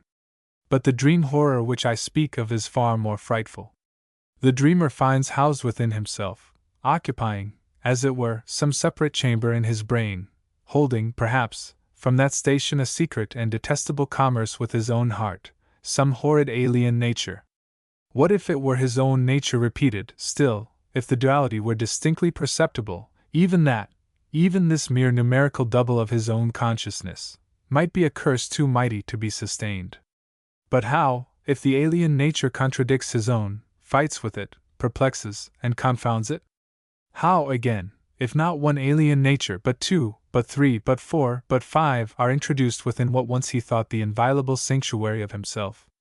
These, however, are horrors from the kingdoms of anarchy and darkness, which, by their very intensity, challenge the sanctity of concealment, and gloomily retire from exposition.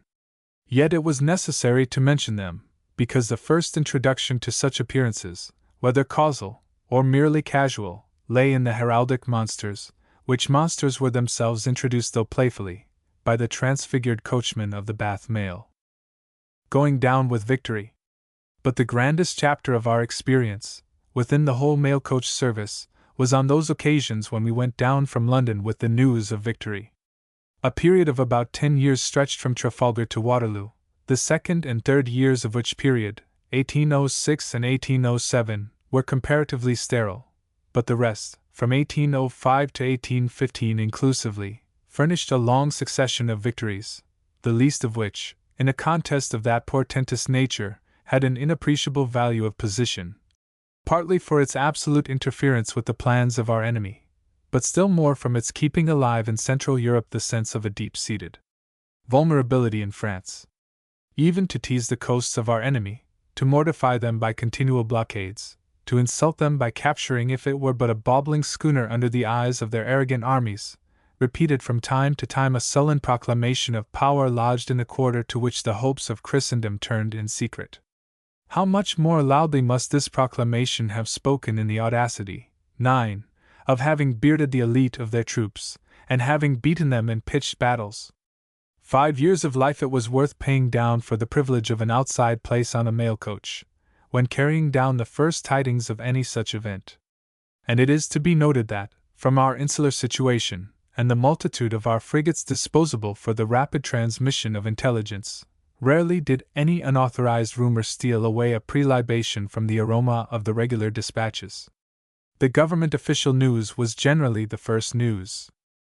From 8 p.m. to 15 or 20 minutes later, imagine the mails assembled on parade in Lombard Street, where, at that time, was seated the General Post Office. In what exact strength we mustered I do not remember, but from the length of each separate attelage, we filled the street, though a long one, and though we were drawn up in double file. On any night the spectacle was beautiful. The absolute perfection of all the appointments about the carriages and the harness, and the magnificence of the horses, were what might first have fixed the attention. Every carriage, on every morning in the year, was taken down to an inspector for examination. Wheels, axles, linchpins, pole, glasses, and were all critically probed and tested. Every part of every carriage had been cleaned, every horse had been groomed, with as much rigor as if they belonged to a private gentleman, and that part of the spectacle offered itself always. But the night before us is a night of victory, and behold, to the ordinary display, what a heart-shaking addition! Horses, men, carriages, all are dressed in laurels and flowers, oak leaves and ribbons.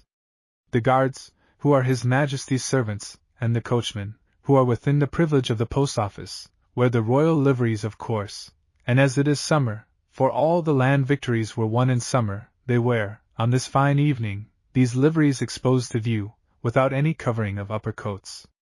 Such a costume, and the elaborate arrangement of the laurels in their hats, dilated their hearts, by giving to them openly an official connection with the great news, in which already they have the general interest of patriotism. That great national sentiment surmounts, and quells all sense of ordinary distinctions. Those passengers who happen to be gentlemen are now hardly to be distinguished as such except by dress. The usual reserve of their manner in speaking to the attendants has on this night melted away. One heart, one pride, one glory, connects every man by the transcendent bond of his English blood. The spectators, who are numerous beyond precedent, express their sympathy with these fervent feelings by continual hurrahs. Every moment are shouted aloud by the post office servants the great ancestral names of cities known to history through 1,000 years: Lincoln, Winchester, Portsmouth, Gloucester, Oxford, Bristol, Manchester, York, Newcastle, Edinburgh, Perth, Glasgow, expressing the grandeur of the empire by the antiquity of its towns, and the grandeur of the mail establishment by the diffusive radiation of its separate missions. Every moment you hear the thunder of lids locked down upon the mail bags. That sound to each individual mail is the signal for drawing off, which process is the finest part of the entire spectacle. Then come the horses into play. Horses! Can these be horses that, unless powerfully reined in, would bound off with the action and gestures of leopards? What stir, what sea-like ferment, what a thundering of wheels, what a trampling of horses, what farewell cheers, what redoubling peals of brotherly congratulation, connecting the name of the particular mail, Liverpool forever, with the name of the particular victory, Badajoz forever, or Salamanca forever. The half-slumbering consciousness that, all night long and all the next day, perhaps for even a longer period, many of these mails, like fire racing along a train of gunpowder, will be kindling at every instant new successions of burning joy, has an obscure effect of multiplying the victory itself, by multiplying to the imagination into infinity the stages of its progressive diffusion. A fiery arrow seems to be let loose, which from that moment is destined to travel, almost without intermission, westwards for 310 miles, northwards for 600, and the sympathy of our Lombard Street friends at parting is exalted 100-fold by a sort of visionary sympathy with the approaching sympathies, yet unborn, which we are going to evoke. Liberated from the embarrassments of the city, and issuing into the broad uncrowded avenues of the northern suburbs, we begin to enter upon our natural pace of 10 miles an hour. In the broad light of the summer evening, the sun, perhaps, only just at the point of setting, we are seen from every story of every house. Heads of every age crowd to the windows, young and old understand the language of our victorious symbols, and rolling volleys of sympathizing cheers run along behind and before our course.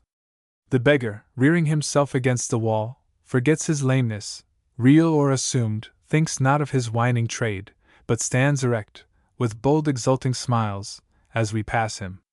The victory has healed him, and says, "Be thou whole."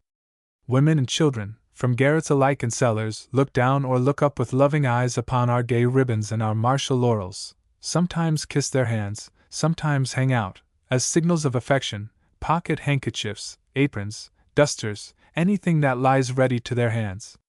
On the London side of Barnet, to which we draw near within a few minutes after 9, observe that private carriage which is approaching us.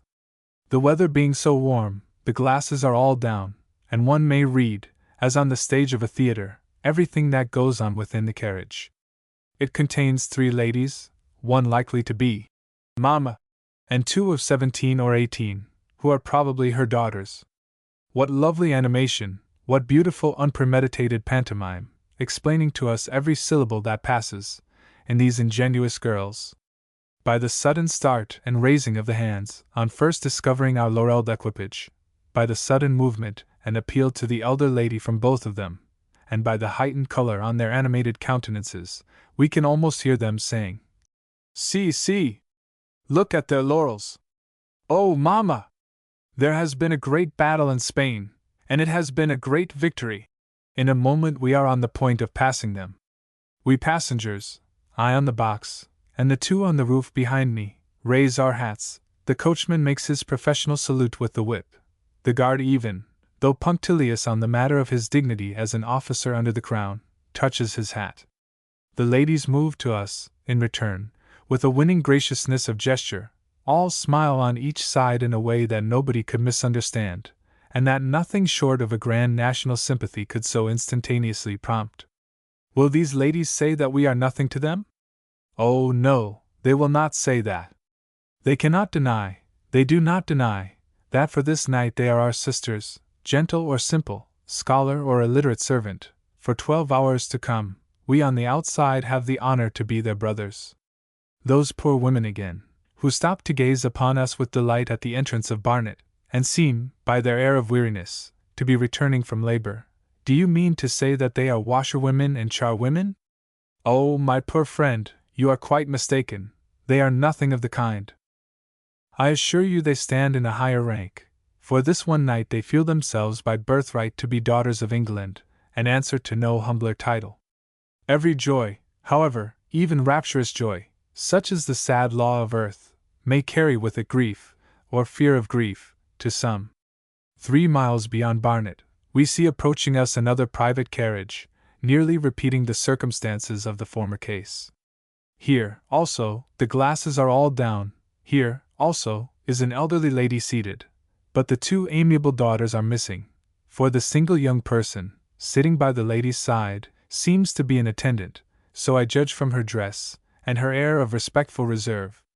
The lady is in mourning, and her countenance expresses sorrow. At first she does not look up, so that I believe she is not aware of our approach, until she hears the measured beating of our horses' hoofs. Then she raises her eyes to settle them painfully on our triumphal equipage. Our decorations explain the case to her at once, but she beholds them with apparent anxiety, or even with terror. Some time before this, I, finding it difficult to hit a flying mark, when embarrassed by the coachman's person and reins intervening, had given to the guard a courier evening paper, containing the Gazette, for the next carriage that might pass. Accordingly he tossed it and so folded that the huge capitals expressing some such legend as "Glorious Victory" might catch the eye at once. To see the paper, however, at all, interpreted as it was by our ensigns of triumph, explained everything, and if the guard were right in thinking the lady to have received it with a gesture of horror, it could not be doubtful that she had suffered some deep personal affliction in connection with this Spanish war. Here now was the case of one, who, having formerly suffered, might, erroneously perhaps, be distressing herself with anticipations of another similar suffering. That same night, and hardly 3 hours later, occurred the reverse case. A poor woman, who too probably would find herself, in a day or two, to have suffered the heaviest of afflictions by the battle, blindly allowed herself to express an exultation so unmeasured in the news, and its details, as gave to her the appearance which amongst Celtic Highlanders is called fey.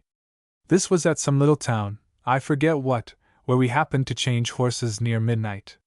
Some fair or wake had kept the people up out of their beds. We saw many lights moving about as we drew near, and perhaps the most impressive scene on our route was our reception at this place. The flashing of torches and the beautiful radiance of blue lights, technically Bengal lights, upon the heads of our horses, the fine effect of such a showery and ghostly illumination falling upon flowers and glittering laurels, whilst all around the massy darkness seemed to invest us with walls of impenetrable blackness, together with the prodigious enthusiasm of the people, composed a picture at once scenical and affecting. As we stayed for 3 or 4 minutes, I alighted. And immediately from a dismantled stall in the street, where perhaps she had been presiding at some part of the evening, advanced eagerly a middle-aged woman. The sight of my newspaper it was that had drawn her attention upon myself. The victory which we were carrying down to the provinces on this occasion was the imperfect one of Talavera. I told her the main outline of the battle. But her agitation, though not the agitation of fear, but of exultation rather, and enthusiasm, had been so conspicuous when listening, and when first applying for information, that I could not but ask her if she had not some relation in the Peninsular Army. Oh, yes, her only son was there. In what regiment? He was a trooper in the 23d Dragoons. My heart sank within me as she made that answer.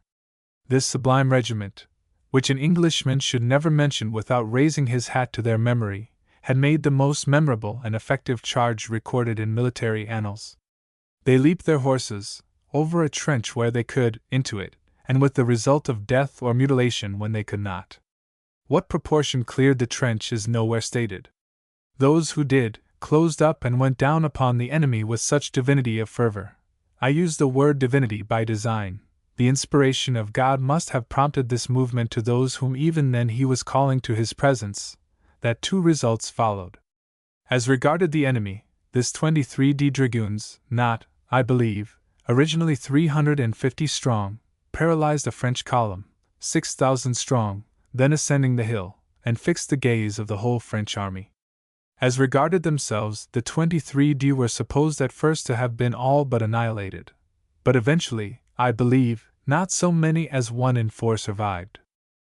And this, then, was the regiment, a regiment already for some hours known to myself and all London, as stretched, by a large majority, upon one bloody Aceldama, in which the young trooper served whose mother was now talking with myself in a spirit of such hopeful enthusiasm.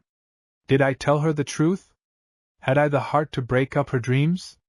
No, I said to myself, tomorrow, or the next day, she will hear the worst. For this night, wherefore should she not sleep in peace? After tomorrow, the chances are too many that peace will forsake her pillow. This brief respite, let her owe this to my gift and my forbearance.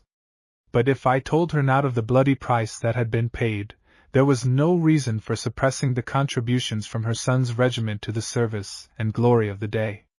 For the very few words that I had time for speaking, I governed myself accordingly. I showed her not the funeral banners under which the noble regiment was sleeping. I lifted not the overshadowing laurels from the bloody trench in which horse and rider lay mangled together. But I told her how these dear children of England, privates and officers, had leaped their horses over all obstacles as gaily as hunters to the morning's chase. I told her how they rode their horses into the mists of death, saying to myself, but not saying to her, and laid down their young lives for thee, O Mother England. As willingly, poured out their noble blood as cheerfully, as ever, after a long day's sport, when infants, they had rested their wearied heads upon their mother's knees, or had sunk to sleep in her arms. It is singular that she seemed to have no fears, even after this knowledge that the 23d Dragoons had been conspicuously engaged, for her son's safety. But so much was she enraptured by the knowledge that his regiment, and therefore he, had rendered eminent service in the trying conflict, a service which had actually made them the foremost topic of conversation in London, that in the mere simplicity of her fervent nature, she threw her arms round my neck, and poor woman kissed me. Notes. Note 1. Lady Madeline Gordon. Note 2. Vast distances. One case was familiar to mail coach travelers, where two mails in opposite directions, north and south, starting at the same minute from points 600 miles apart, met almost constantly at a particular bridge which exactly bisected the total distance. Note 3. Resident. The number on the books was far greater, many of whom kept up an intermittent communication with Oxford. But I speak of those only who were steadily pursuing their academic studies, and of those who resided constantly as fellows. Note 4. Snobs, and its antithesis. Nobs, arose among the internal fractions of shoemakers perhaps 10 years later. Possibly enough, the terms may have existed much earlier, but they were then first made known, picturesquely and effectively, by a trial at some assizes which happened to fix the public attention. Note 5. False echoes, yes, false. For the words ascribed to Napoleon, as breathed to the memory of Desaix, never were uttered at all. They stand in the same category of theatrical inventions as the cry of the foundering Vengeur, as the vaunt of General Cambronne at Waterloo. La garde meurt, mais ne s'y rend pas, as the repartees of Talleyrand. Note 6. Privileged few. The general impression was that this splendid costume belonged of right to the mail coachman as their professional dress. But that was an error. To the guard it did belong, as a matter of course, and was essential as an official warrant, and a means of instant identification for his person, in the discharge of his important public duties. But the coachman, and especially if his place in the series did not connect him immediately with London and the General Post Office, obtained the scarlet coat only as an honorary distinction after long or special service. Note 7. Households.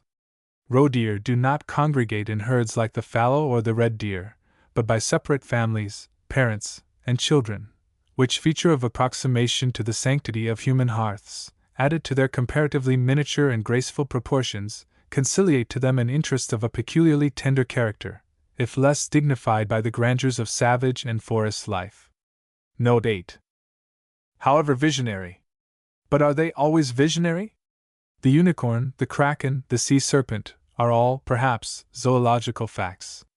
The unicorn, for instance, so far from being a lie, is rather too true, for, simply as a monoceros, he is found in the Himalaya, in Africa, and elsewhere, rather too often for the peace of what in Scotland would be called the intending traveller. That which really is a lie in the account of the unicorn, viz., his legendary rivalship with the lion, which lie may God preserve, in preserving the mighty imperial shield that embalms it, cannot be more destructive to the zoological pretensions of the unicorn than are to the same pretensions in the lion are many popular crazes about his goodness and magnanimity, or the old fancy, adopted by Spenser, and noticed by so many among our elder poets, of his graciousness to maiden innocence. The wretch is the basest and most cowardly among the forest tribes, nor has the sublime courage of the English bulldog ever been so memorably exhibited as in his hopeless fight at Warwick with the cowardly and cruel lion called Wallace. Another of the traditional creatures still doubtful is the mermaid, upon which Southey once remarked to me that, if it had been differently named, as, suppose, a mare-ape, nobody would have questioned its existence any more than that of sea cows, sea lions, and sea. The mermaid has been discredited by her human name and her legendary human habits. If she would not coquette so much with melancholy sailors, and brush her hair so assiduously upon solitary rocks, she would be carried on our books for as honest a reality, as decent a female, as many that are assessed to the poor rates. Note 9. Audacity. Such the French accounted it, and it has struck me that Soult would not have been so popular in London, at the period of Her Present Majesty's coronation, or in Manchester, on occasion of his visit to that town, if they had been aware of the insolence with which he spoke of us in notes, written at intervals from the field of Waterloo. As though it had been mere felony in our army to look a Frenchman in the face, he said more than once, "Here are the English, we have them, they are caught en flagrant délit." Yet no man should have known us better. No man had drunk deeper from the cup of humiliation than Soult had in the north of Portugal, during the flight from an English army, and subsequently at Albuera, in the bloodiest of recorded battles. Note 10. 300. Of necessity this scale of measurement, to an American, if he happens to be a thoughtless man, must sound ludicrous. Accordingly, I remember a case in which an American writer indulges himself in the luxury of a little lying, by ascribing to an Englishman a pompous account of the Thames, constructed entirely upon American ideas of grandeur, and concluding in something like these terms. And, sir, arriving at London, this mighty father of rivers attains a breadth of at least 2 furlongs, having, in its winding course, traversed the astonishing distance of 170 miles. And this the candid American thinks it fair to contrast with the scale of the Mississippi. Now, it is hardly worth while to answer a pure falsehood gravely, else one might say that no Englishman out of Bedlam ever thought of looking in an island for the rivers of a continent, nor, consequently, could have thought of looking for the peculiar grandeur of the Thames in the length of its course, or in the extent of soil which it drains. Yet, if he had been so absurd, the American might have recollected that a river, not to be compared with the Thames even as to volume of water, viz., the Tiber, has contrived to make itself heard of in this world for 25 centuries to an extent not reached, nor likely to be reached very soon, by any river, however corpulent, of his own land. The glory of the Thames is measured by the density of the population to which it ministers, by the commerce which it supports, by the grandeur of the empire in which, though far from the largest, it is the most influential stream. Upon some such scale, and not by a transfer of Columbian standards, is the course of our English mails to be valued. The American may fancy the effect of his own valuations to our English ears, by supposing the case of a Siberian glorifying his country in these terms. These rascals, sir, in France and England, cannot march half a mile in any direction without finding a house where food can be had and lodging, whereas, such is the noble desolation of our magnificent country, that in many a direction for 1,000 miles, I will engage a dog shall not find shelter from a snowstorm, nor a wren find an apology for breakfast. The vision of sudden death. The reader is to understand this present paper, in its 2 sections of the vision, and the dream fugue, as connected with a previous paper on the English mail coach. The ultimate object was the dream fugue, as an attempt to wrestle with the utmost efforts of music in dealing with a colossal form of impassioned horror. The vision of sudden death contains the mail coach incident, which did really occur, and did really suggest the variations of the dream, here taken up by the fugue, as well as other variations not now recorded. Confluent with these impressions, from the terrific experience on the Manchester and Glasgow mail, were other and more general impressions, derived from long familiarity with the English mail, as developed in the former paper, impressions, for instance, of animal beauty and power, of rapid motion, at that time unprecedented, of connection with the government and public business of a great nation, but, above all, of connection with the national victories at an unexampled crisis, the mail being the privileged organ for publishing and dispersing all news of that kind. From this function of the mail arises naturally the introduction of Waterloo into the 4th variation of the folk, for the mail itself having been carried into the dreams by the incident in the vision, naturally all the accessory circumstances of pomp and grandeur investing this national carriage followed in the train of the principal image. What is to be thought of sudden death? It is remarkable that, in different conditions of society, it has been variously regarded as the consummation of an earthly career most fervently to be desired, and on the other hand, as that consummation which is most of all to be deprecated. Caesar the dictator, at his last dinner party, coena, and the very evening before his assassination, being questioned as to the mode of death which, in his opinion, might seem the most eligible, replied, "That which should be most sudden."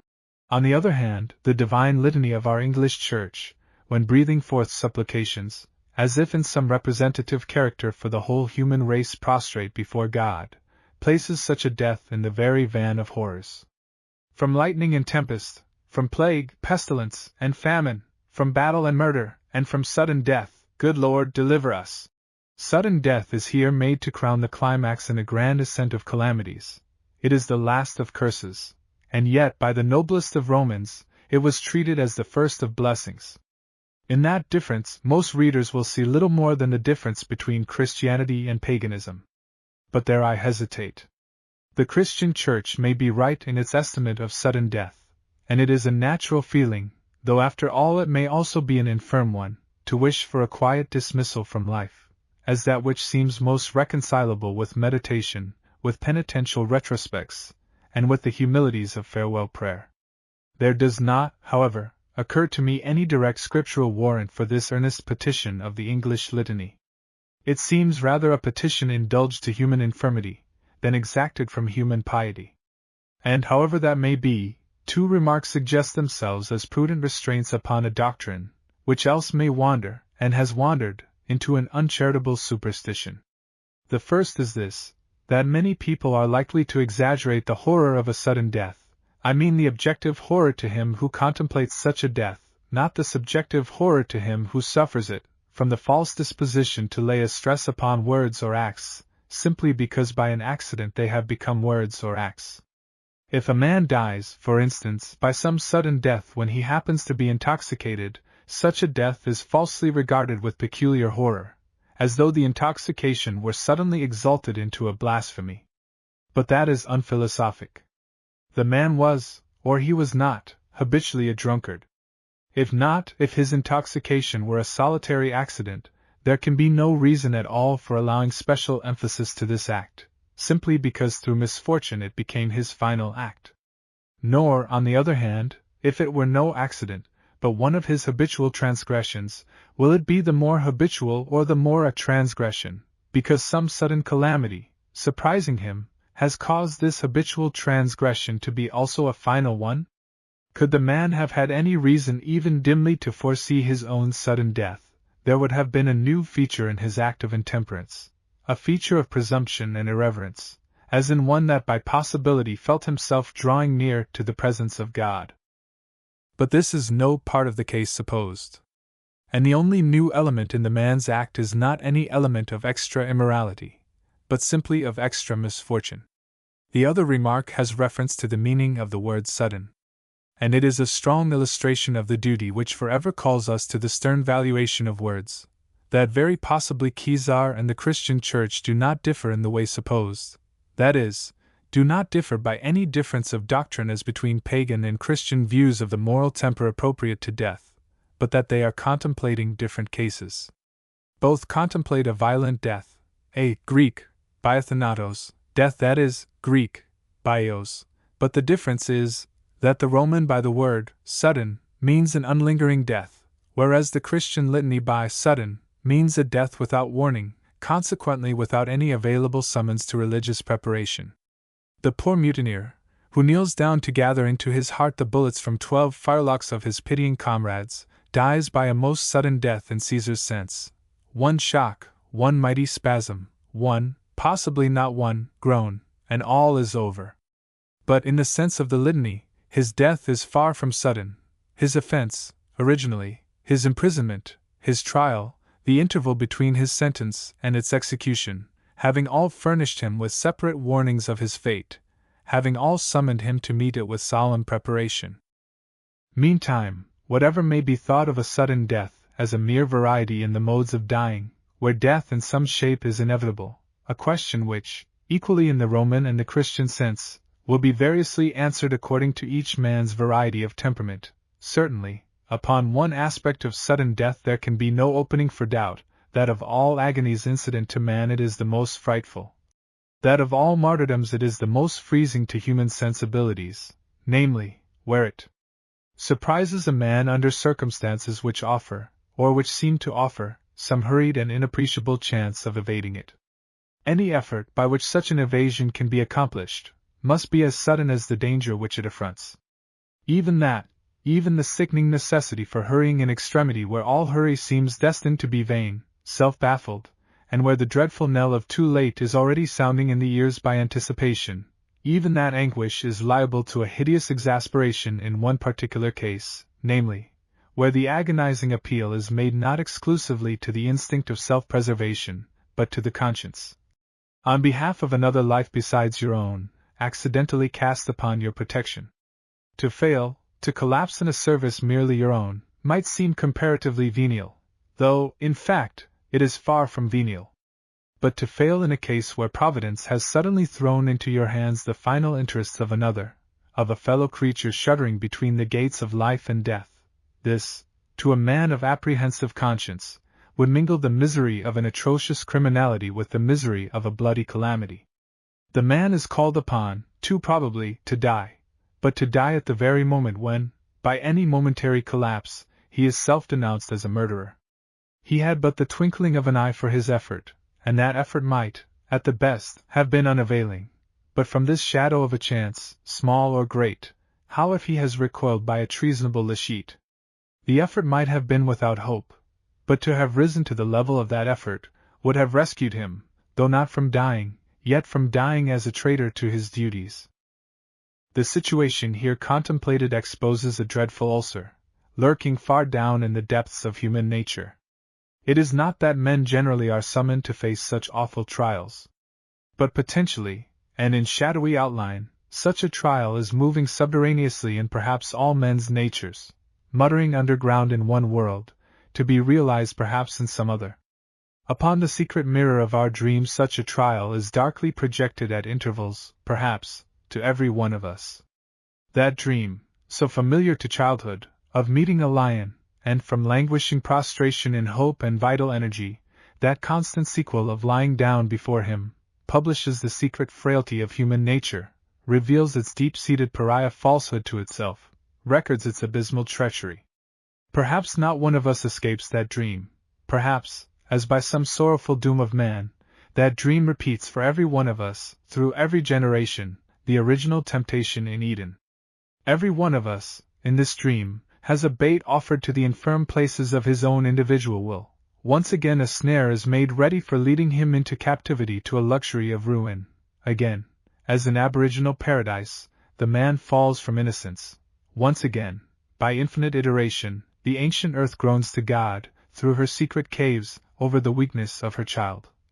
Nature, from her seat sighing through all her works, again, gives signs of woe that all is lost. And again the counter sigh is repeated to the sorrowing heavens of the endless rebellion against God. Many people think that one man, the patriarch of our race, could not in his single person execute this rebellion for all his race. Perhaps they are wrong. But even if not, perhaps in the world of dreams every one of us ratifies for himself the original act.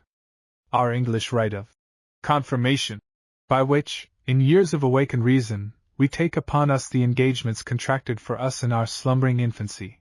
How sublime a rite is that! The little postern gate, through which the baby in its cradle had been silently placed for a time within the glory of God's countenance, suddenly rises to the clouds as a triumphal arch, through which, with banners displayed and martial pomps, we make our second entry as crusading soldiers militant for God, by personal choice and by sacramental oath. Each man says in effect, "Lo! I rebaptize myself, and that which once was sworn on my behalf, now I swear for myself." Even so in dreams, perhaps, under some secret conflict of the midnight sleeper, lighted up to the consciousness at the time, but darkened to the memory as soon as all is finished, each several child of our mysterious race completes for himself the aboriginal fall. As I drew near to the Manchester post office, I found that it was considerably past midnight, but to my great relief, as it was important for me to be in Westmoreland by the morning, I saw by the huge saucer eyes of the mail, blazing through the gloom of overhanging houses, that my chance was not yet lost. Past the time it was, but by some luck, very unusual in my experience, the mail was not even yet ready to start. I ascended to my seat on the box, where my cloak was still lying as it had lain at the Bridgewater Arms.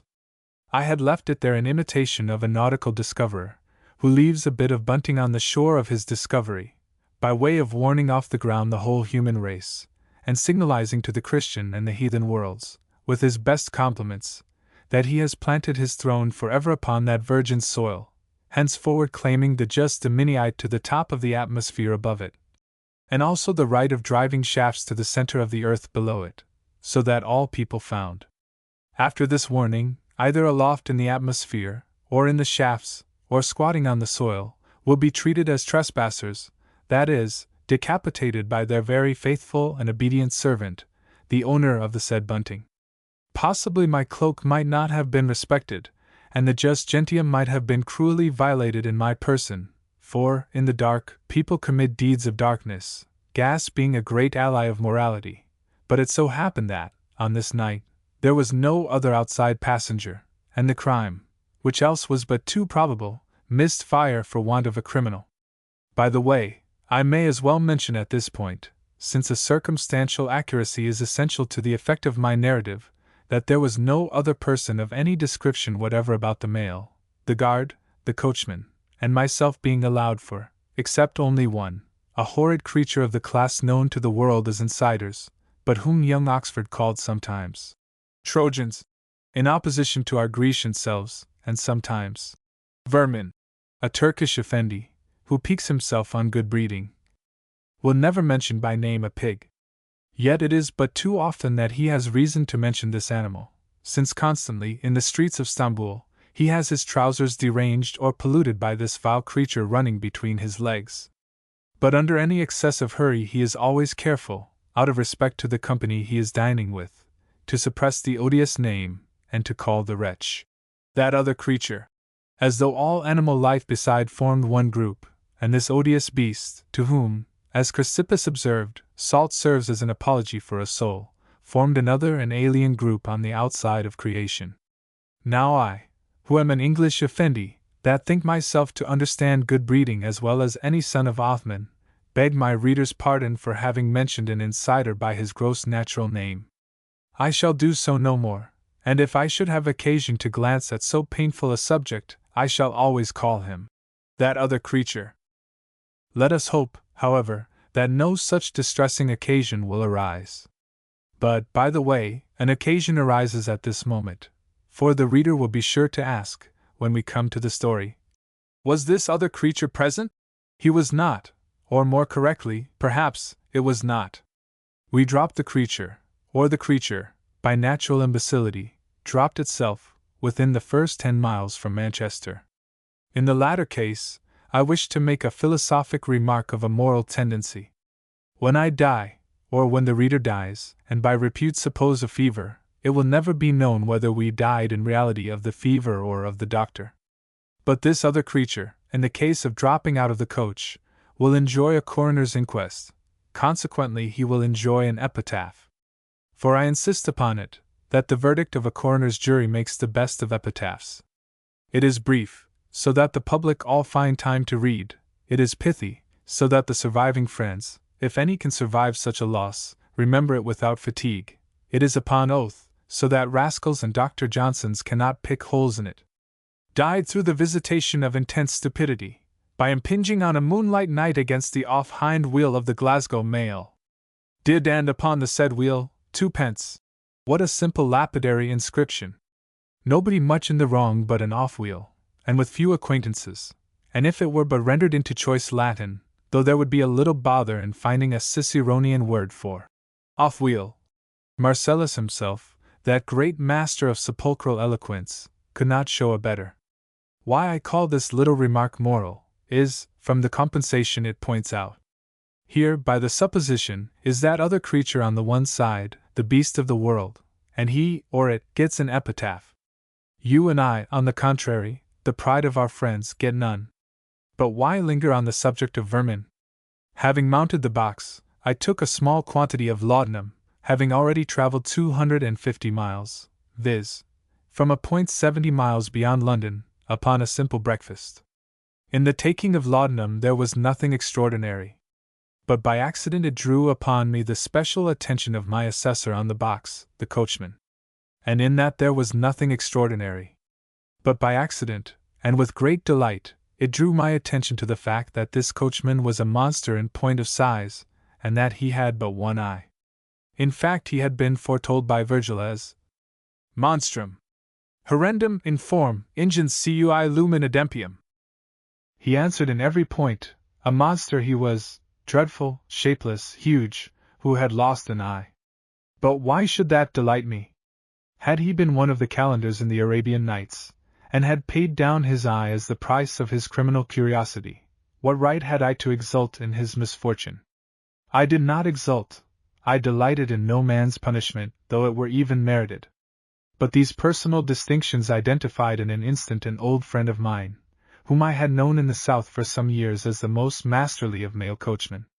He was the man in all Europe that could best have undertaken to drive 6 in-hand full gallop over Al Sirat, that famous bridge of Muhammad across the bottomless gulf, backing himself against the Prophet and 20 such fellows.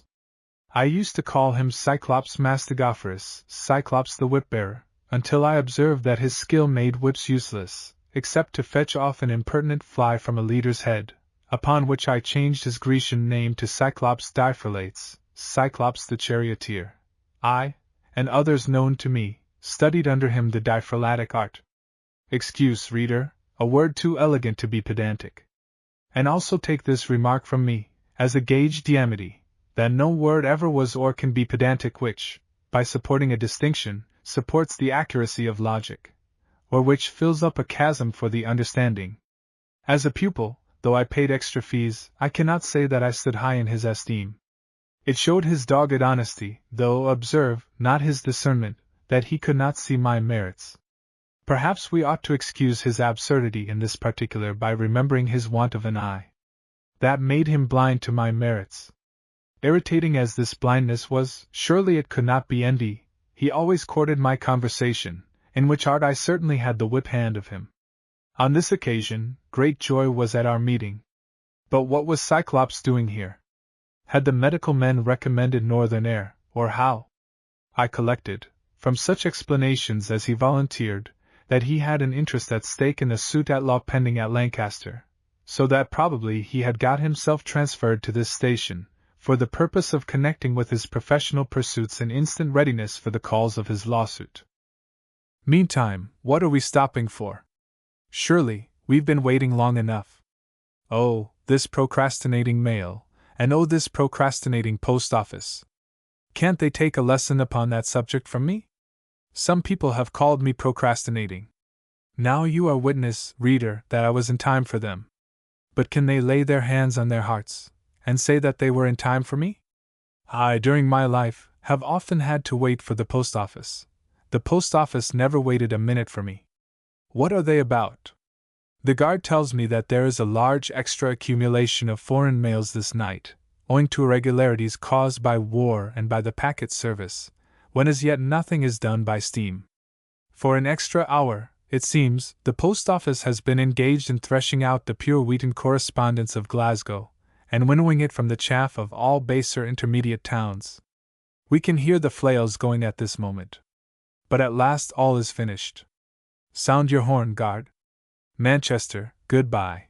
We've lost an hour by your criminal conduct at the post office, which, however, though I do not mean to part with a serviceable ground of complaint, and one which really is such for the horses, to me secretly is an advantage, since it compels us to recover this last hour amongst the next 8 or 9. Off we are at last, and at 11 miles an hour, and at first I detect no changes in the energy or in the skill of Cyclops. From Manchester to Kendal, which virtually, though not in law, is the capital of Westmoreland, were at this time 7 stages of 11 miles each. The first 5 of these, dated from Manchester, terminated in Lancaster, which was therefore 55 miles north of Manchester, and the same distance exactly from Liverpool. The first 3 terminated in Preston, called, by way of distinction from other towns of that name, Proud Preston, at which place it was that the separate roads from Liverpool and from Manchester to the north became confluent. Within these first 3 stages lay the foundation, the progress, and termination of our night's adventure. During the first stage, I found out that Cyclops was mortal. He was liable to the shocking affection of sleep, a thing which I had never previously suspected. If a man is addicted to the vicious habit of sleeping, all the skill and origation of Apollo himself, with the horses of Aurora to execute the motions of his will, avail him nothing. "Oh, Cyclops!" I exclaimed more than once. "Cyclops, my friend, thou art mortal. Thou snorest." Through this first 11 miles, however, he betrayed his infirmity, which I grieve to say he shared with the whole pagan pantheon, only by short stretches. On waking up, he made an apology for himself, which, instead of mending the matter, laid an ominous foundation for coming disasters. The summer assizes were now proceeding at Lancaster, in consequence of which, for 3 nights and 3 days, he had not lain down in a bed. During the day, he was waiting for his uncertain summons as a witness on the trial in which he was interested, or he was drinking with the other witnesses, under the vigilant surveillance of the attorneys. During the night, or that part of it when the least temptations existed to conviviality, he was driving. Throughout the second stage he grew more and more drowsy.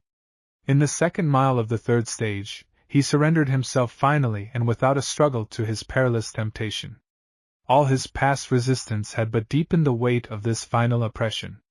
7 atmospheres of sleep seemed resting upon him, and to consummate the case, our worthy guard, after singing "Love Amongst the Roses" for the 50th or 60th time, without any invitation from Cyclops or myself, and without applause for his poor labors, had moodily resigned himself to slumber, not so deep doubtless as the coachman's, but deep enough for mischief, and having, probably, no similar excuse.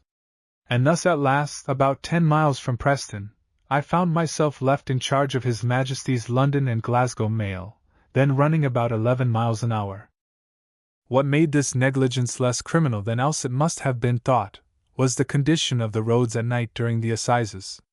At that time all the law business of populous Liverpool, and of populous Manchester, with its vast cincture of populous rural districts, was called up by ancient usage to the tribunal of Lilliputian Lancaster. To break up this old traditional usage required a conflict with powerful established interests, a large system of new arrangements, and a new parliamentary statute. As things were at present, twice in the year so vast a body of business rolled northwards, from the southern quarter of the county, that a fortnight at least occupied the severe exertions of 2 judges for its dispatch. The consequence of this was, that every horse available for such a service, along the whole line of road, was exhausted in carrying down the multitudes of people who were parties to the different suits. By sunset, therefore, it usually happened that, through utter exhaustion amongst men and horses, the roads were all silent. Except exhaustion in the vast adjacent county of York from a contested election, nothing like it was ordinarily witnessed in England. On this occasion, the usual silence and solitude prevailed along the road. Not a hoof nor a wheel was to be heard. And to strengthen this false luxurious confidence in the noiseless roads, it happened also that the night was one of peculiar solemnity and peace. I myself, though slightly alive to the possibilities of peril, had so far yielded to the influence of the mighty calm as to sink into a profound reverie. The month was August, in which lay my own birthday, a festival to every thoughtful man suggesting solemn and often sigh-born thoughts. 1. The county was my own native county, upon which, in its southern section, more than upon any equal area known to man past or present, had descended the original curse of labor in its heaviest form, not mastering the bodies of men only as of slaves, or criminals in minds, but working through the fiery will. Upon no equal space of earth was, or ever had been, the same energy of human power put forth daily. At this particular season also of the assizes, that dreadful hurricane of flight and pursuit, as it might have seemed to a stranger, that swept to and from Lancaster all day long, hunting the county up and down, and regularly subsiding about sunset, united with the permanent distinction of Lancashire as the very metropolis and citadel of labor, to point the thoughts pathetically upon that counter-vision of rest, of saintly repose from strife and sorrow, towards which, as to their secret haven, the profounder aspirations of man's heart are continually traveling. Obliquely we were nearing the sea upon our left, which also must, under the present circumstances, be repeating the general state of halcyon repose. The sea, the atmosphere, the light, bore an orchestral part in this universal lull. Moonlight, in the first timid tremblings of the dawn, were now blending, and the blendings were brought into a still more exquisite state of unity, by a slight silvery mist, motionless and dreamy, that covered the woods and fields, but with a veil of equable transparency. Except the feet of our own horses, which, running on a sandy margin of the road, made little disturbance, there was no sound abroad. In the clouds, and on the earth, prevailed the same majestic peace, and in spite of all that the villain of a schoolmaster has done for the ruin of our sublimer thoughts, which are the thoughts of our infancy, we still believe in no such nonsense as a limited atmosphere. Whatever we may swear with our false feigning lips, in our faithful hearts we still believe, and must forever believe, in fields of air traversing the total gulf between earth and the central heavens. Still, in the confidence of children that tread without fear every chamber in their Father's house, and to whom no door is closed, we, in that sabbatic vision which sometimes is revealed for an hour upon nights like this, ascend with easy steps from the sorrow-stricken fields of earth, upwards to the sandals of God. Footnote 1. Siborn.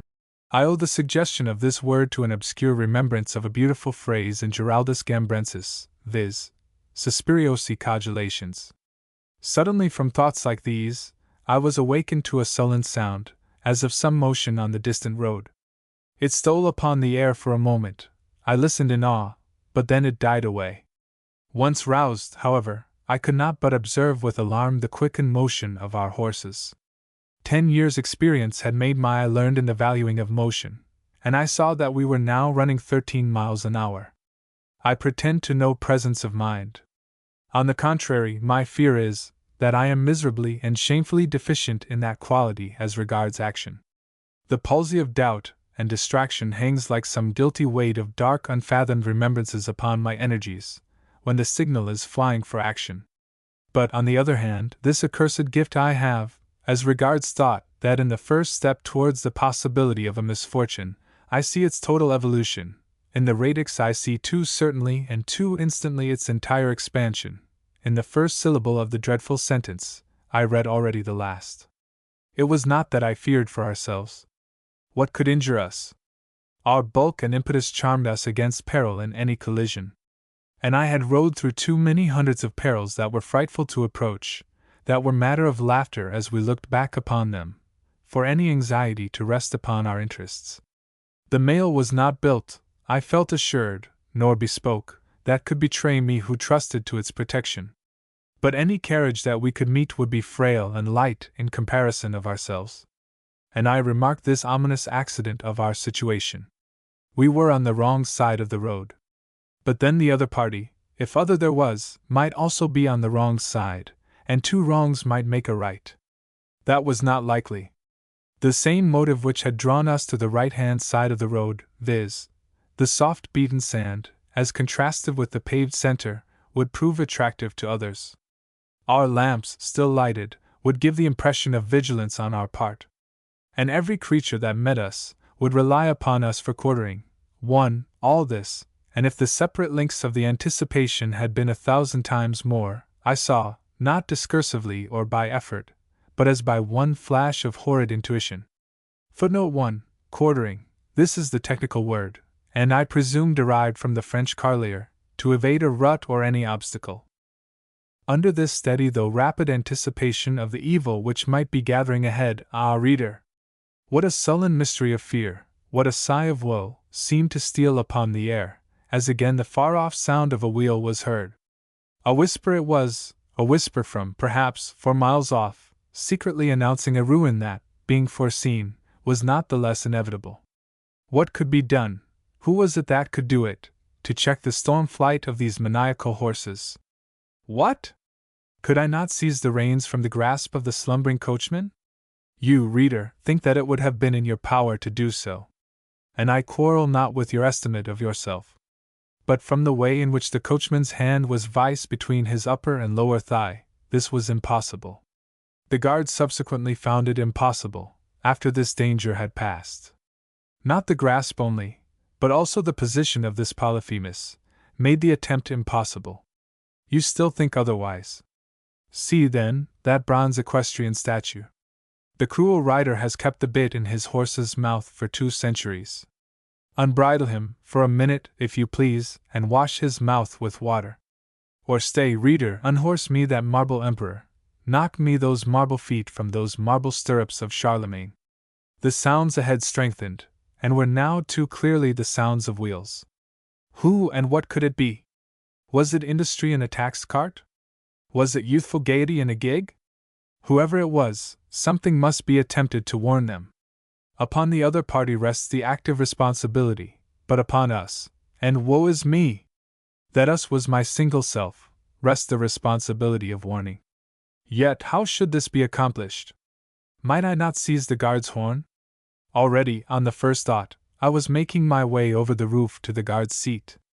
But this, from the foreign mails being piled upon the roof, was a difficult, and even dangerous attempt, to one cramped by nearly 300 miles of outside traveling. And fortunately, before I had lost much time in the attempt, our frantic horses swept round an angle of the road, which opened upon us the stage where the collision must be accomplished, the parties that seemed summoned to the trial, and the impossibility of saving them by any communication with the guard. Before us lay an avenue, straight as an arrow, 600 yards, perhaps, in length, and the umbrageous trees, which rose in a regular line from either side, meeting high overhead, gave to it the character of a cathedral aisle.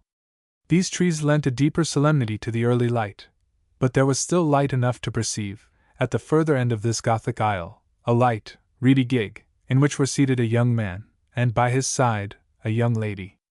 "Ah, young sir! What are you about?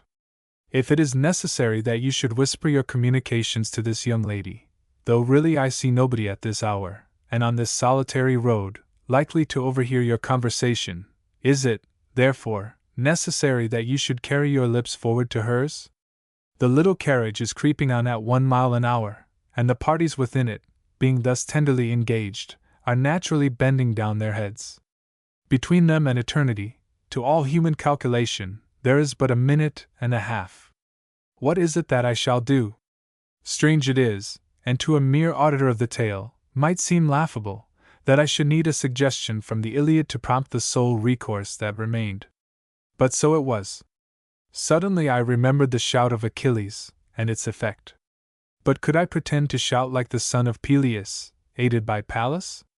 No, certainly, but then I needed not the shout that should alarm all Asia militant. A shout would suffice, such as should carry terror into the hearts of 2 thoughtless young people, and 1 gig horse. I shouted, and the young man heard me not. A second time I shouted, and now he heard me, for now he raised his head. Here, then, all had been done that, by me, could be done. More on my part was not possible. Mine had been the first step, the second was for the young man, the third was for God. If, said I, the stranger is a brave man, and if, indeed, he loves the young girl at his side, or, loving her not, if he feels the obligation pressing upon every man worthy to be called a man, of doing his utmost for a woman confided to his protection, he will at least make some effort to save her. If that fails, he will not perish the more, or by a death more cruel, for having made it, and he will die as a brave man should, with his face to the danger, and with his arm about the woman that he sought in vain to save. But if he makes no effort, shrinking, without a struggle, from his duty, he himself will not the less certainly perish for this baseness of poltroonery. He will die no less, and why not? Wherefore should we grieve that there is one craven less in the world? No, let him perish, without a pitying thought of ours wasted upon him, and in that case, all our grief will be reserved for the fate of the helpless girl, who now, upon the least shadow of failure in him, must, by the fiercest of translations, must, without time for a prayer, must, within 70 seconds, stand before the judgment seat of God. But craven he was not, sudden had been the call upon him, and sudden was his answer to the call. He saw, he heard, he comprehended, the ruin that was coming down, already its gloomy shadow darkened above him, and already he was measuring his strength to deal with it. Ah! What a vulgar thing does courage seem, when we see nations buying it and selling it for a shilling a day. Ah! What a sublime thing does courage seem, when some fearful crisis on the great deeps of life carries a man, as if running before a hurricane, up to the giddy crest of some mountainous wave, from which accordingly as he chooses his course, he describes 2 courses, and a voice says to him audibly, "This way lies hope, take the other way and mourn forever." Yet, even then, amidst the raving of the seas and the frenzy of the danger, the man is able to confront his situation, is able to retire for a moment into solitude with God, and to seek all his counsel from him. For 7 seconds, it might be, of his 70, the stranger settled his countenance steadfastly upon us, as if to search and value every element in the conflict before him. For 5 seconds more he sate immovably, like one that mused on some great purpose.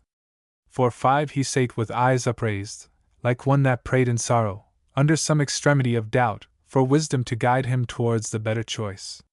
Then suddenly he rose, stood upright, and by a sudden strain upon the reins, raising his horse's 4 feet from the ground, he slewed him round on the pivot of his hind legs, so as to plant the little equipage in a position nearly at right angles to ours. Thus far his condition was not improved, except as a first step had been taken towards the possibility of a second. If no more were done, nothing was done, for the little carriage still occupied the very center of our path, though in an altered direction. Yet even now it may not be too late, 15 of the 20 seconds may still be unexhausted, and one almighty bound forward may avail to clear the ground. Hurry then, hurry! For the flying moments, they hurry. Oh hurry, hurry, my brave young man! For the cruel hoofs of our horses, they also hurry. Fast are the flying moments, faster are the hoofs of our horses. Fear not for him, if human energy can suffice. Faithful was he that drove, to his terrific duty, faithful was the horse to his command. One blow, one impulse given with voice and hand by the stranger, one rush from the horse, one bound as if in the act of rising to a fence, landed the docile creatures 4 feet upon the crown or arching center of the road. The larger half of the little equipage had then cleared our overtowering shadow, that was evident even to my own agitated sight. But it mattered little that one wreck should float off in safety, if upon the wreck that perished were embarked the human freightage. The rear part of the carriage, was that certainly beyond the line of absolute ruin? What power could answer the question?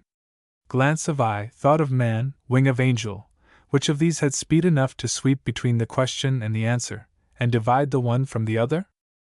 Light does not tread upon the steps of light more indivisibly than did our all-conquering arrival upon the escaping efforts of the gig. That must the young man have felt too plainly. His back was now turned to us. Not by sight could he any longer communicate with the peril, but by the dreadful rattle of our harness. Too truly had his ear been instructed, that all was finished as regarded any further effort of his. Already in resignation he had rested from his struggle, and perhaps, in his heart he was whispering, "Father, which art above, do thou finish in heaven what I on earth have attempted." We ran past them faster than ever mill race in our inexorable flight. Oh, raving of hurricanes that must have sounded in their young ears at the moment of our transit! Either with the swingle bar, or with the haunch of our near leader, we had struck the off-wheel of the little gig, which stood rather obliquely and not quite so far advanced as to be accurately parallel with the near wheel. The blow, from the fury of our passage, resounded terrifically. I rose in horror, to look upon the ruins we might have caused. From my elevated station I looked down, and looked back upon the scene, which in a moment told its tale, and wrote all its records on my heart forever. The horse was planted immovably, with his 4 feet upon the paved crest of the central road. He of the whole party was alone untouched by the passion of death. The little caney carriage, partly perhaps from the dreadful torsion of the wheels in its recent movement, partly from the thundering blow we had given to it, as if it sympathized with human horror, was all alive with tremblings and shiverings. The young man sat like a rock. He stirred not at all. But his was the steadiness of agitation frozen into rest by horror. As yet he dared not to look round, for he knew that, if anything remained to do, by him it could no longer be done. And as yet he knew not for certain if their safety were accomplished. But the lady! But the lady! O heavens! Will that spectacle ever depart from my dreams, as she rose and sank upon her seat, sank and rose, threw up her arms wildly to heaven, clutched at some visionary object in the air, fainting, praying, raving, despairing? Figure to yourself, reader, the elements of the case. Suffer me to recall before your mind the circumstances of the unparalleled situation. From the silence and deep peace of this saintly summer night, from the pathetic blending of this sweet moonlight, dawnlight, dreamlight, from the manly tenderness of this flattering, whispering, murmuring love, suddenly as from the woods and fields, suddenly as from the chambers of the air opening in revelation, suddenly as from the ground yawning at her feet, leaped upon her, with the flashing of cataracts, Death the crowned phantom, with all the equipage of his terrors, and the tiger roar of his voice. The moments were numbered. In the twinkling of an eye our flying horses had carried us to the termination of the umbrageous isle, At right angles we wheeled into our former direction. The turn of the road carried the scene out of my eyes in an instant, and swept it into my dreams forever. Dream Fugue. On the above theme of sudden death. Whence the sound of instruments that made melodious chime was heard, of harp and organ, and who moved their stops and chords, was seen. His volant touch instinct through all proportions, low and high, fled and pursued transverse the resonant fugue. Par. Lost B. XL. Tumultuosissimament. Passion of sudden death. That once in youth I read and interpreted by the shadows of thy averted one signs, rapture of panic taking the shape which amongst tombs and churches I have seen, of woman bursting her sepulchral bonds, of woman's ionic form bending forward from the ruins of her grave with arching foot, with eyes upraised, with clasped adoring hands, waiting, watching, trembling, praying, for the trumpet's call to rise from dust forever. Ah! Vision too fearful of shuddering humanity on the brink of abysses. Vision that didst start back, that didst reel away, like a shriveling scroll from before the wrath of fire racing on the wings of the wind. Epilepsy so brief of horror, wherefore is it that thou canst not die? Passing so suddenly into darkness, wherefore is it that still thou sheddest thy sad funeral blights upon the gorgeous mosaics of dreams? Fragment of music too stern, heard once and heard no more, what aileth thee that thy deep rolling chords come up at intervals through all the worlds of sleep, and after 30 years have lost no element of horror? Footnote 1. Averted signs. I read the course and changes of the lady's agony in the succession of her involuntary gestures. But let it be remembered that I read all this from the rear, never once catching the lady's full face, and even her profile imperfectly. 1. Lo, it is summer, almighty summer. The everlasting gates of life and summer are thrown open wide, and on the ocean, tranquil and verdant as a savanna, the unknown lady from the dreadful vision and I myself are floating, she upon a fairy pinnace, and I upon an English three-decker. But both of us are wooing gales of festal happiness within the domain of our common country, within that ancient watery park, within that pathless chase where England takes her pleasure as a huntress through winter and summer, and which stretches from the rising to the setting Sunday. Ah! What a wilderness of floral beauty was hidden, or was suddenly revealed, upon the tropic islands through which the pinnace moved. And upon her deck what a bevy of human flowers, young women how lovely, young men how noble, that were dancing together, and slowly drifting towards us amidst music and incense, amidst blossoms from forests and gorgeous carimbi from vintages, amidst natural caroling and the echoes of sweet girlish laughter.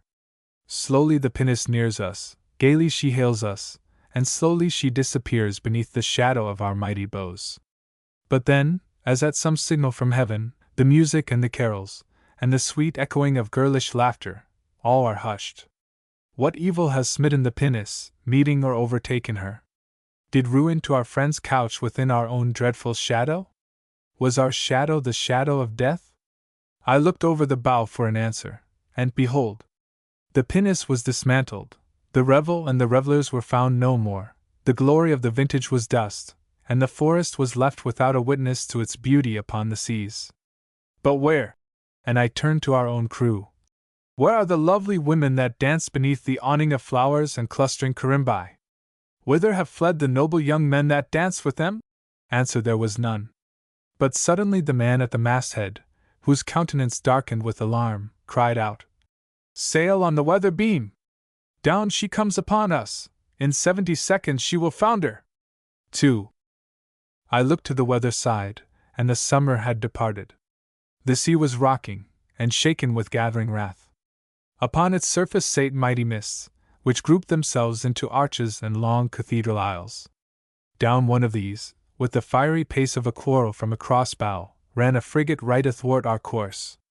"Are they mad?" some voice exclaimed from our deck. "Are they blind? Do they woo their ruin?" But in a moment, as she was close upon us, some impulse of a heady current, or sudden vortex gave a wheeling bias to her course, and off she forged without a shock. As she ran past us, high aloft amongst the shrouds stood the lady of the pinnace. The deeps opened ahead in malice to receive her, towering surges of foam ran after her, the billows were fierce to catch her. But far away she was borne into desert spaces of the sea, Whilst still by sight I followed her, as she ran before the howling gale, chased by angry sea birds and by maddening billows. Still I saw her, as at the moment when she ran past us, amongst the shrouds, with her white draperies streaming before the wind. There she stood with hair dishevelled, one hand clutched amongst the tackling, rising, sinking, fluttering, trembling, praying. There for leagues I saw her as she stood, raising at intervals one hand to heaven, amidst the fiery crests of the pursuing waves and the raving of the storm, until at last, upon a sound from afar of malicious laughter and mockery, all was hidden forever in driving showers, and afterwards. But when I know not, and how I know not. 3. Sweet funeral bells from some incalculable distance, wailing over the dead that died before the dawn, awakened me as I slept in a boat moored to some familiar shore. The morning twilight even then was breaking, and by the dusky revelations which it spread, I saw a girl adorned with a garland of white roses about her head for some great festival, running along the solitary strand with extremity of haste. Her running was the running of panic, and often she looked back as to some dreadful enemy in the rear. But when I leaped ashore, and followed on her steps to warn her of a peril in front, alas! From me she fled as from another peril, and vainly I shouted to her of quicksands that lay ahead. Faster and faster she ran. Round a promontory of rocks she wheeled out of sight. In an instant I also wheeled round it, but only to see the treacherous sands gathering above her head. Already her person was buried. Only the fair young head and the diadem of white roses around it were still visible to the pitying heavens, and last of all, was visible one marble arm. I saw by the early twilight this fair young head, as it was sinking down to darkness, saw this marble arm, as it rose above her head in her treacherous grave, tossing, faltering, rising, clutching as at some false deceiving hand stretched out from the clouds, saw this marble arm uttering her dying hope, and then her dying despair. The head, the diadem, the arm, these all had sunk. At last over these also the cruel quicksand had closed, and no memorial of the fair young girl remained on earth, except my own solitary tears, and the funeral bells from the desert seas, that, rising again more softly, sang a requiem over the grave of the buried child, and over her blighted dawn. I sate, and wept in secret the tears that men have ever given to the memory of those that died before the dawn, and by the treachery of Earth, our mother. But the tears and funeral bells were hushed suddenly by a shout as of many nations, and by a roar as from some great king's artillery advancing rapidly along the valleys, and heard afar by its echoes among the mountains. "Hush!" I said, as I bent my ear earthwards to listen. "Hush! This either is the very anarchy of strife, or else—" And then I listened more profoundly, and said as I raised my head, "Or else, O heavens! It is victory that swallows up all strife." 4. Immediately, in trance, I was carried over land and sea to some distant kingdom, and placed upon a triumphal car, amongst companions crowned with laurel. The darkness of gathering midnight, brooding over all the land, hid from us the mighty crowds that were weaving restlessly about our carriage as a center.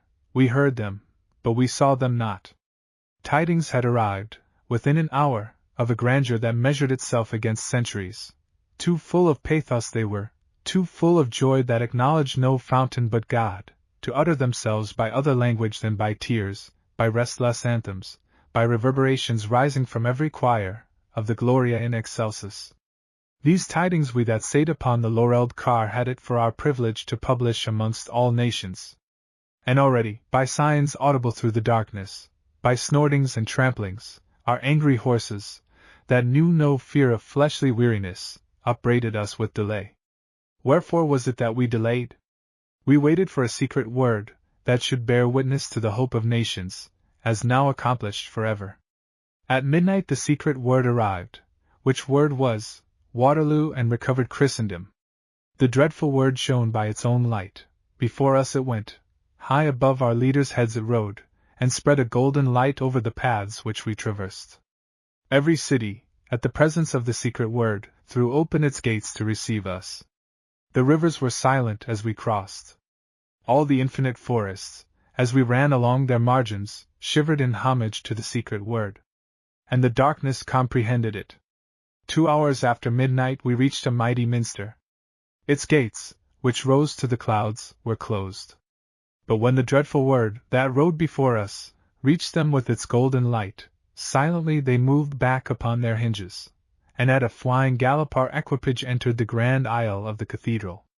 Headlong was our pace, and at every altar, in the little chapels and oratories to the right hand and left of our course, the lamps, dying or sickening, kindled anew in sympathy with the secret word that was flying past. 40 leagues we might have run in the cathedral, and as yet no strength of morning light had reached us, when we saw before us the aerial galleries of the organ and the choir. Every pinnacle of the fretwork, every station of advantage amongst the traceries, was crested by white-robed choristers, that sang deliverance, that wept no more tears, as once their fathers had wept, but at intervals that sang together to the generations, saying, "Chaunt the deliverer's praise in every tongue," and receiving answers from afar, such as once in heaven and earth were sung. And of their chaunting was no end, of our headlong pace was neither pause nor remission. Thus, as we ran like torrents, thus, as we swept with bridal rapture over the Campo Santo, one of the cathedral graves, suddenly we became aware of a vast necropolis rising upon the far-off horizon, a city of sepulchres, built within the saintly cathedral for the warrior dead that rested from their feuds on earth. Of purple granite was the necropolis, yet, in the first minute, it lay like a purple stain upon the horizon, so mighty was the distance. In the second minute it trembled through many changes, growing into terraces and towers of wondrous altitude, so mighty was the pace. In the third minute already, with our dreadful gallop, we were entering its suburbs. Vast sarcophagi rose on every side, having towers and turrets that, upon the limits of the central aisle, strode forward with haughty intrusion, that ran back with mighty shadows into answering recesses. Every sarcophagus showed many bas-reliefs of battles, bas-reliefs of battlefields, of battles from forgotten ages, of battles from yesterday, of battlefields that, long since, nature had healed and reconciled to herself with the sweet oblivion of flowers, of battlefields that were yet angry and crimson with carnage. Where the terraces ran, there did we run, where the towers curved, there did we curve. With the flight of swallows our horses swept round every angle. Like rivers in flood, wheeling round headlands, like hurricanes that sighed into the secrets of forests, faster than ever light unwove the mazes of darkness, our flying equipage carried earthly passions, kindled warrior instincts, amongst the dust that lay around us, dust oftentimes of our noble fathers that had slept in God from Crecy to Trafalgar. And now had we reached the last sarcophagus, now were we abreast of the last bas-relief, already had we recovered the arrow-like flight of the illimitable central aisle, when coming up this aisle to meet us we beheld a female infant that rode in a carriage as frail as flowers. The mists, which went before her, hid the fawns that drew her, but could not hide the shells and tropic flowers with which she played, but could not hide the lovely smiles by which she uttered her trust in the mighty cathedral, and in the cherubim that looked down upon her from the topmost shafts of its pillars. Face to face she was meeting us, face to face she rode, as if danger there were none. "Oh, baby!" I exclaimed. "Shalt thou be the ransom for Waterloo? Must we, that carry tidings of great joy to every people, be messengers of ruin to thee?" In horror I rose at the thought, but then also, in horror at the thought, rose one that was sculptured on the bas-relief, a dying trumpeter.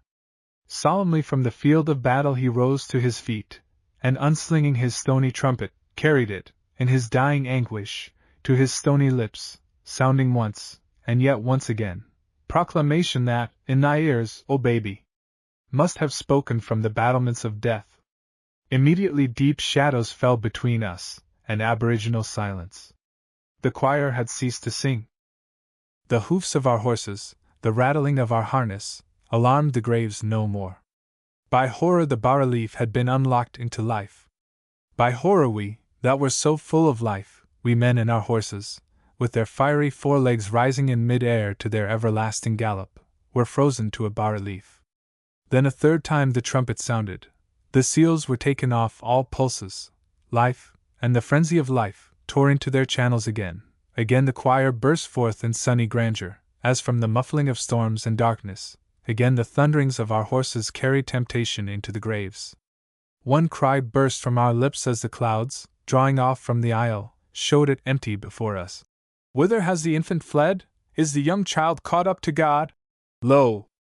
Afar off, in a vast recess, rose 3 mighty windows to the clouds, and on a level with their summits, at height insuperable to man, rose an altar of purest alabaster. On its eastern face was trembling a crimson glory. Whence came that? Was it from the reddening dawn that now streamed through the windows? Was it from the crimson robes of the martyrs that were painted on the windows? Was it from the bloody bas-reliefs of earth? Whencesoever it were, there, within that crimson radiance, suddenly appeared a female head, and then a female figure. It was the child, now grown up to woman's height. Clinging to the horns of the altar, there she stood, sinking, rising, trembling, fainting, raving, despairing, and behind the volume of incense that, night and day, streamed upwards from the altar, was seen the fiery font, and dimly was descried the outline of the dreadful being that should baptize her with the baptism of death. But by her side was kneeling her better angel, that hid his face with wings, that wept and pleaded for her, that prayed when she could not, that fought with heaven by tears for her deliverance, which also, as he raised his immortal countenance from his wings, I saw, by the glory in his eye, that he had won at last. Footnote 1, Campo Santo. It is probable that most of my readers will be acquainted with the history of the Campo Santo at Pisa, composed of earth brought from Jerusalem for a bed of sanctity, as the highest prize which the noble piety of crusaders could ask or imagine. There is another Campo Santo at Naples, formed, however, I presume, on the example given by Pisa. Possibly the idea may have been more extensively copied. To readers who are unacquainted with England, or who, being English, are yet unacquainted with the cathedral cities of England, it may be right to mention that the graves within the cathedrals often form a flat pavement over which carriages and horses might roll, and perhaps a boyish remembrance of one particular cathedral, across which I had seen passengers walk and burdens carried, may have assisted my dream. 5. Then rose the agitation, spreading through the infinite cathedral, to its agony. Then was completed the passion of the mighty fugue. The golden tubes of the organ, which as yet had but sobbed and muttered at intervals, gleaming amongst clouds and surges of incense, threw up, as from fountains unfathomable, columns of heart-shattering music. Choir and anti-choir were filling fast with unknown voices.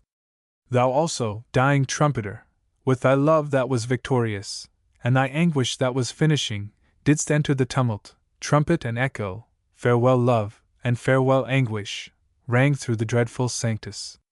We that spread flight before us, heard the tumult, as of flight, mustering behind us. In fear we looked round for the unknown steps that, in flight or in pursuit, were gathering upon our own. Who were these that followed? The faces, which no man could count, whence were they? O darkness of the grave! I exclaimed. That from the crimson altar and from the fiery font wert visited with secret light, that wert searched by the effulgence in the angel's eye, were these indeed thy children? Pomps of life that, from the burials of centuries, rose again to the voice of perfect joy, could it be ye that had wrapped me in the reflux of panic? What ailed me, that I should fear when the triumphs of earth were advancing? Ah! Pariah heart within me, that couldst never hear the sound of joy without sullen whispers of treachery in ambush, that, from 6 years old, didst never hear the promise of perfect love, without seeing aloft amongst the stars fingers as of a man's hand, writing the secret legend. Ashes to ashes, dust to dust! Wherefore shouldst thou not fear, though all men should rejoice? Lo! As I looked back for 70 leagues through the mighty cathedral, and saw the quick and the dead that sang together to God, together that sang to the generations of man, ah! Raving, as of torrents that opened on every side, trepidation, as of female and infant steps that fled, ah! Rushing, as of wings that chase. But I heard a voice from heaven which said, Let there be no reflux of panic, let there be no more fear, and no more sudden death. Cover them with joy as the tides cover the shore. That heard the children of the choir, that heard the children of the grave. All the hosts of jubilation made ready to move. Like armies that ride in pursuit, they moved with one step.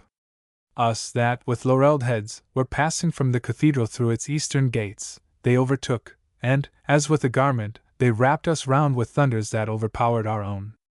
As brothers we moved together, to the skies we rose, to the dawn that advanced, to the stars that fled, rendering thanks to God in the highest, that, having hid his face through one generation behind thick clouds of war, once again was ascending from Waterloo, in the visions of peace, rendering thanks for the young girl, whom having overshadowed with his ineffable passion of death, suddenly did God relent, suffered thy angel to turn aside his arm, and even in the sister unknown, shown to me for a moment only to be hidden forever, found an occasion to glorify his goodness.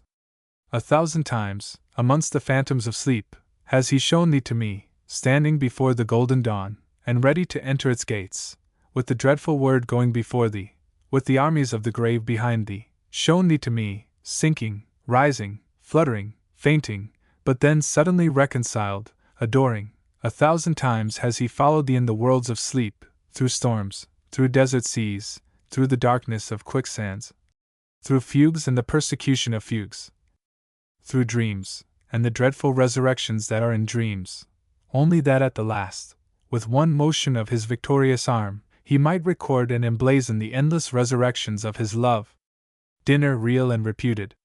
Great misconceptions have always prevailed about the Roman dinner. Dinner coena was the only meal which the Romans as a nation took. It was no accident, but arose out of their whole social economy. This we shall show by running through the history of a Roman day. Ridentem dicere, verum quid vetat? And the course of this review will expose one or two important truths in ancient political economy, which have been wholly overlooked. With the lark it was that the Roman rose. Not that the earliest lark rises so early in Latium as the earliest lark in England, that is, during summer, but then, on the other hand, neither does it ever rise so late.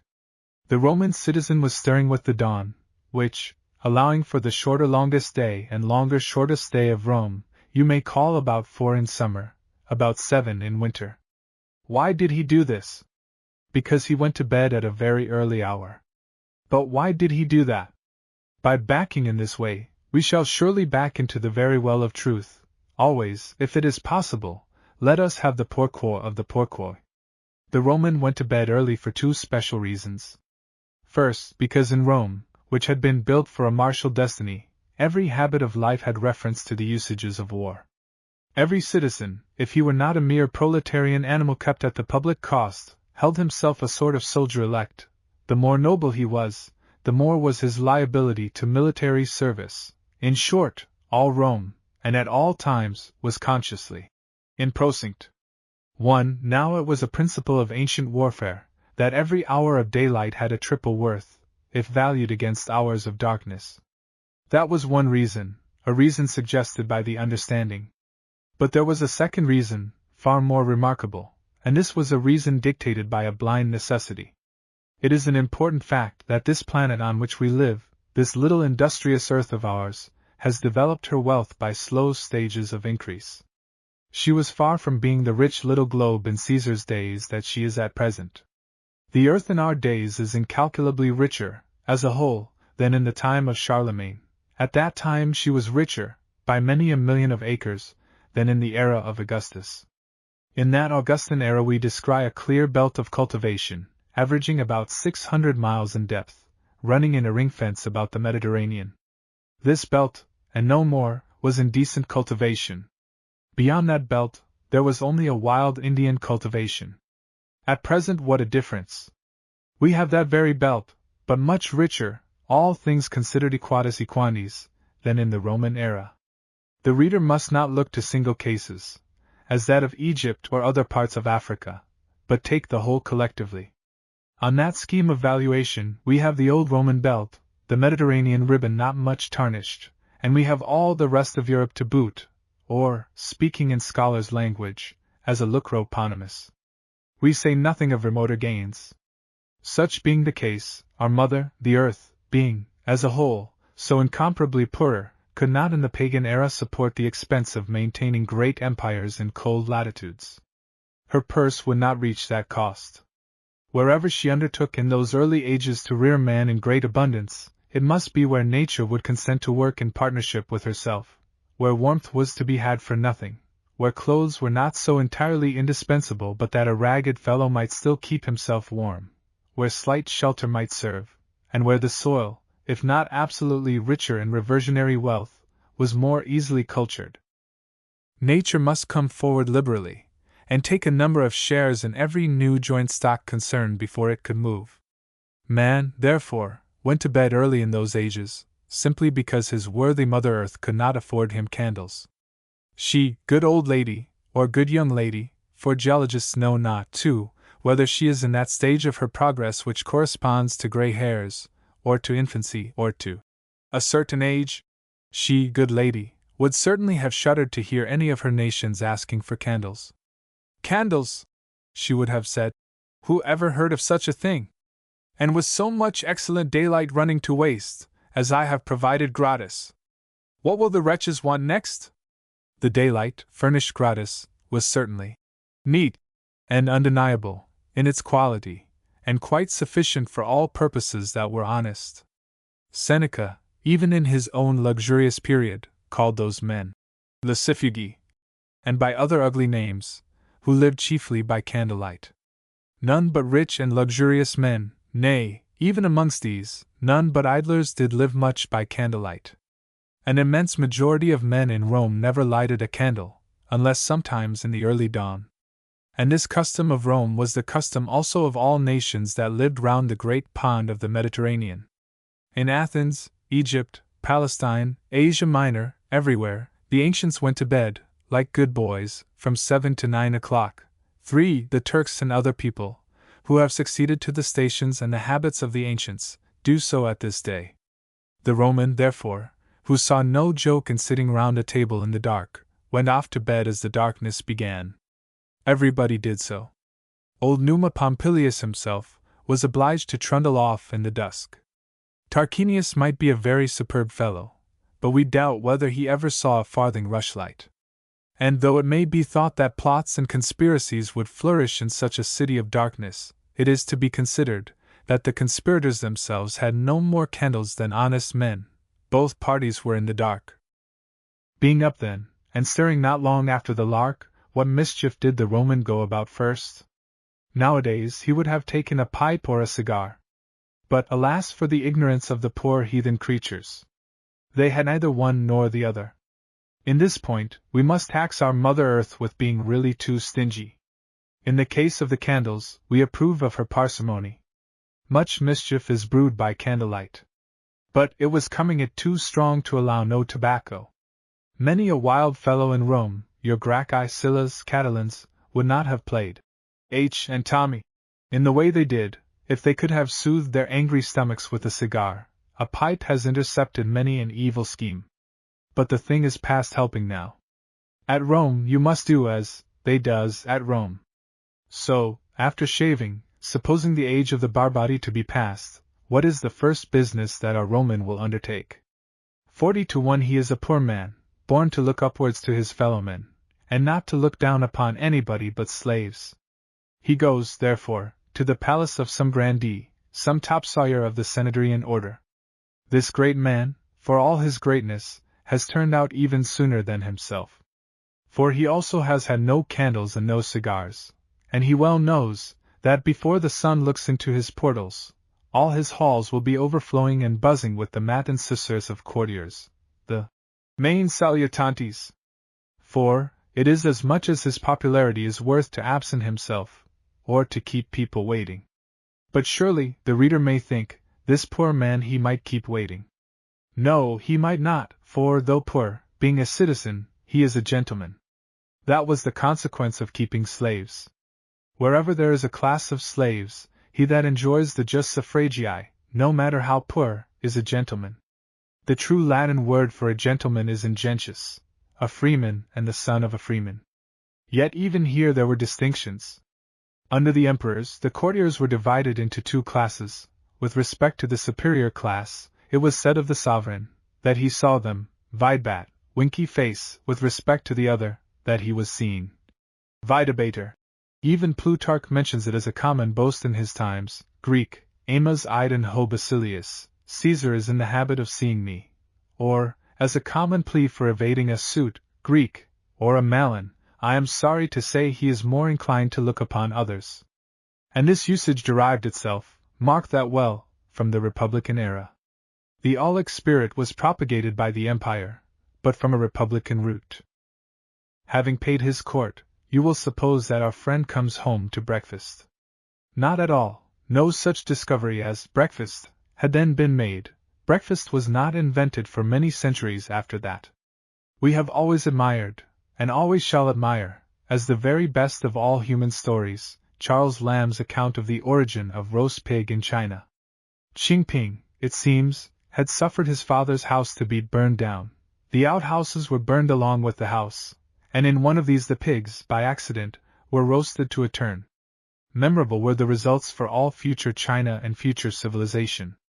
Ping, who, like all China beside, had hitherto eaten his pig raw, now for the first time tasted it in a state of torrefaction. Of course he made his peace with his father by a part, tradition says a leg, of the new dish. The father was so astounded with the discovery, that he burned his house down once a year for the sake of coming at an annual banquet of roast pig.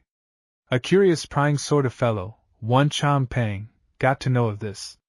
He also burned down a house with a pig in it, and had his eyes opened. The secret was ill kept, the discovery spread, many great conversions were made, houses were blazing in every part of the Celestial Empire. The insurance offices took the matter up. One Chong Pong, detected in the very act of shutting up a pig in his drawing room, and then firing a train, was indicted on a charge of arson. The Chief Justice of Pekin, on that occasion, requested an officer of the court to hand him a piece of the roast pig. The corpus delicti, for pure curiosity, led him to taste. But within 2 days after it was observed that his lordship's town house was burned down. In short, all China apostatized to the new faith, and it was not until some centuries had passed that a great genius arose, who established the second era in the history of roast pig, by showing that it could be had without burning down a house. No such genius had yet arisen in Rome. Breakfast was not suspected. No prophecy, no type of breakfast had been published. In fact, it took as much time and research to arrive at that great discovery as at the Copernican system. True it is, reader, that you have heard of such a word as jentaculum, and your dictionary translates that old heathen word by the Christian word breakfast. But dictionaries, one and all, are dull deceivers. Between jentaculum and breakfast the differences are as wide as between a horse chestnut and chestnut horse. Differences in the time when, in the place where, in the manner how, but preeminently in the thing which.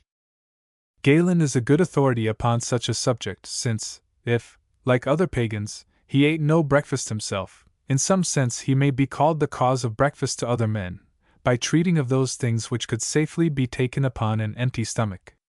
As to the time, he, like many other authors, says peri tritane, ae to macroteron, peri tetartane, about the third, or at farthest about the 4th hour, and so exact is he, that he assumes the day to lie exactly between 6 and 6 o'clock, and to be divided into 13 equal portions. So the time will be a few minutes before 9, or a few minutes before 10, in the forenoon. That seems fair enough. But it is not time in respect to its location that we are so much concerned with, as time in respect to its duration.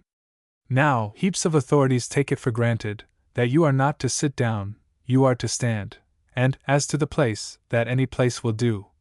Any corner of the forum, says Galen. Any corner that you fancy. Which is like referring a man for his sal a manger to Westminster Hall or Fleet Street. Augustus, in a letter still surviving, tells us that he gentabat, or took his jentaculum in his carriage, now in a wheel carriage, in Aceto, now in a litter or palanquin, in Lectica.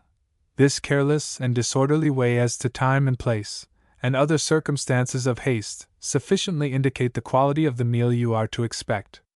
Already you are sagacious of your quarry from so far. Not that we would presume, excellent reader, to liken you to death, or to insinuate that you are a grim feature.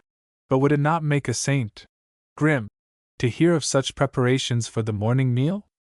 And then to hear of such consummations as panis siccus, dried bread, or, if the learned reader thinks it will taste better in Greek, artos zeros. And what may this word dry happen to mean? Does it mean stale bread? Says Salmasius. Shall we suppose, says he, in querulous words, mali et recentia poni, and from that antithesis concluded to be, durum et non recens coctum ec sixurem? Hard and stale, and for that reason the more arid. Not quite so bad as that, we hope. Or again, siccum pro biscocto ut hodi vacumis summimus?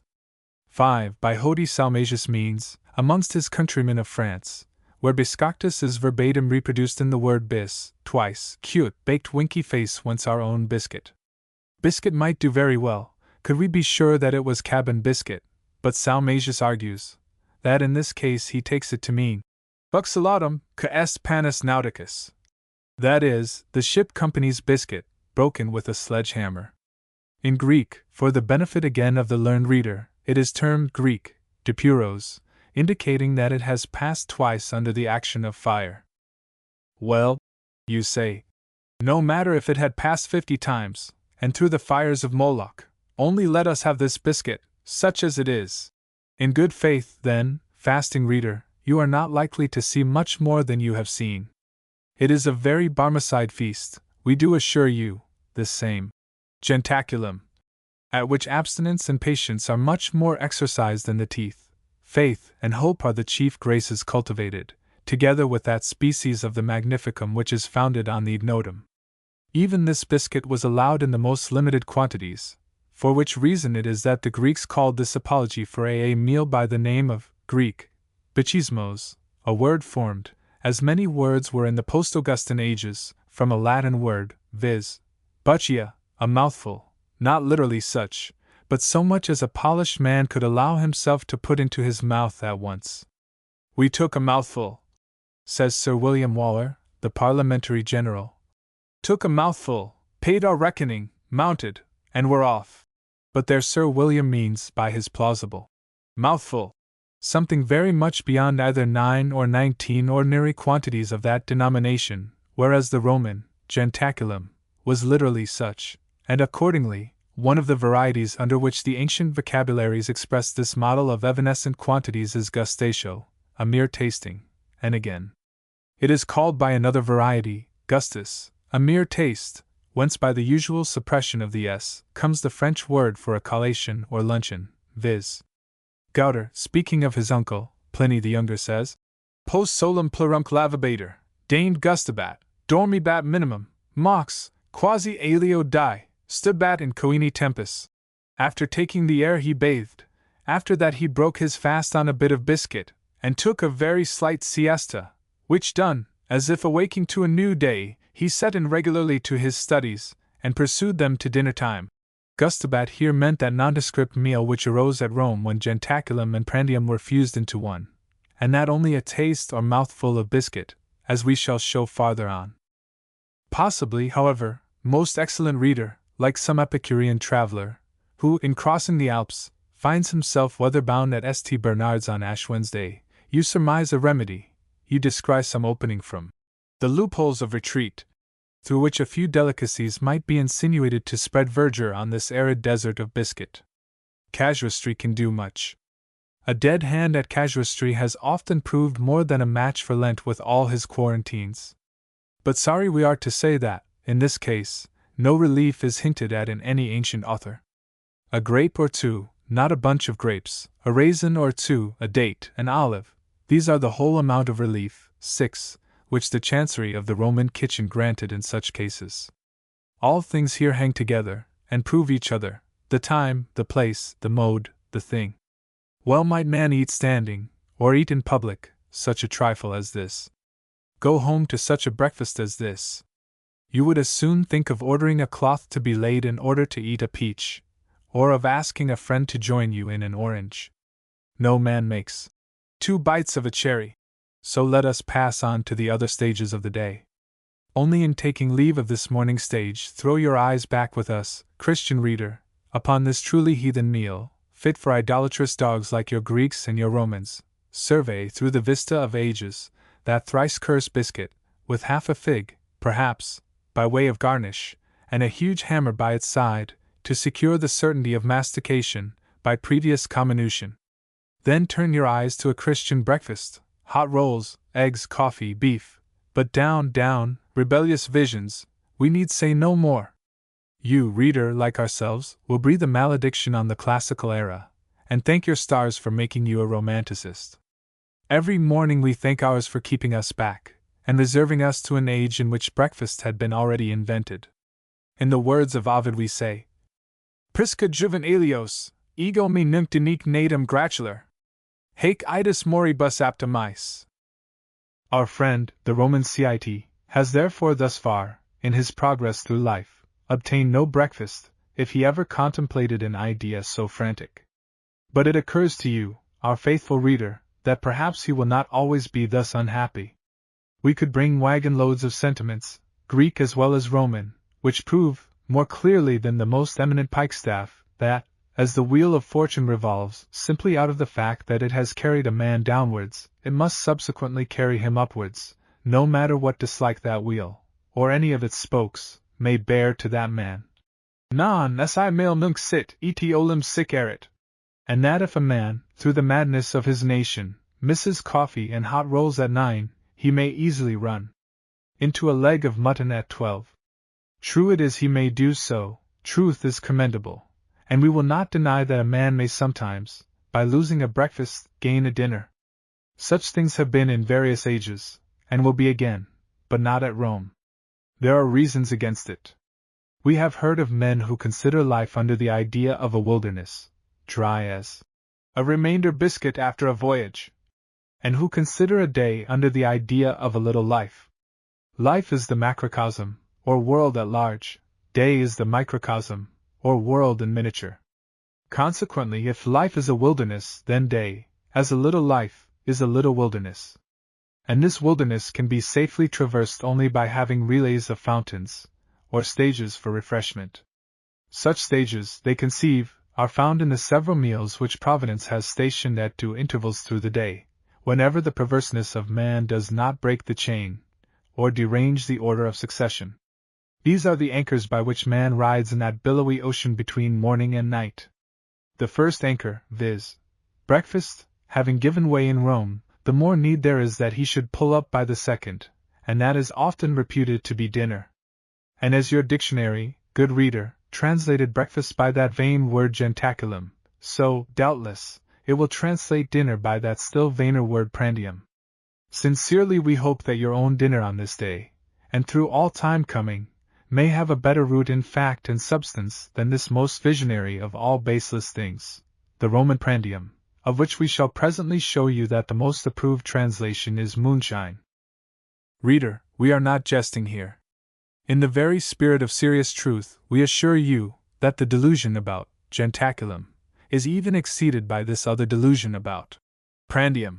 Salmasius himself, for whom a natural prejudice of place and time partially obscured the truth, admits, however, that prandium was a meal which the ancients rarely took. His very words are, raro prandibant vetters. Now judge for yourself of the good sense which is shown in translating by the word dinner, which must of necessity mean the chief meal, a Roman word which represents a fancy meal, a meal of caprice, a meal which few people took. At this moment, what is the single point of agreement between the noon meal of the English laborer and the evening meal of the English gentleman? What is the single circumstance common to both, which causes us to denominate them by the common name of dinner? It is that in both we recognize the principal meal of the day, the meal upon which is thrown the onus of the day's support. In everything else they are as wide asunder as the poles, but they agree in this one point of their function. Is it credible that, to represent such a meal amongst ourselves, we select a Roman word so notoriously expressing a mere shadow, a pure apology, that very few people ever tasted it, nobody sate down to it, not many washed their hands after it, and gradually the very name of it became interchangeable with another name, implying the slightest possible act of trying or sipping? Post larationem sine mensa prandium, says Seneca, post quod non sub lavandi manus. That is, after bathing, I take a prandium without sitting down to table, and such a prandium as brings after itself no need of washing the hands. No, moonshine as little soils the hands as it oppresses the stomach. Reader, we, as well as Pliny, had an uncle, an East Indian uncle. Doubtless you have such an uncle. Everybody has an Indian uncle. Generally such a person is rather yellow, rather yellow. To quote Canning versus Lord Durham, that is the chief fault with his physics. But, as to his morals, he is universally a man of princely aspirations and habits. He is not always so orientally rich as he is reputed, but he is always orientally munificent. Call upon him at any hour from 2 to 5, he insists on your taking tiffin. And such a tiffin! The English corresponding term is luncheon, but how meager a shadow is the European meal to its glowing Asiatic cousin. Still, gloriously as tiffin shines, does anybody imagine that it is a vicarious dinner, or ever meant to be the substitute of dinner? Wait till 8, and you will have your eyes opened on that subject. So of the Roman prandium. Had it been as luxurious as it was simple, still it was always viewed as something meant only to stay the stomach, as a prologue to something beyond. The prandium was far enough from giving the feeblest idea of the English luncheon, yet it stood in the same relation to the Roman day. Now to English men that meal scarcely exists, and were it not for women, whose delicacy of organization does not allow them to fast so long as men, would probably be abolished. It is singular in this, as in other points, how nearly England and ancient Rome approximate. We all know how hard it is to tempt a man generally into spoiling his appetite, by eating before dinner. The same dislike of violating what they called the integrity of the appetite, integram famum, existed at Rome. Every man who knows anything of Latin critically sees the connection of the word integer with integi. Integer means what is intact, unviolated by touch. Cicero, when protesting against spoiling his appetite for dinner, by tasting anything beforehand, says, integram famum ad conam afrum, I shall bring to dinner an appetite untampered with. Nay, so much stress did the Romans lay on maintaining this primitive state of the appetite undisturbed, that any prelusions with either jentaculum or prandium were said, by a very strong phrase indeed, poliora famum, to pollute the sanctity of the appetite. The appetite was regarded as a holy vestal flame, soaring upwards towards dinner throughout the day. If undebauched, it tended to its natural consummation in coena, expired like a phoenix, to rise again out of its own ashes. On this theory, to which language had accommodated itself, the two prelusive meals of 9 o'clock a.m. and of 1 p.m., so far from being ratified by the public sense, and adopted into the economy of the day, were regarded gloomily as gross irregularities, enormities, debauchers of the natural instinct, and in so far as they thwarted that instinct, lessened it, or depraved it, were universally held to be full of pollution, and finally, to profane a motion of nature. Such was the language. But we guess what is passing in the reader's mind. He thinks that all this proves the prandium to have been a meal of little account, and in very many cases absolutely unknown. But still he thinks all this might happen to the English dinner, that might be neglected, supper might be generally preferred, and nevertheless dinner would be as truly entitled to the name of dinner as before. Many a student neglects his dinner. Enthusiasm in any pursuit must often have extinguished appetite for all of us. Many a time and oft did this happen to Sir Isaac Newton. Evidence is on record that such a deponent at 8 o'clock a.m. found Sir Isaac with one stocking on, one off. At 2, said deponent called him to dinner. Being interrogated whether Sir Isaac had pulled on the minus stocking, or gartered the plus stocking, witness replied that he had not.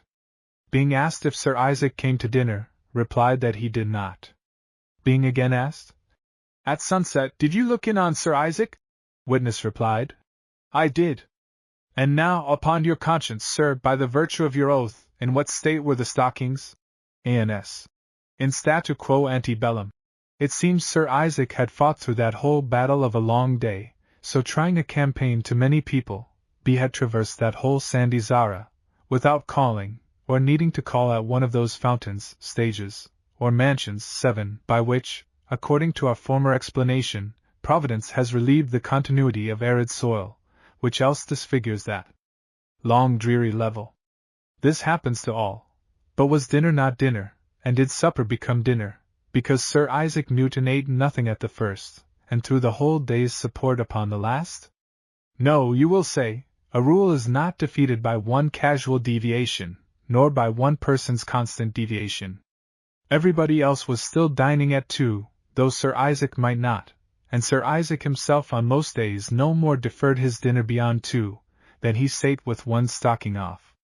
But what if everybody, Sir Isaac included, had deferred his substantial meal until night, and taken a slight refection only at 2? The question put does really represent the very case which has happened with us in England. In 1700, a large part of London took a meal at 2 p.m., and another at 7 or 8 p.m. In 1839, a large part of London is still doing the very same thing, taking one meal at 2, and another at 7 or 8. But the names are entirely changed. The 2 o'clock meal used to be called dinner, and is now called luncheon. The 8 o'clock meal used to be called supper, and is now called dinner. Now the question is easily solved, because, upon reviewing the idea of dinner, we soon perceive that time has little or no connection with it, since, both in England and France, dinner has traveled, like the hand of a clock, through every hour between 10 a.m. and 10 p.m. We have a list, well attested, of every successive hour between these limits having been the known established hour for the royal dinner table within the last 350 years. Time, therefore, vanishes from the equation. It is a quantity as regularly exterminated as in any algebraic problem. The true elements of the idea are evidently these: 1. That dinner is that meal, no matter when taken, which is the principal meal, i.e., the meal on which the day's support is thrown. 2. That it is the meal of hospitality. 3. That it is the meal, with reference to both Nos 1 and 2, in which animal food predominates. 4. That it is that meal which, upon necessity arising for the abolition of all but one, would naturally offer itself as that one. Apply these 4 tests to prandium. How could that meal answer to the first test, as the day's support, which few people touched? How could that meal answer to the second test, as the meal of hospitality, at which nobody sate down? How could that meal answer to the third test, as the meal of animal food, which consisted exclusively and notoriously of bread? Or to the fourth test, of the meal entitled to survive the abolition of the rest, which was itself abolished at all times in practice? Tried, therefore, by every test, prandium vanishes. But we have something further to communicate about this same prandium. It came to pass, by a very natural association of feeling, that prandium and jentaculum, in the latter centuries of Rome, were generally confounded. This result was inevitable. Both professed the same basis, both came in the morning. Both were fictions. Hence they were confounded. That fact speaks for itself. Breakfast and luncheon never could have been confounded. But who would be at the pains of distinguishing 2 shadows? In a gambling house of that class, where you are at liberty to sit down to a splendid banquet, anxiety probably prevents your sitting down at all. But if you do, the same cause prevents your noticing what you eat. So of the 2 pseudo-meals of Rome, they came in the very midst of the Roman business, viz. From 9 a.m. to 2 p.m. nobody could give his mind to them, had they been of better quality. There lay one cause of their vagueness, viz. In their position. Another cause was the common basis of both. Bread was so notoriously the predominating feature in each of these perlusive banquets, that all foreigners at Rome, who communicated with Romans through the Greek language, knew both the one and the other by the name of Greek artesitos, or the bread repast. Originally this name had been restricted to the earlier meal. But a distinction without a difference could not sustain itself, and both alike disguised their emptiness under this pompous quadrisyllable. In the identity of substance, therefore, lay a second ground of confusion. And then, thirdly, even as to the time, which had ever been the sole real distinction, there arose from accident a tendency to converge. For it happened that while some had jentaculum but no prandium, others had prandium but no jentaculum, a third party had both, a fourth party, by much the largest, had neither. Out of which varieties, who would think that a nonentity could cut up into so many somethings, arose a fifth party of compromisers, who, because they could not afford a regular coina, and yet were hospitably disposed, fused the 2 ideas into one, and so, because the usual time for the idea of a breakfast was 9 to 10, and for the idea of a luncheon 12 to 1. Compromise the rival pretensions by what diplomatists call a mezzo termine, bisecting the time at 11 and melting the two ideas into one. But by thus merging the separate times of each, they abolished the sole real difference that had ever divided them. Losing that, they lost all. Perhaps, as two negatives make one affirmative, it may be thought that 2 layers of moonshine might coalesce into one pancake, and 2 Barmecide banquets might compose one poached egg. Of that the company were the best judges. But probably, as a rump and dozen, in our land of wagers, is construed with a very liberal latitude as to the materials, so Marshall's invitation to take bread with him at 11 might be understood by the Greek, syneda, as significant of something better than Greek, artesitos. Otherwise, in good truth, moonshine and turnout at 11 a.m. would be even worse than tea and turnout at 8 p.m., which the fervida Juventus of young England so loudly detests. But however that might be, in this convergement of the several frontiers, and the confusion that ensued, one cannot wonder that, whilst the 2 bladders collapsed into one idea, they actually expanded into 4 names, 2 Latin and 2 Greek, Gustus and Gustatio, Greek, Jussus, and Greek, Jusma, which all alike expressed the merely tentative or exploratory act of a pregustator or professional taster. In a king's household, what, if applied to a fluid, we should denominate sipping. At last, by so many steps all in one direction, things had come to such a pass, the 2 prelusive meals of the Roman morning, each for itself separately vague from the beginning, had so communicated and interfused their several and joined vaguenesses, that at last no man knew or cared to know what any other man included in his idea of either, how much or how little. And you might as well have hunted in the woods of Ethiopia for Prester John, or fixed the parish of the everlasting Jew, 8, as have attempted to say what Gentaculum might be, or what Prandium. Only one thing was clear, what they were not. Neither was or wished to be anything that people cared for. They were both empty shadows, but shadows as they were, we find from Cicero that they had a power of polluting and profaning better things than themselves. We presume that no rational man will henceforth look for dinner, that great idea according to Dr. Johnson, that sacred idea according to Cicero, in a bag of moonshine on one side, or a bag of pollution on the other. Prandium, so far from being what our foolish dictionaries pretend, dinner itself, never in its palmiest days was more or other than a miserable attempt at being luncheon. It was a conatus, what physiologists call a nisus, a struggle in a very ambitious spark, or scintilla, to kindle into a fire. This nisus went on for some centuries, but finally issued in smoke. If Prandium had worked out his ambition, had the great stream of tendency accomplished all his wishes, Prandium never could have been more than a very indifferent luncheon. But now, too, we have to offer another fact, ruinous to our dictionaries on another ground. Various circumstances have disguised the truth, but a truth it is, that Prandium, in its very origin and incunabula, never was a meal known to the Roman culina. In that court it was never recognized except as an alien. It had no original domicile in the city of Rome. It was a vot castrensis, a word and an idea purely martial, and pointing to martial necessities. Amongst the new ideas proclaimed to the recruit, this was one. Look for no sinu, no regular dinner, with us. Resign these unwarlike notions. It is true that even war has its respites. In these it would be possible to have our Roman coina with all its equipage of ministrations. Such luxury untunes the mind for doing and suffering. Let us voluntarily renounce it, that when a necessity of renouncing it arrives, we may not feel it among the hardships of war. From the day when you enter the gates of the camp, reconcile yourself, Tyro, to a new fashion of meal, to what in camp dialect we call prandium. This prandium, this essentially military meal, was taken standing, by way of symbolizing the necessity of being always ready for the enemy. Hence the posture in which it was taken at Rome, the very counterpole to the luxurious posture of dinner. A writer of the 3rd century, a period from which the Romans naturally looked back upon everything connected with their own early habits, and with the same kind of interest as we extend to our Alfred, separated from us as Romulus from them by just 1,000 years, in speaking of prandium, says, Quod dictum est perandium, abio quod militas ad bellum paret.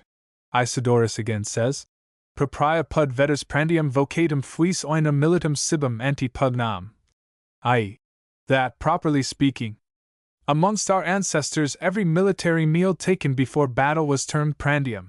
According to Isidore, the proposition is reciprocating, viz., that, as every prandium was a military meal, so every military meal was called prandium. But, in fact, the reason of that is apparent. Whether in the camp or the city, the early Romans had probably but one meal in a day. That is true of many a man amongst ourselves by choice. It is true also, to our knowledge, of some horse regiments in our service, and may be of all. This meal was called coina, or dinner in the city, prandium in camps. In the city it would always be tending to one fixed hour. In the camp innumerable accidents of war would make it very uncertain. On this account it would be an established rule to celebrate the daily meal at noon, if nothing hindered. Not that a later hour would not have been preferred had the choice been free, but it was better to have a certainty at a bad hour, than by waiting for a better hour to make it an uncertainty. For it was a camp proverb, Prunsus paratus, armed with his daily meal, the soldier is ready for service. It was not, however, that all meals, as Isidore imagined, were indiscriminately called prandium, but that the one sole meal of the day, by accidents of war, might, and did, revolve through all hours of the day. The first introduction of this military meal into Rome itself would be through the honorable pedantry of old centurions, and c. delighting, like the Trunnions, and c. of our navy, to keep up in peaceful life some image or memorial of their past experience, so wild, so full of peril, excitement, and romance, as Roman warfare must have been in those ages. Many non-military people for health's sake, many as an excuse for eating early, many by way of interposing some refreshment between the stages of forensic business, would adopt this hurried and informal meal. Many would wish to see their sons adopting such a meal as a training for foreign service in particular, and for temperance in general. It would also be maintained by a solemn and very interesting commemoration of this camp repast in Rome. This commemoration, because it has been grossly misunderstood by Salmasius, whose error arose from not marking the true point of a particular antithesis, and still more, because it is a distinct confirmation of all we have said as to the military nature of prandium, we shall detach from the series of our illustrations, by placing it in a separate paragraph. On a set day the officers of the army were invited by Caesar to a banquet. It was a circumstance expressly noticed in the invitation, by the proper officers of the palace, that the banquet was not a coina, but a prandium. What followed in consequence?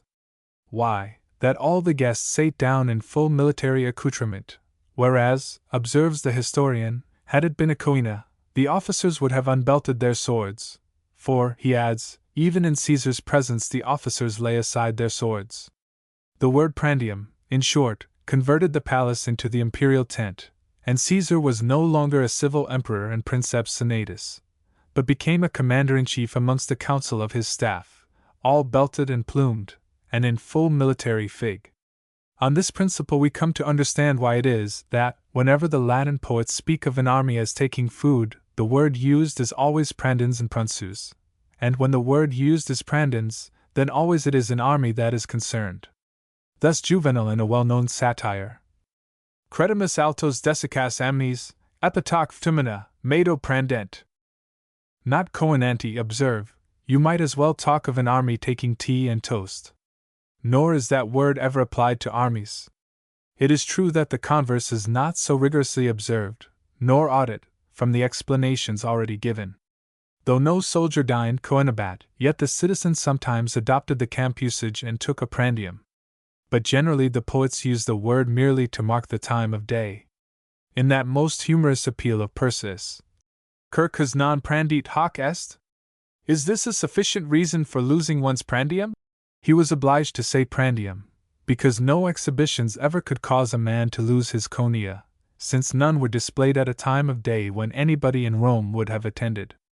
Just as, in alluding to a parliamentary speech notoriously delivered at midnight, an English satirist must have said, "Is this a speech to furnish an argument for leaving one's bed?" not as what stood foremost in his regard, but as the only thing that could be lost at the time of night. On this principle, also, viz., by going back to the military origin of prandium, we gain the interpretation of all the peculiarities attached to it, viz. 1. Its early hour, 2. Its being taken in a standing posture, 3. In the open air, 4. The humble quality of its materials, bread and biscuit, the main articles of military fare. In all these circumstances of the meal, we read, most legibly written, the exotic and military character of the meal. Thus we have brought down our Roman friend to noonday, or even 1 hour later than noon, and to this moment the poor man has had nothing to eat. For, supposing him to be not in prances, and supposing him gentis beside, yet it is evident, we hope, that neither one nor the other means more than what it was often called, viz. Greek, bachismos, or, in plain English, a mouthful. How long do we intend to keep him waiting? Reader, he will dine at 3, or, supposing dinner put off to the latest, at 4. Dinner was never known to be later than the 10th hour in Rome, which in summer would be past 5, but for a far greater proportion of days would be near 4 in Rome, except for 1 or 2 of the emperors, whom the mere business attached to their unhappy station kept sometimes dinnerless till 6. And so entirely was a Roman the creature of ceremony, that a national mourning would probably have been celebrated, and thus sad augurs would have been called in to expiate the prodigy, had the general dinner lingered beyond 4. But meantime, what has our friend been about since perhaps 6 or 7 in the morning? After paying his little homage to his patronus, in what way has he fought with the great enemy Time since then? Why, reader, this illustrates one of the most interesting features in the Roman character. The Roman was the idlest of men. Man and boy. He was an idler in the land. He called himself, and his pals, rerum dominos, gentem tegatum, the gentry that wore the toga.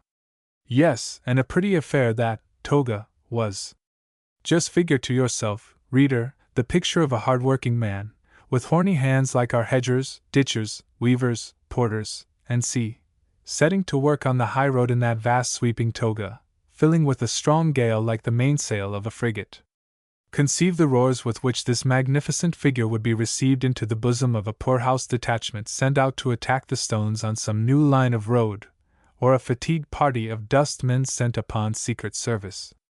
Had there been nothing left as a memorial of the Romans but that one relic, their immeasurable toga, 9, we should have known that they were born and bred to idleness. In fact, except in war, the Roman never did anything at all but sun himself. Utse apricot was the final cause of peace in his opinion, in literal truth, that he might make an apricot of himself. The public rations at all times supported the poorest inhabitant of Rome if he were a citizen. Hence it was that Hadrian was so astonished with the spectacle of Alexandria. Civitas opulenta, fecunda, in qua nemo vivat ociosus.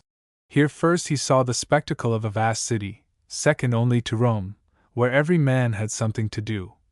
Pata grossi quod agen habent caesi quod facient, any chiragrassi. Those with gout in the fingers. Apodios ociosi vivent.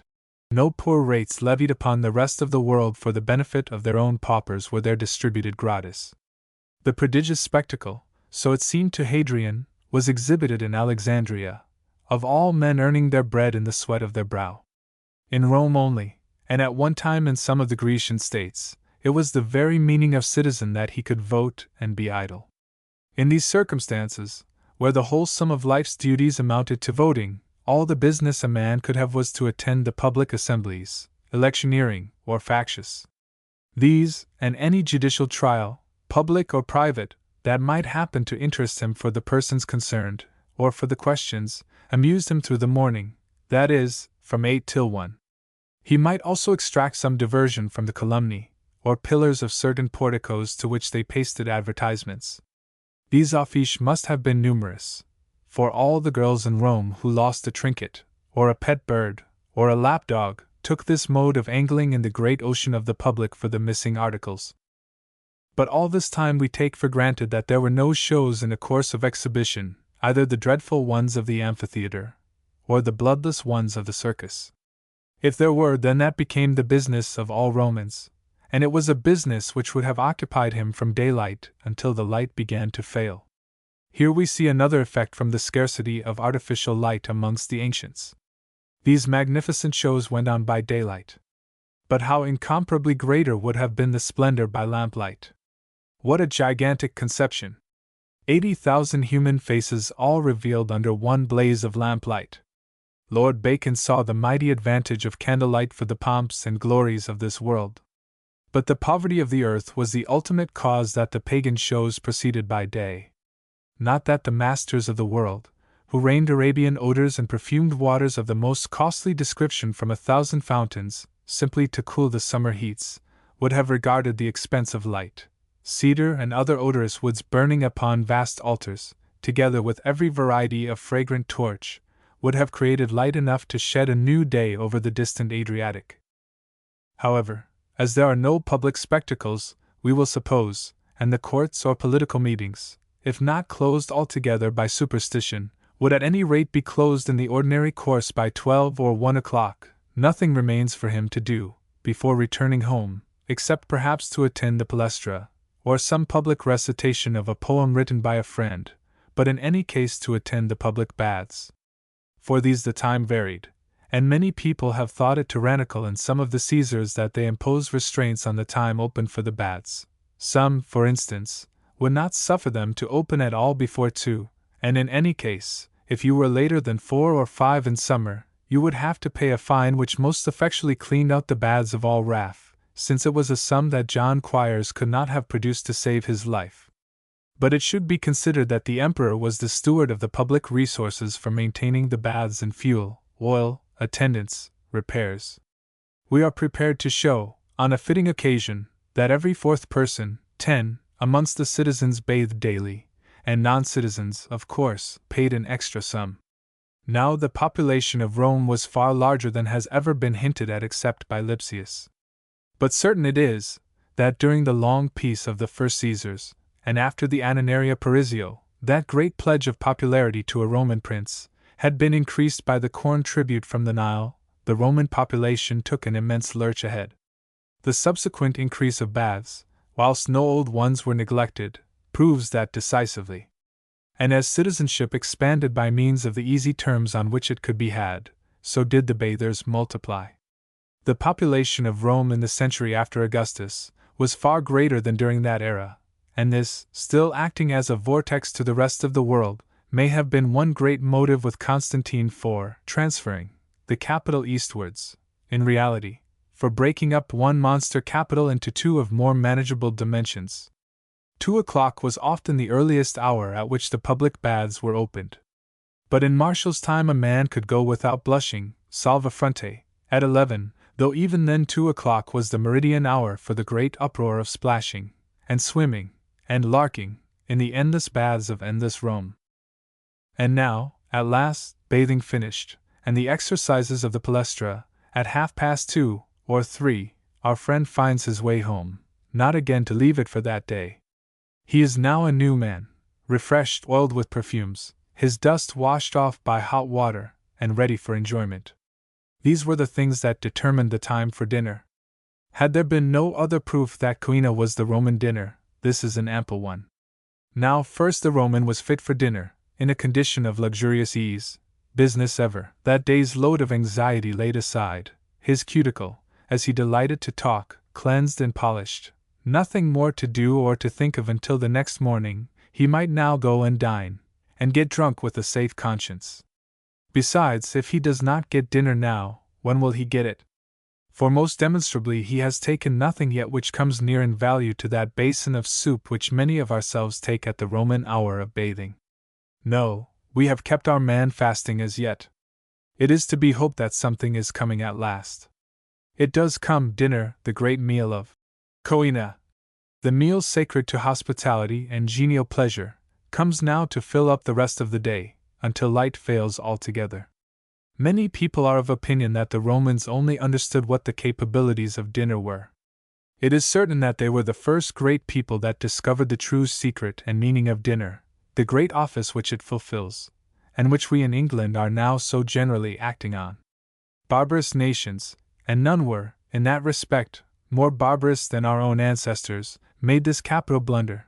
The brutes, if you asked them what was the use of dinner, what it was meant for, stared at you and replied, as a horse would reply if you put the same question about his provender, that it was to give him strength for finishing his work. Therefore, if you point your telescope back to antiquity about 12 or 1 o'clock in the daytime, you will descry our most worthy ancestors all eating for their very lives, eating as dogs eat, viz., in bodily fear that some other dog will come and take their dinner away. What swelling of the veins in the temples! See Boswell's Natural History of Dr. Johnson at dinner. Winky face, what intense and rapid deglutition! What odious clatter of knives and plates! What silence of the human voice! What gravity! What fury in the libidinous eyes with which they contemplate the dishes! Positively it was an indecent spectacle to see Dr. Johnson at dinner. But, above all, what maniacal haste and hurry, as if the fiend were waiting with red-hot pincers to lay hold of the hindermost. Oh, reader, do you recognize in this abominable picture your respected ancestors and ours? Excuse us for saying, "What monsters!" We have a right to call our own ancestors monsters, and if so, we must have the same right over yours. For Dr. Southey has shown plainly in the Doctor that every man having 4 grandparents in the second stage of ascent, each of whom having 4, therefore, 16 in the third, and so on, long before you get to the Conquest, every man and woman then living in England will be wanted to make up the sum of my separate ancestors. Consequently, you must take your ancestors out of the very same fund, or, if you are too proud for that, you must go without ancestors. So that, your ancestors being clearly mine, I have a right in law to call the whole kit of them monsters. Quod erat demonstrandum. Really and upon our honor, it makes one, for the moment, ashamed of one's descent. One would wish to disinherit oneself backwards, and, as Sheridan says in The Rivals, to cut the connection.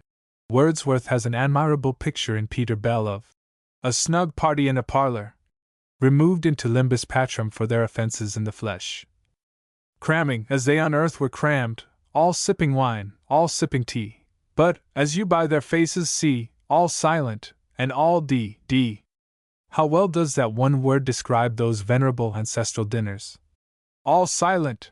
Contrast this infernal silence of voice and fury of eye with the risus amabilis, the festivity, the social kindness, the music, the wine, the dulcis insania of a Roman coena. We mentioned 4 tests for determining what meal is, and what is not dinner. We may now add a 5th, viz., the spirit of festal joy and elegant enjoyment, of anxiety laid aside, and of honorable social pleasure put on like a marriage garment. And what caused the difference between our ancestors and the Romans? Simply this: the error of interposing dinner in the middle of business, thus courting all the breezes of angry feeling that may happen to blow from the business yet to come, instead of finishing, absolutely closing, the account with this world's troubles before you sit down. That unhappy interpolation ruined all. Dinner was an ugly little parenthesis between 2 still uglier clauses of a teetotally ugly sentence. Whereas with us, their enlightened posterity, to whom they have the honor to be ancestors, dinner is a great reaction. There lies our conception of the matter. It grew out of the very excess of the evil. When business was moderate, dinner was allowed to divide and bisect it. When it swelled into that vast strife and agony, as one may call it, that boils along the tortured streets of modern London or other capitals, men began to see the necessity of an adequate counterforce to push against this overwhelming torrent, and thus maintain the equilibrium. Were it not for the soft relief of a 6 o'clock dinner, the gentle manner succeeding to the boisterous hubbub of the day, the soft glowing lights, the wine, the intellectual conversation, life in London is now come to such a pass, that in 2 years all nerves would sink before it. But for this periodic reaction, the modern business which draws so cruelly on the brain, and so little on the hands, would overthrow that organ in all but those of coarse organization. Dinner it is, meaning by dinner the whole complexity of attendant circumstances, which saves the modern brain-working men from going mad. This revolution as to dinner was the greatest in virtue, and value ever accomplished. In fact, those are always the most operative revolutions which are brought about through social or domestic changes. A nation must be barbarous, either could it have much intellectual business, which dined in the morning. They could not be at ease in the morning. So much must be granted. Every day has its separate quantum, its dose, as the doctrinists of rent phrase it, of anxiety, that could not be digested so soon as noon. No man will say it. He, therefore, who dined at noon, was willing to sit down squalid as he was, with his dress unchanged, his cares not washed off. And what follows from that? Why, that to him, to such a canine or cynical specimen of the genus Homo, dinner existed only as a physical event, a mere animal relief, a mere carnal enjoyment. For what, we demand, did this fleshly creature differ from the carrion crow, or the kite, or the vulture, or the cormorant? A French judge, in an action upon a wager, laid it down in law, that man only had a bouche, all other animals had a gull, only with regard to the horse, in consideration of his beauty, nobility, use, and in honor of the respect with which man regarded him, by the courtesy of Christendom, he might be allowed to have a bouche, and his reproach of brutality, if not taken away, might thus be hidden.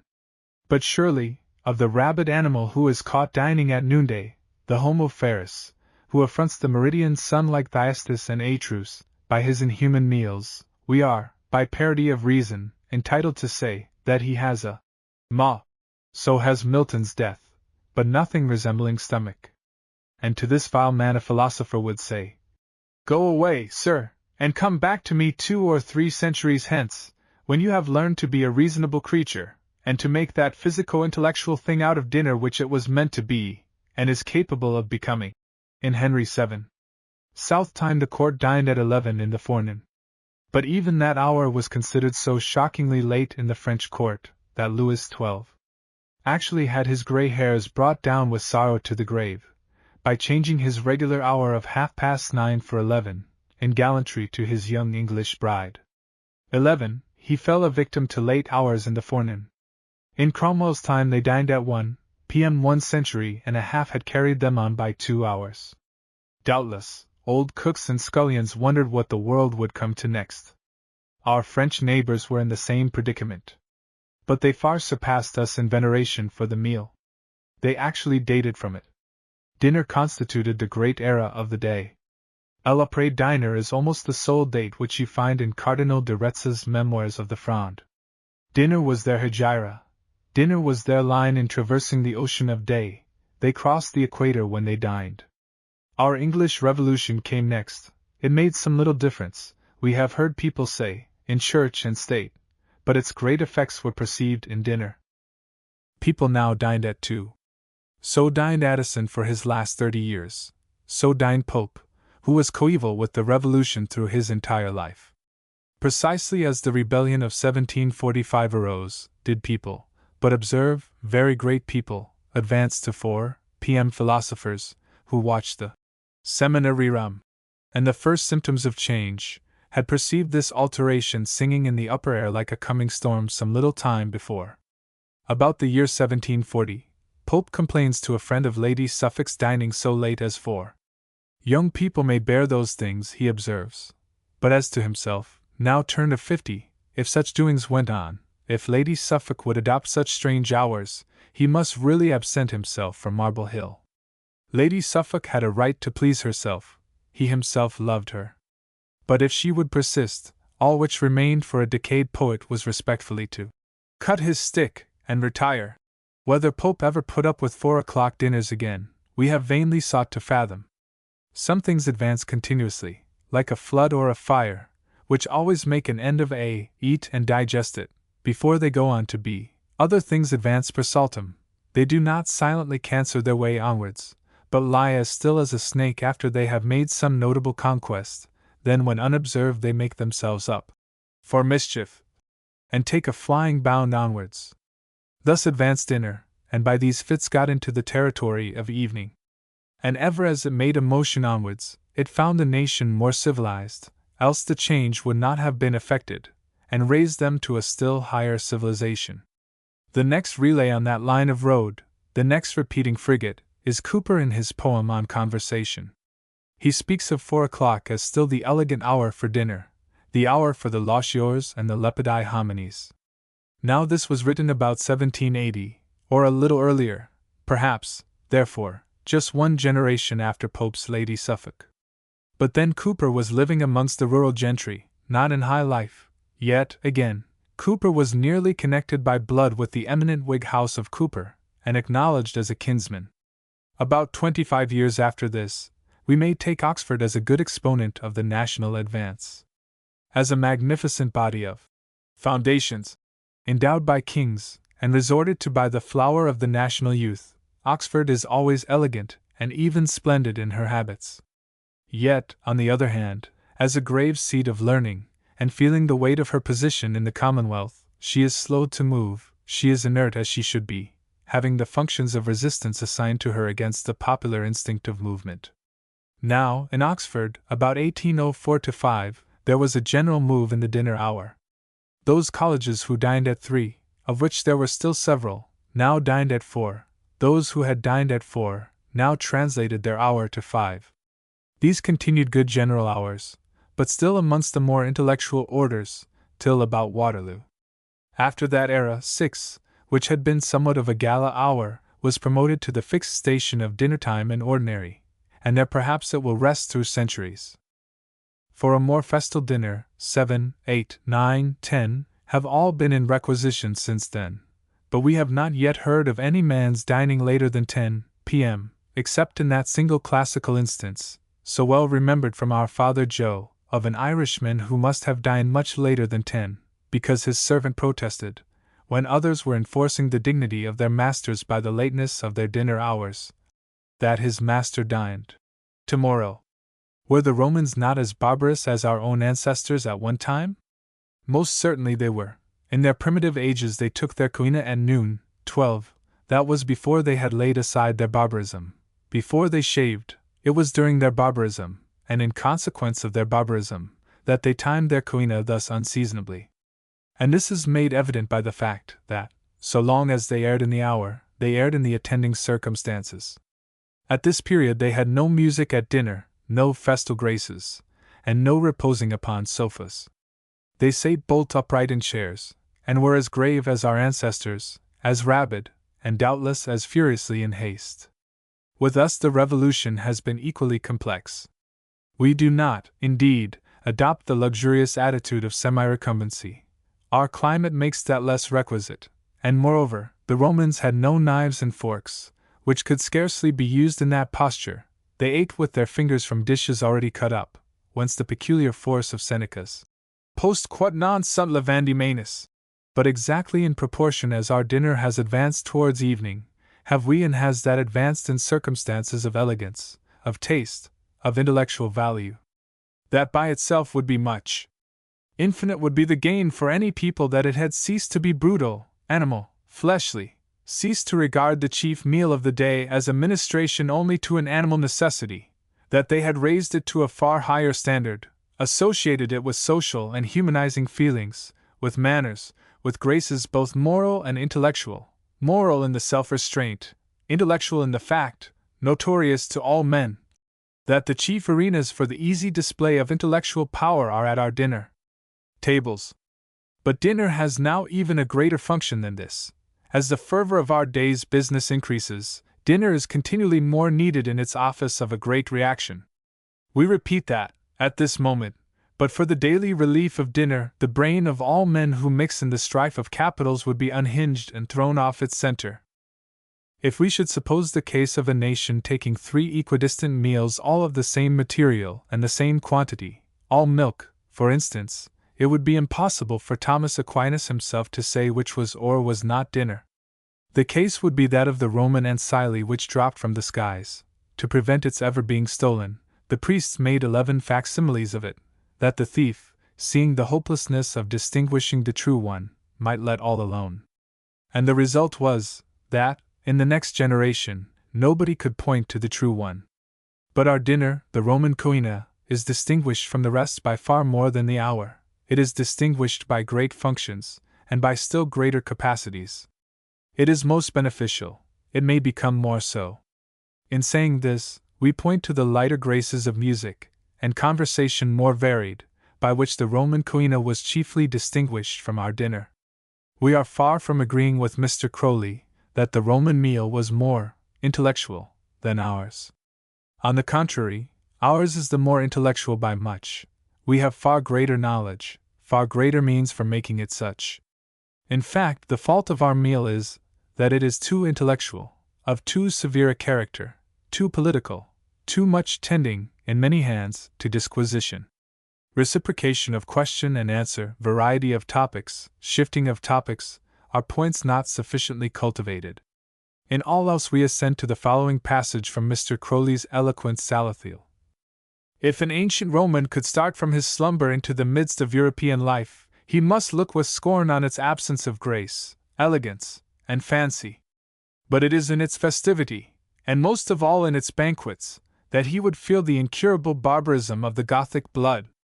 Contrasted with the fine displays that made the table of the Roman noble a picture, and threw over the indulgence of appetite the colors of the imagination, with what eyes must he contemplate the tasteless and commonplace dress, the coarse attendance, the meager ornament, the want of mirth, music, and intellectual interest, the whole heavy machinery that converts the feast into the mere drudgery of devouring. Thus far the reader knows already that we dissent violently, and by looking back he will see a picture of our ancestors at dinner, in which they rehearse the very part in relation to ourselves that Mr. Crowley supposes all moderns to rehearse in relation to the Romans. But in the rest of the beautiful description, the positive, though not the comparative part, we must all concur.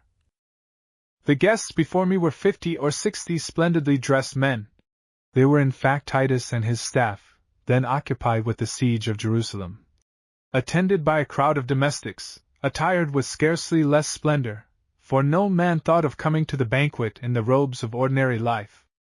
The embroidered couches, themselves striking objects, allowed the ease of position at once delightful in the relaxing climates of the south, and capable of combining with every grace of the human figure. At a slight distance, the table loaded with plate glittering under a profusion of lamps, and surrounded by couches thus covered by rich draperies, was like a central source of light radiating in broad shafts of every brilliant hue. The wealth of the patricians, and their intercourse with the Greeks, made them masters of the first performances of the arts. Copies of the most famous statues, and groups of sculpture in the precious metals, trophies of victories, models of temples, were mingled with vases of flowers and lighted perfumes.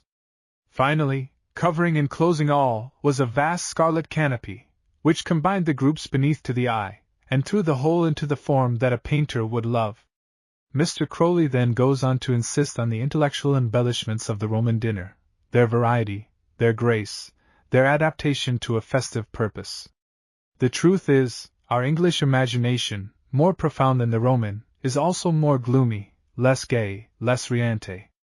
That accounts for our want of the gorgeous Tritinium, with its scarlet draperies, and for many other differences both to the eye and to the understanding. But both we and the Romans agree in the main point.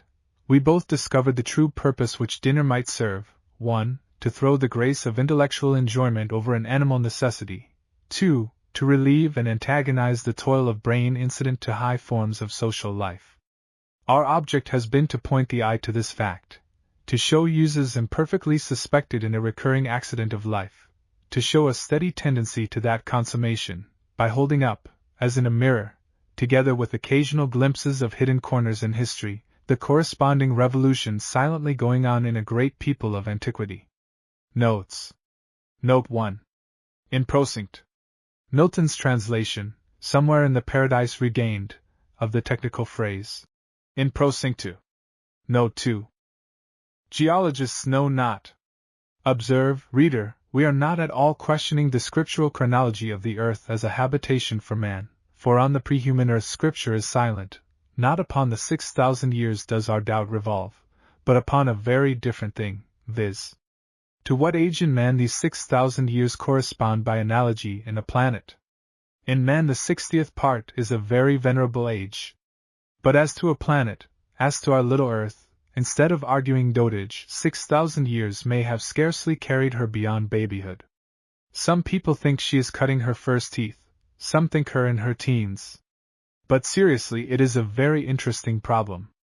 Do the 60 centuries of our earth imply youth, maturity, or dotage? Note 3. Everywhere the ancients went to bed, like good boys, from 7 to 9 o'clock. As we are perfectly serious, we must beg the reader, who fancies any joke in all this, to consider what an immense difference it must have made to the earth, considered as a steward of her own resources, whether great nations, in a period when their resources were so feebly developed, did, or did not, for many centuries, require candles, and we may add fire. The 5 heads of human expenditure are 1. Food, 2. Shelter, 3. Clothing, 4. Fuel, 5. Light. All were pitched on a lower scale in the pagan era, and the 2 last were almost banished from ancient housekeeping. What a great relief this must have been to our good Mother the Earth, who, at first, was obliged to request of her children that they would settle round the Mediterranean. She could not even afford them water, unless they would come and fetch it themselves out of a common tank or cistern. Note 4. The Manisolitans. There can be no doubt that the levies of modern princes and ministers have been inherited from this ancient usage of Rome, one which belonged to Rome Republican, as well as Rome Imperial. The fiction in our modern practice is, that we wait upon the leave, or rising of the prince. In France, at one era, this fiction was realized. The courtiers did really attend the king's dressing. And, as to the queen, even up to the Revolution, Marie Antoinette almost from necessity gave audience at her toilette. Note 5. Or again, sic cum pro biscotto, ut hodie vacamus similis? It is odd enough that a scholar so complete as Salmasius, whom nothing ever escapes, should have overlooked so obvious an alternative as that of siccus, meaning without opsonium, scotus, without kitchen. Note 6. The whole amount of relief, from which it appears how grossly Locke, see his education, was deceived in fancying that Augustus practiced any remarkable abstinence in taking only a bit of bread and a raisin or 2, by way of luncheon. Augustus did no more than most people did. Secondly, he abstained only with a view to dinner, and thirdly, for this dinner he never waited longer than up to 4 o'clock. Note 7. Mansions, the halts of the Roman legions, the stationary places of repose which divided the marches, were so called. Note 8. The everlasting Jew, the German name for what we English call the wandering Jew. The German imagination has been most struck with the duration of the man's life, and his unhappy sanctity from death, the English by the unrestingness of the man's life, his incapacity of repose. Note 9. Immeasurable toga. It is very true that in the time of Augustus the toga had disappeared amongst the lowest plebs, and greatly Augustus was shocked at that spectacle. It is a very curious fact in itself, especially as expounding the main cause of the civil wars. Mere poverty, and the absence of bribery from Rome, whilst all popular competition for offices drooped, can alone explain this remarkable revolution of dress. Note 10. That boys in the Praetexta did not bathe in the public baths is certain, and most unquestionably that is the meaning of the expression in Juvenal so much disputed. Nisi canondum aer levanter. By AES he means the ahenum, a common name for the public bath, which was made of copper. In our navy, the coppers is a name for the boilers. Nobody believes in such tales except children, is the meaning. This one exclusion cut off 3/8 of the Roman males. Note 11. His young English bride. The case of an old man, or one reputed old, marrying a very girlish wife, is always too much for the gravity of history, and rather than lose the joke, the historian prudently disguises the age, which, after all, was little above 50. And the very persons who insist on the late dinner as the proximate cause of death, elsewhere insinuate something else, not so decorously expressed. It is odd that this amiable prince, so memorable as having been a martyr to late dining at 11 a.m., was the same person who is so equally memorable for the noble answer about a king of France not remembering the wrongs of a Duke of Orleans. Note 12. Took their coina at noon. And, by the way, in order to show how little coina had to do with any evening hour though, in any age but that of our fathers, for in the afternoon would never have been thought an evening hour in the sense implied by supper, the Roman gourmands and bons vivants continued through the very last ages of Rome to take their coina, when more than usually sumptuous, at noon. This, indeed, all people did occasionally, just as we sometimes give a dinner even now so early as 4 p.m., under the name of a déjeuner à la fourchette. Those who took their coina so early as this were said to die coinar, to begin dining from high day. Just as the line in Horace, ut jugulant homines surgent in noc latrones, does not mean that the robbers rise when others are going to bed, viz., at nightfall, but at midnight. For, says one of the 3 best scholars of this earth, de die de nacht, mean from that hour which was most fully, most intensely day or night, viz., the center, the meridian. This one fact is surely a clencher as to the question whether coina meant dinner or supper. End of Project Gutenberg's Miscellaneous Essays, by Thomas De Quincey.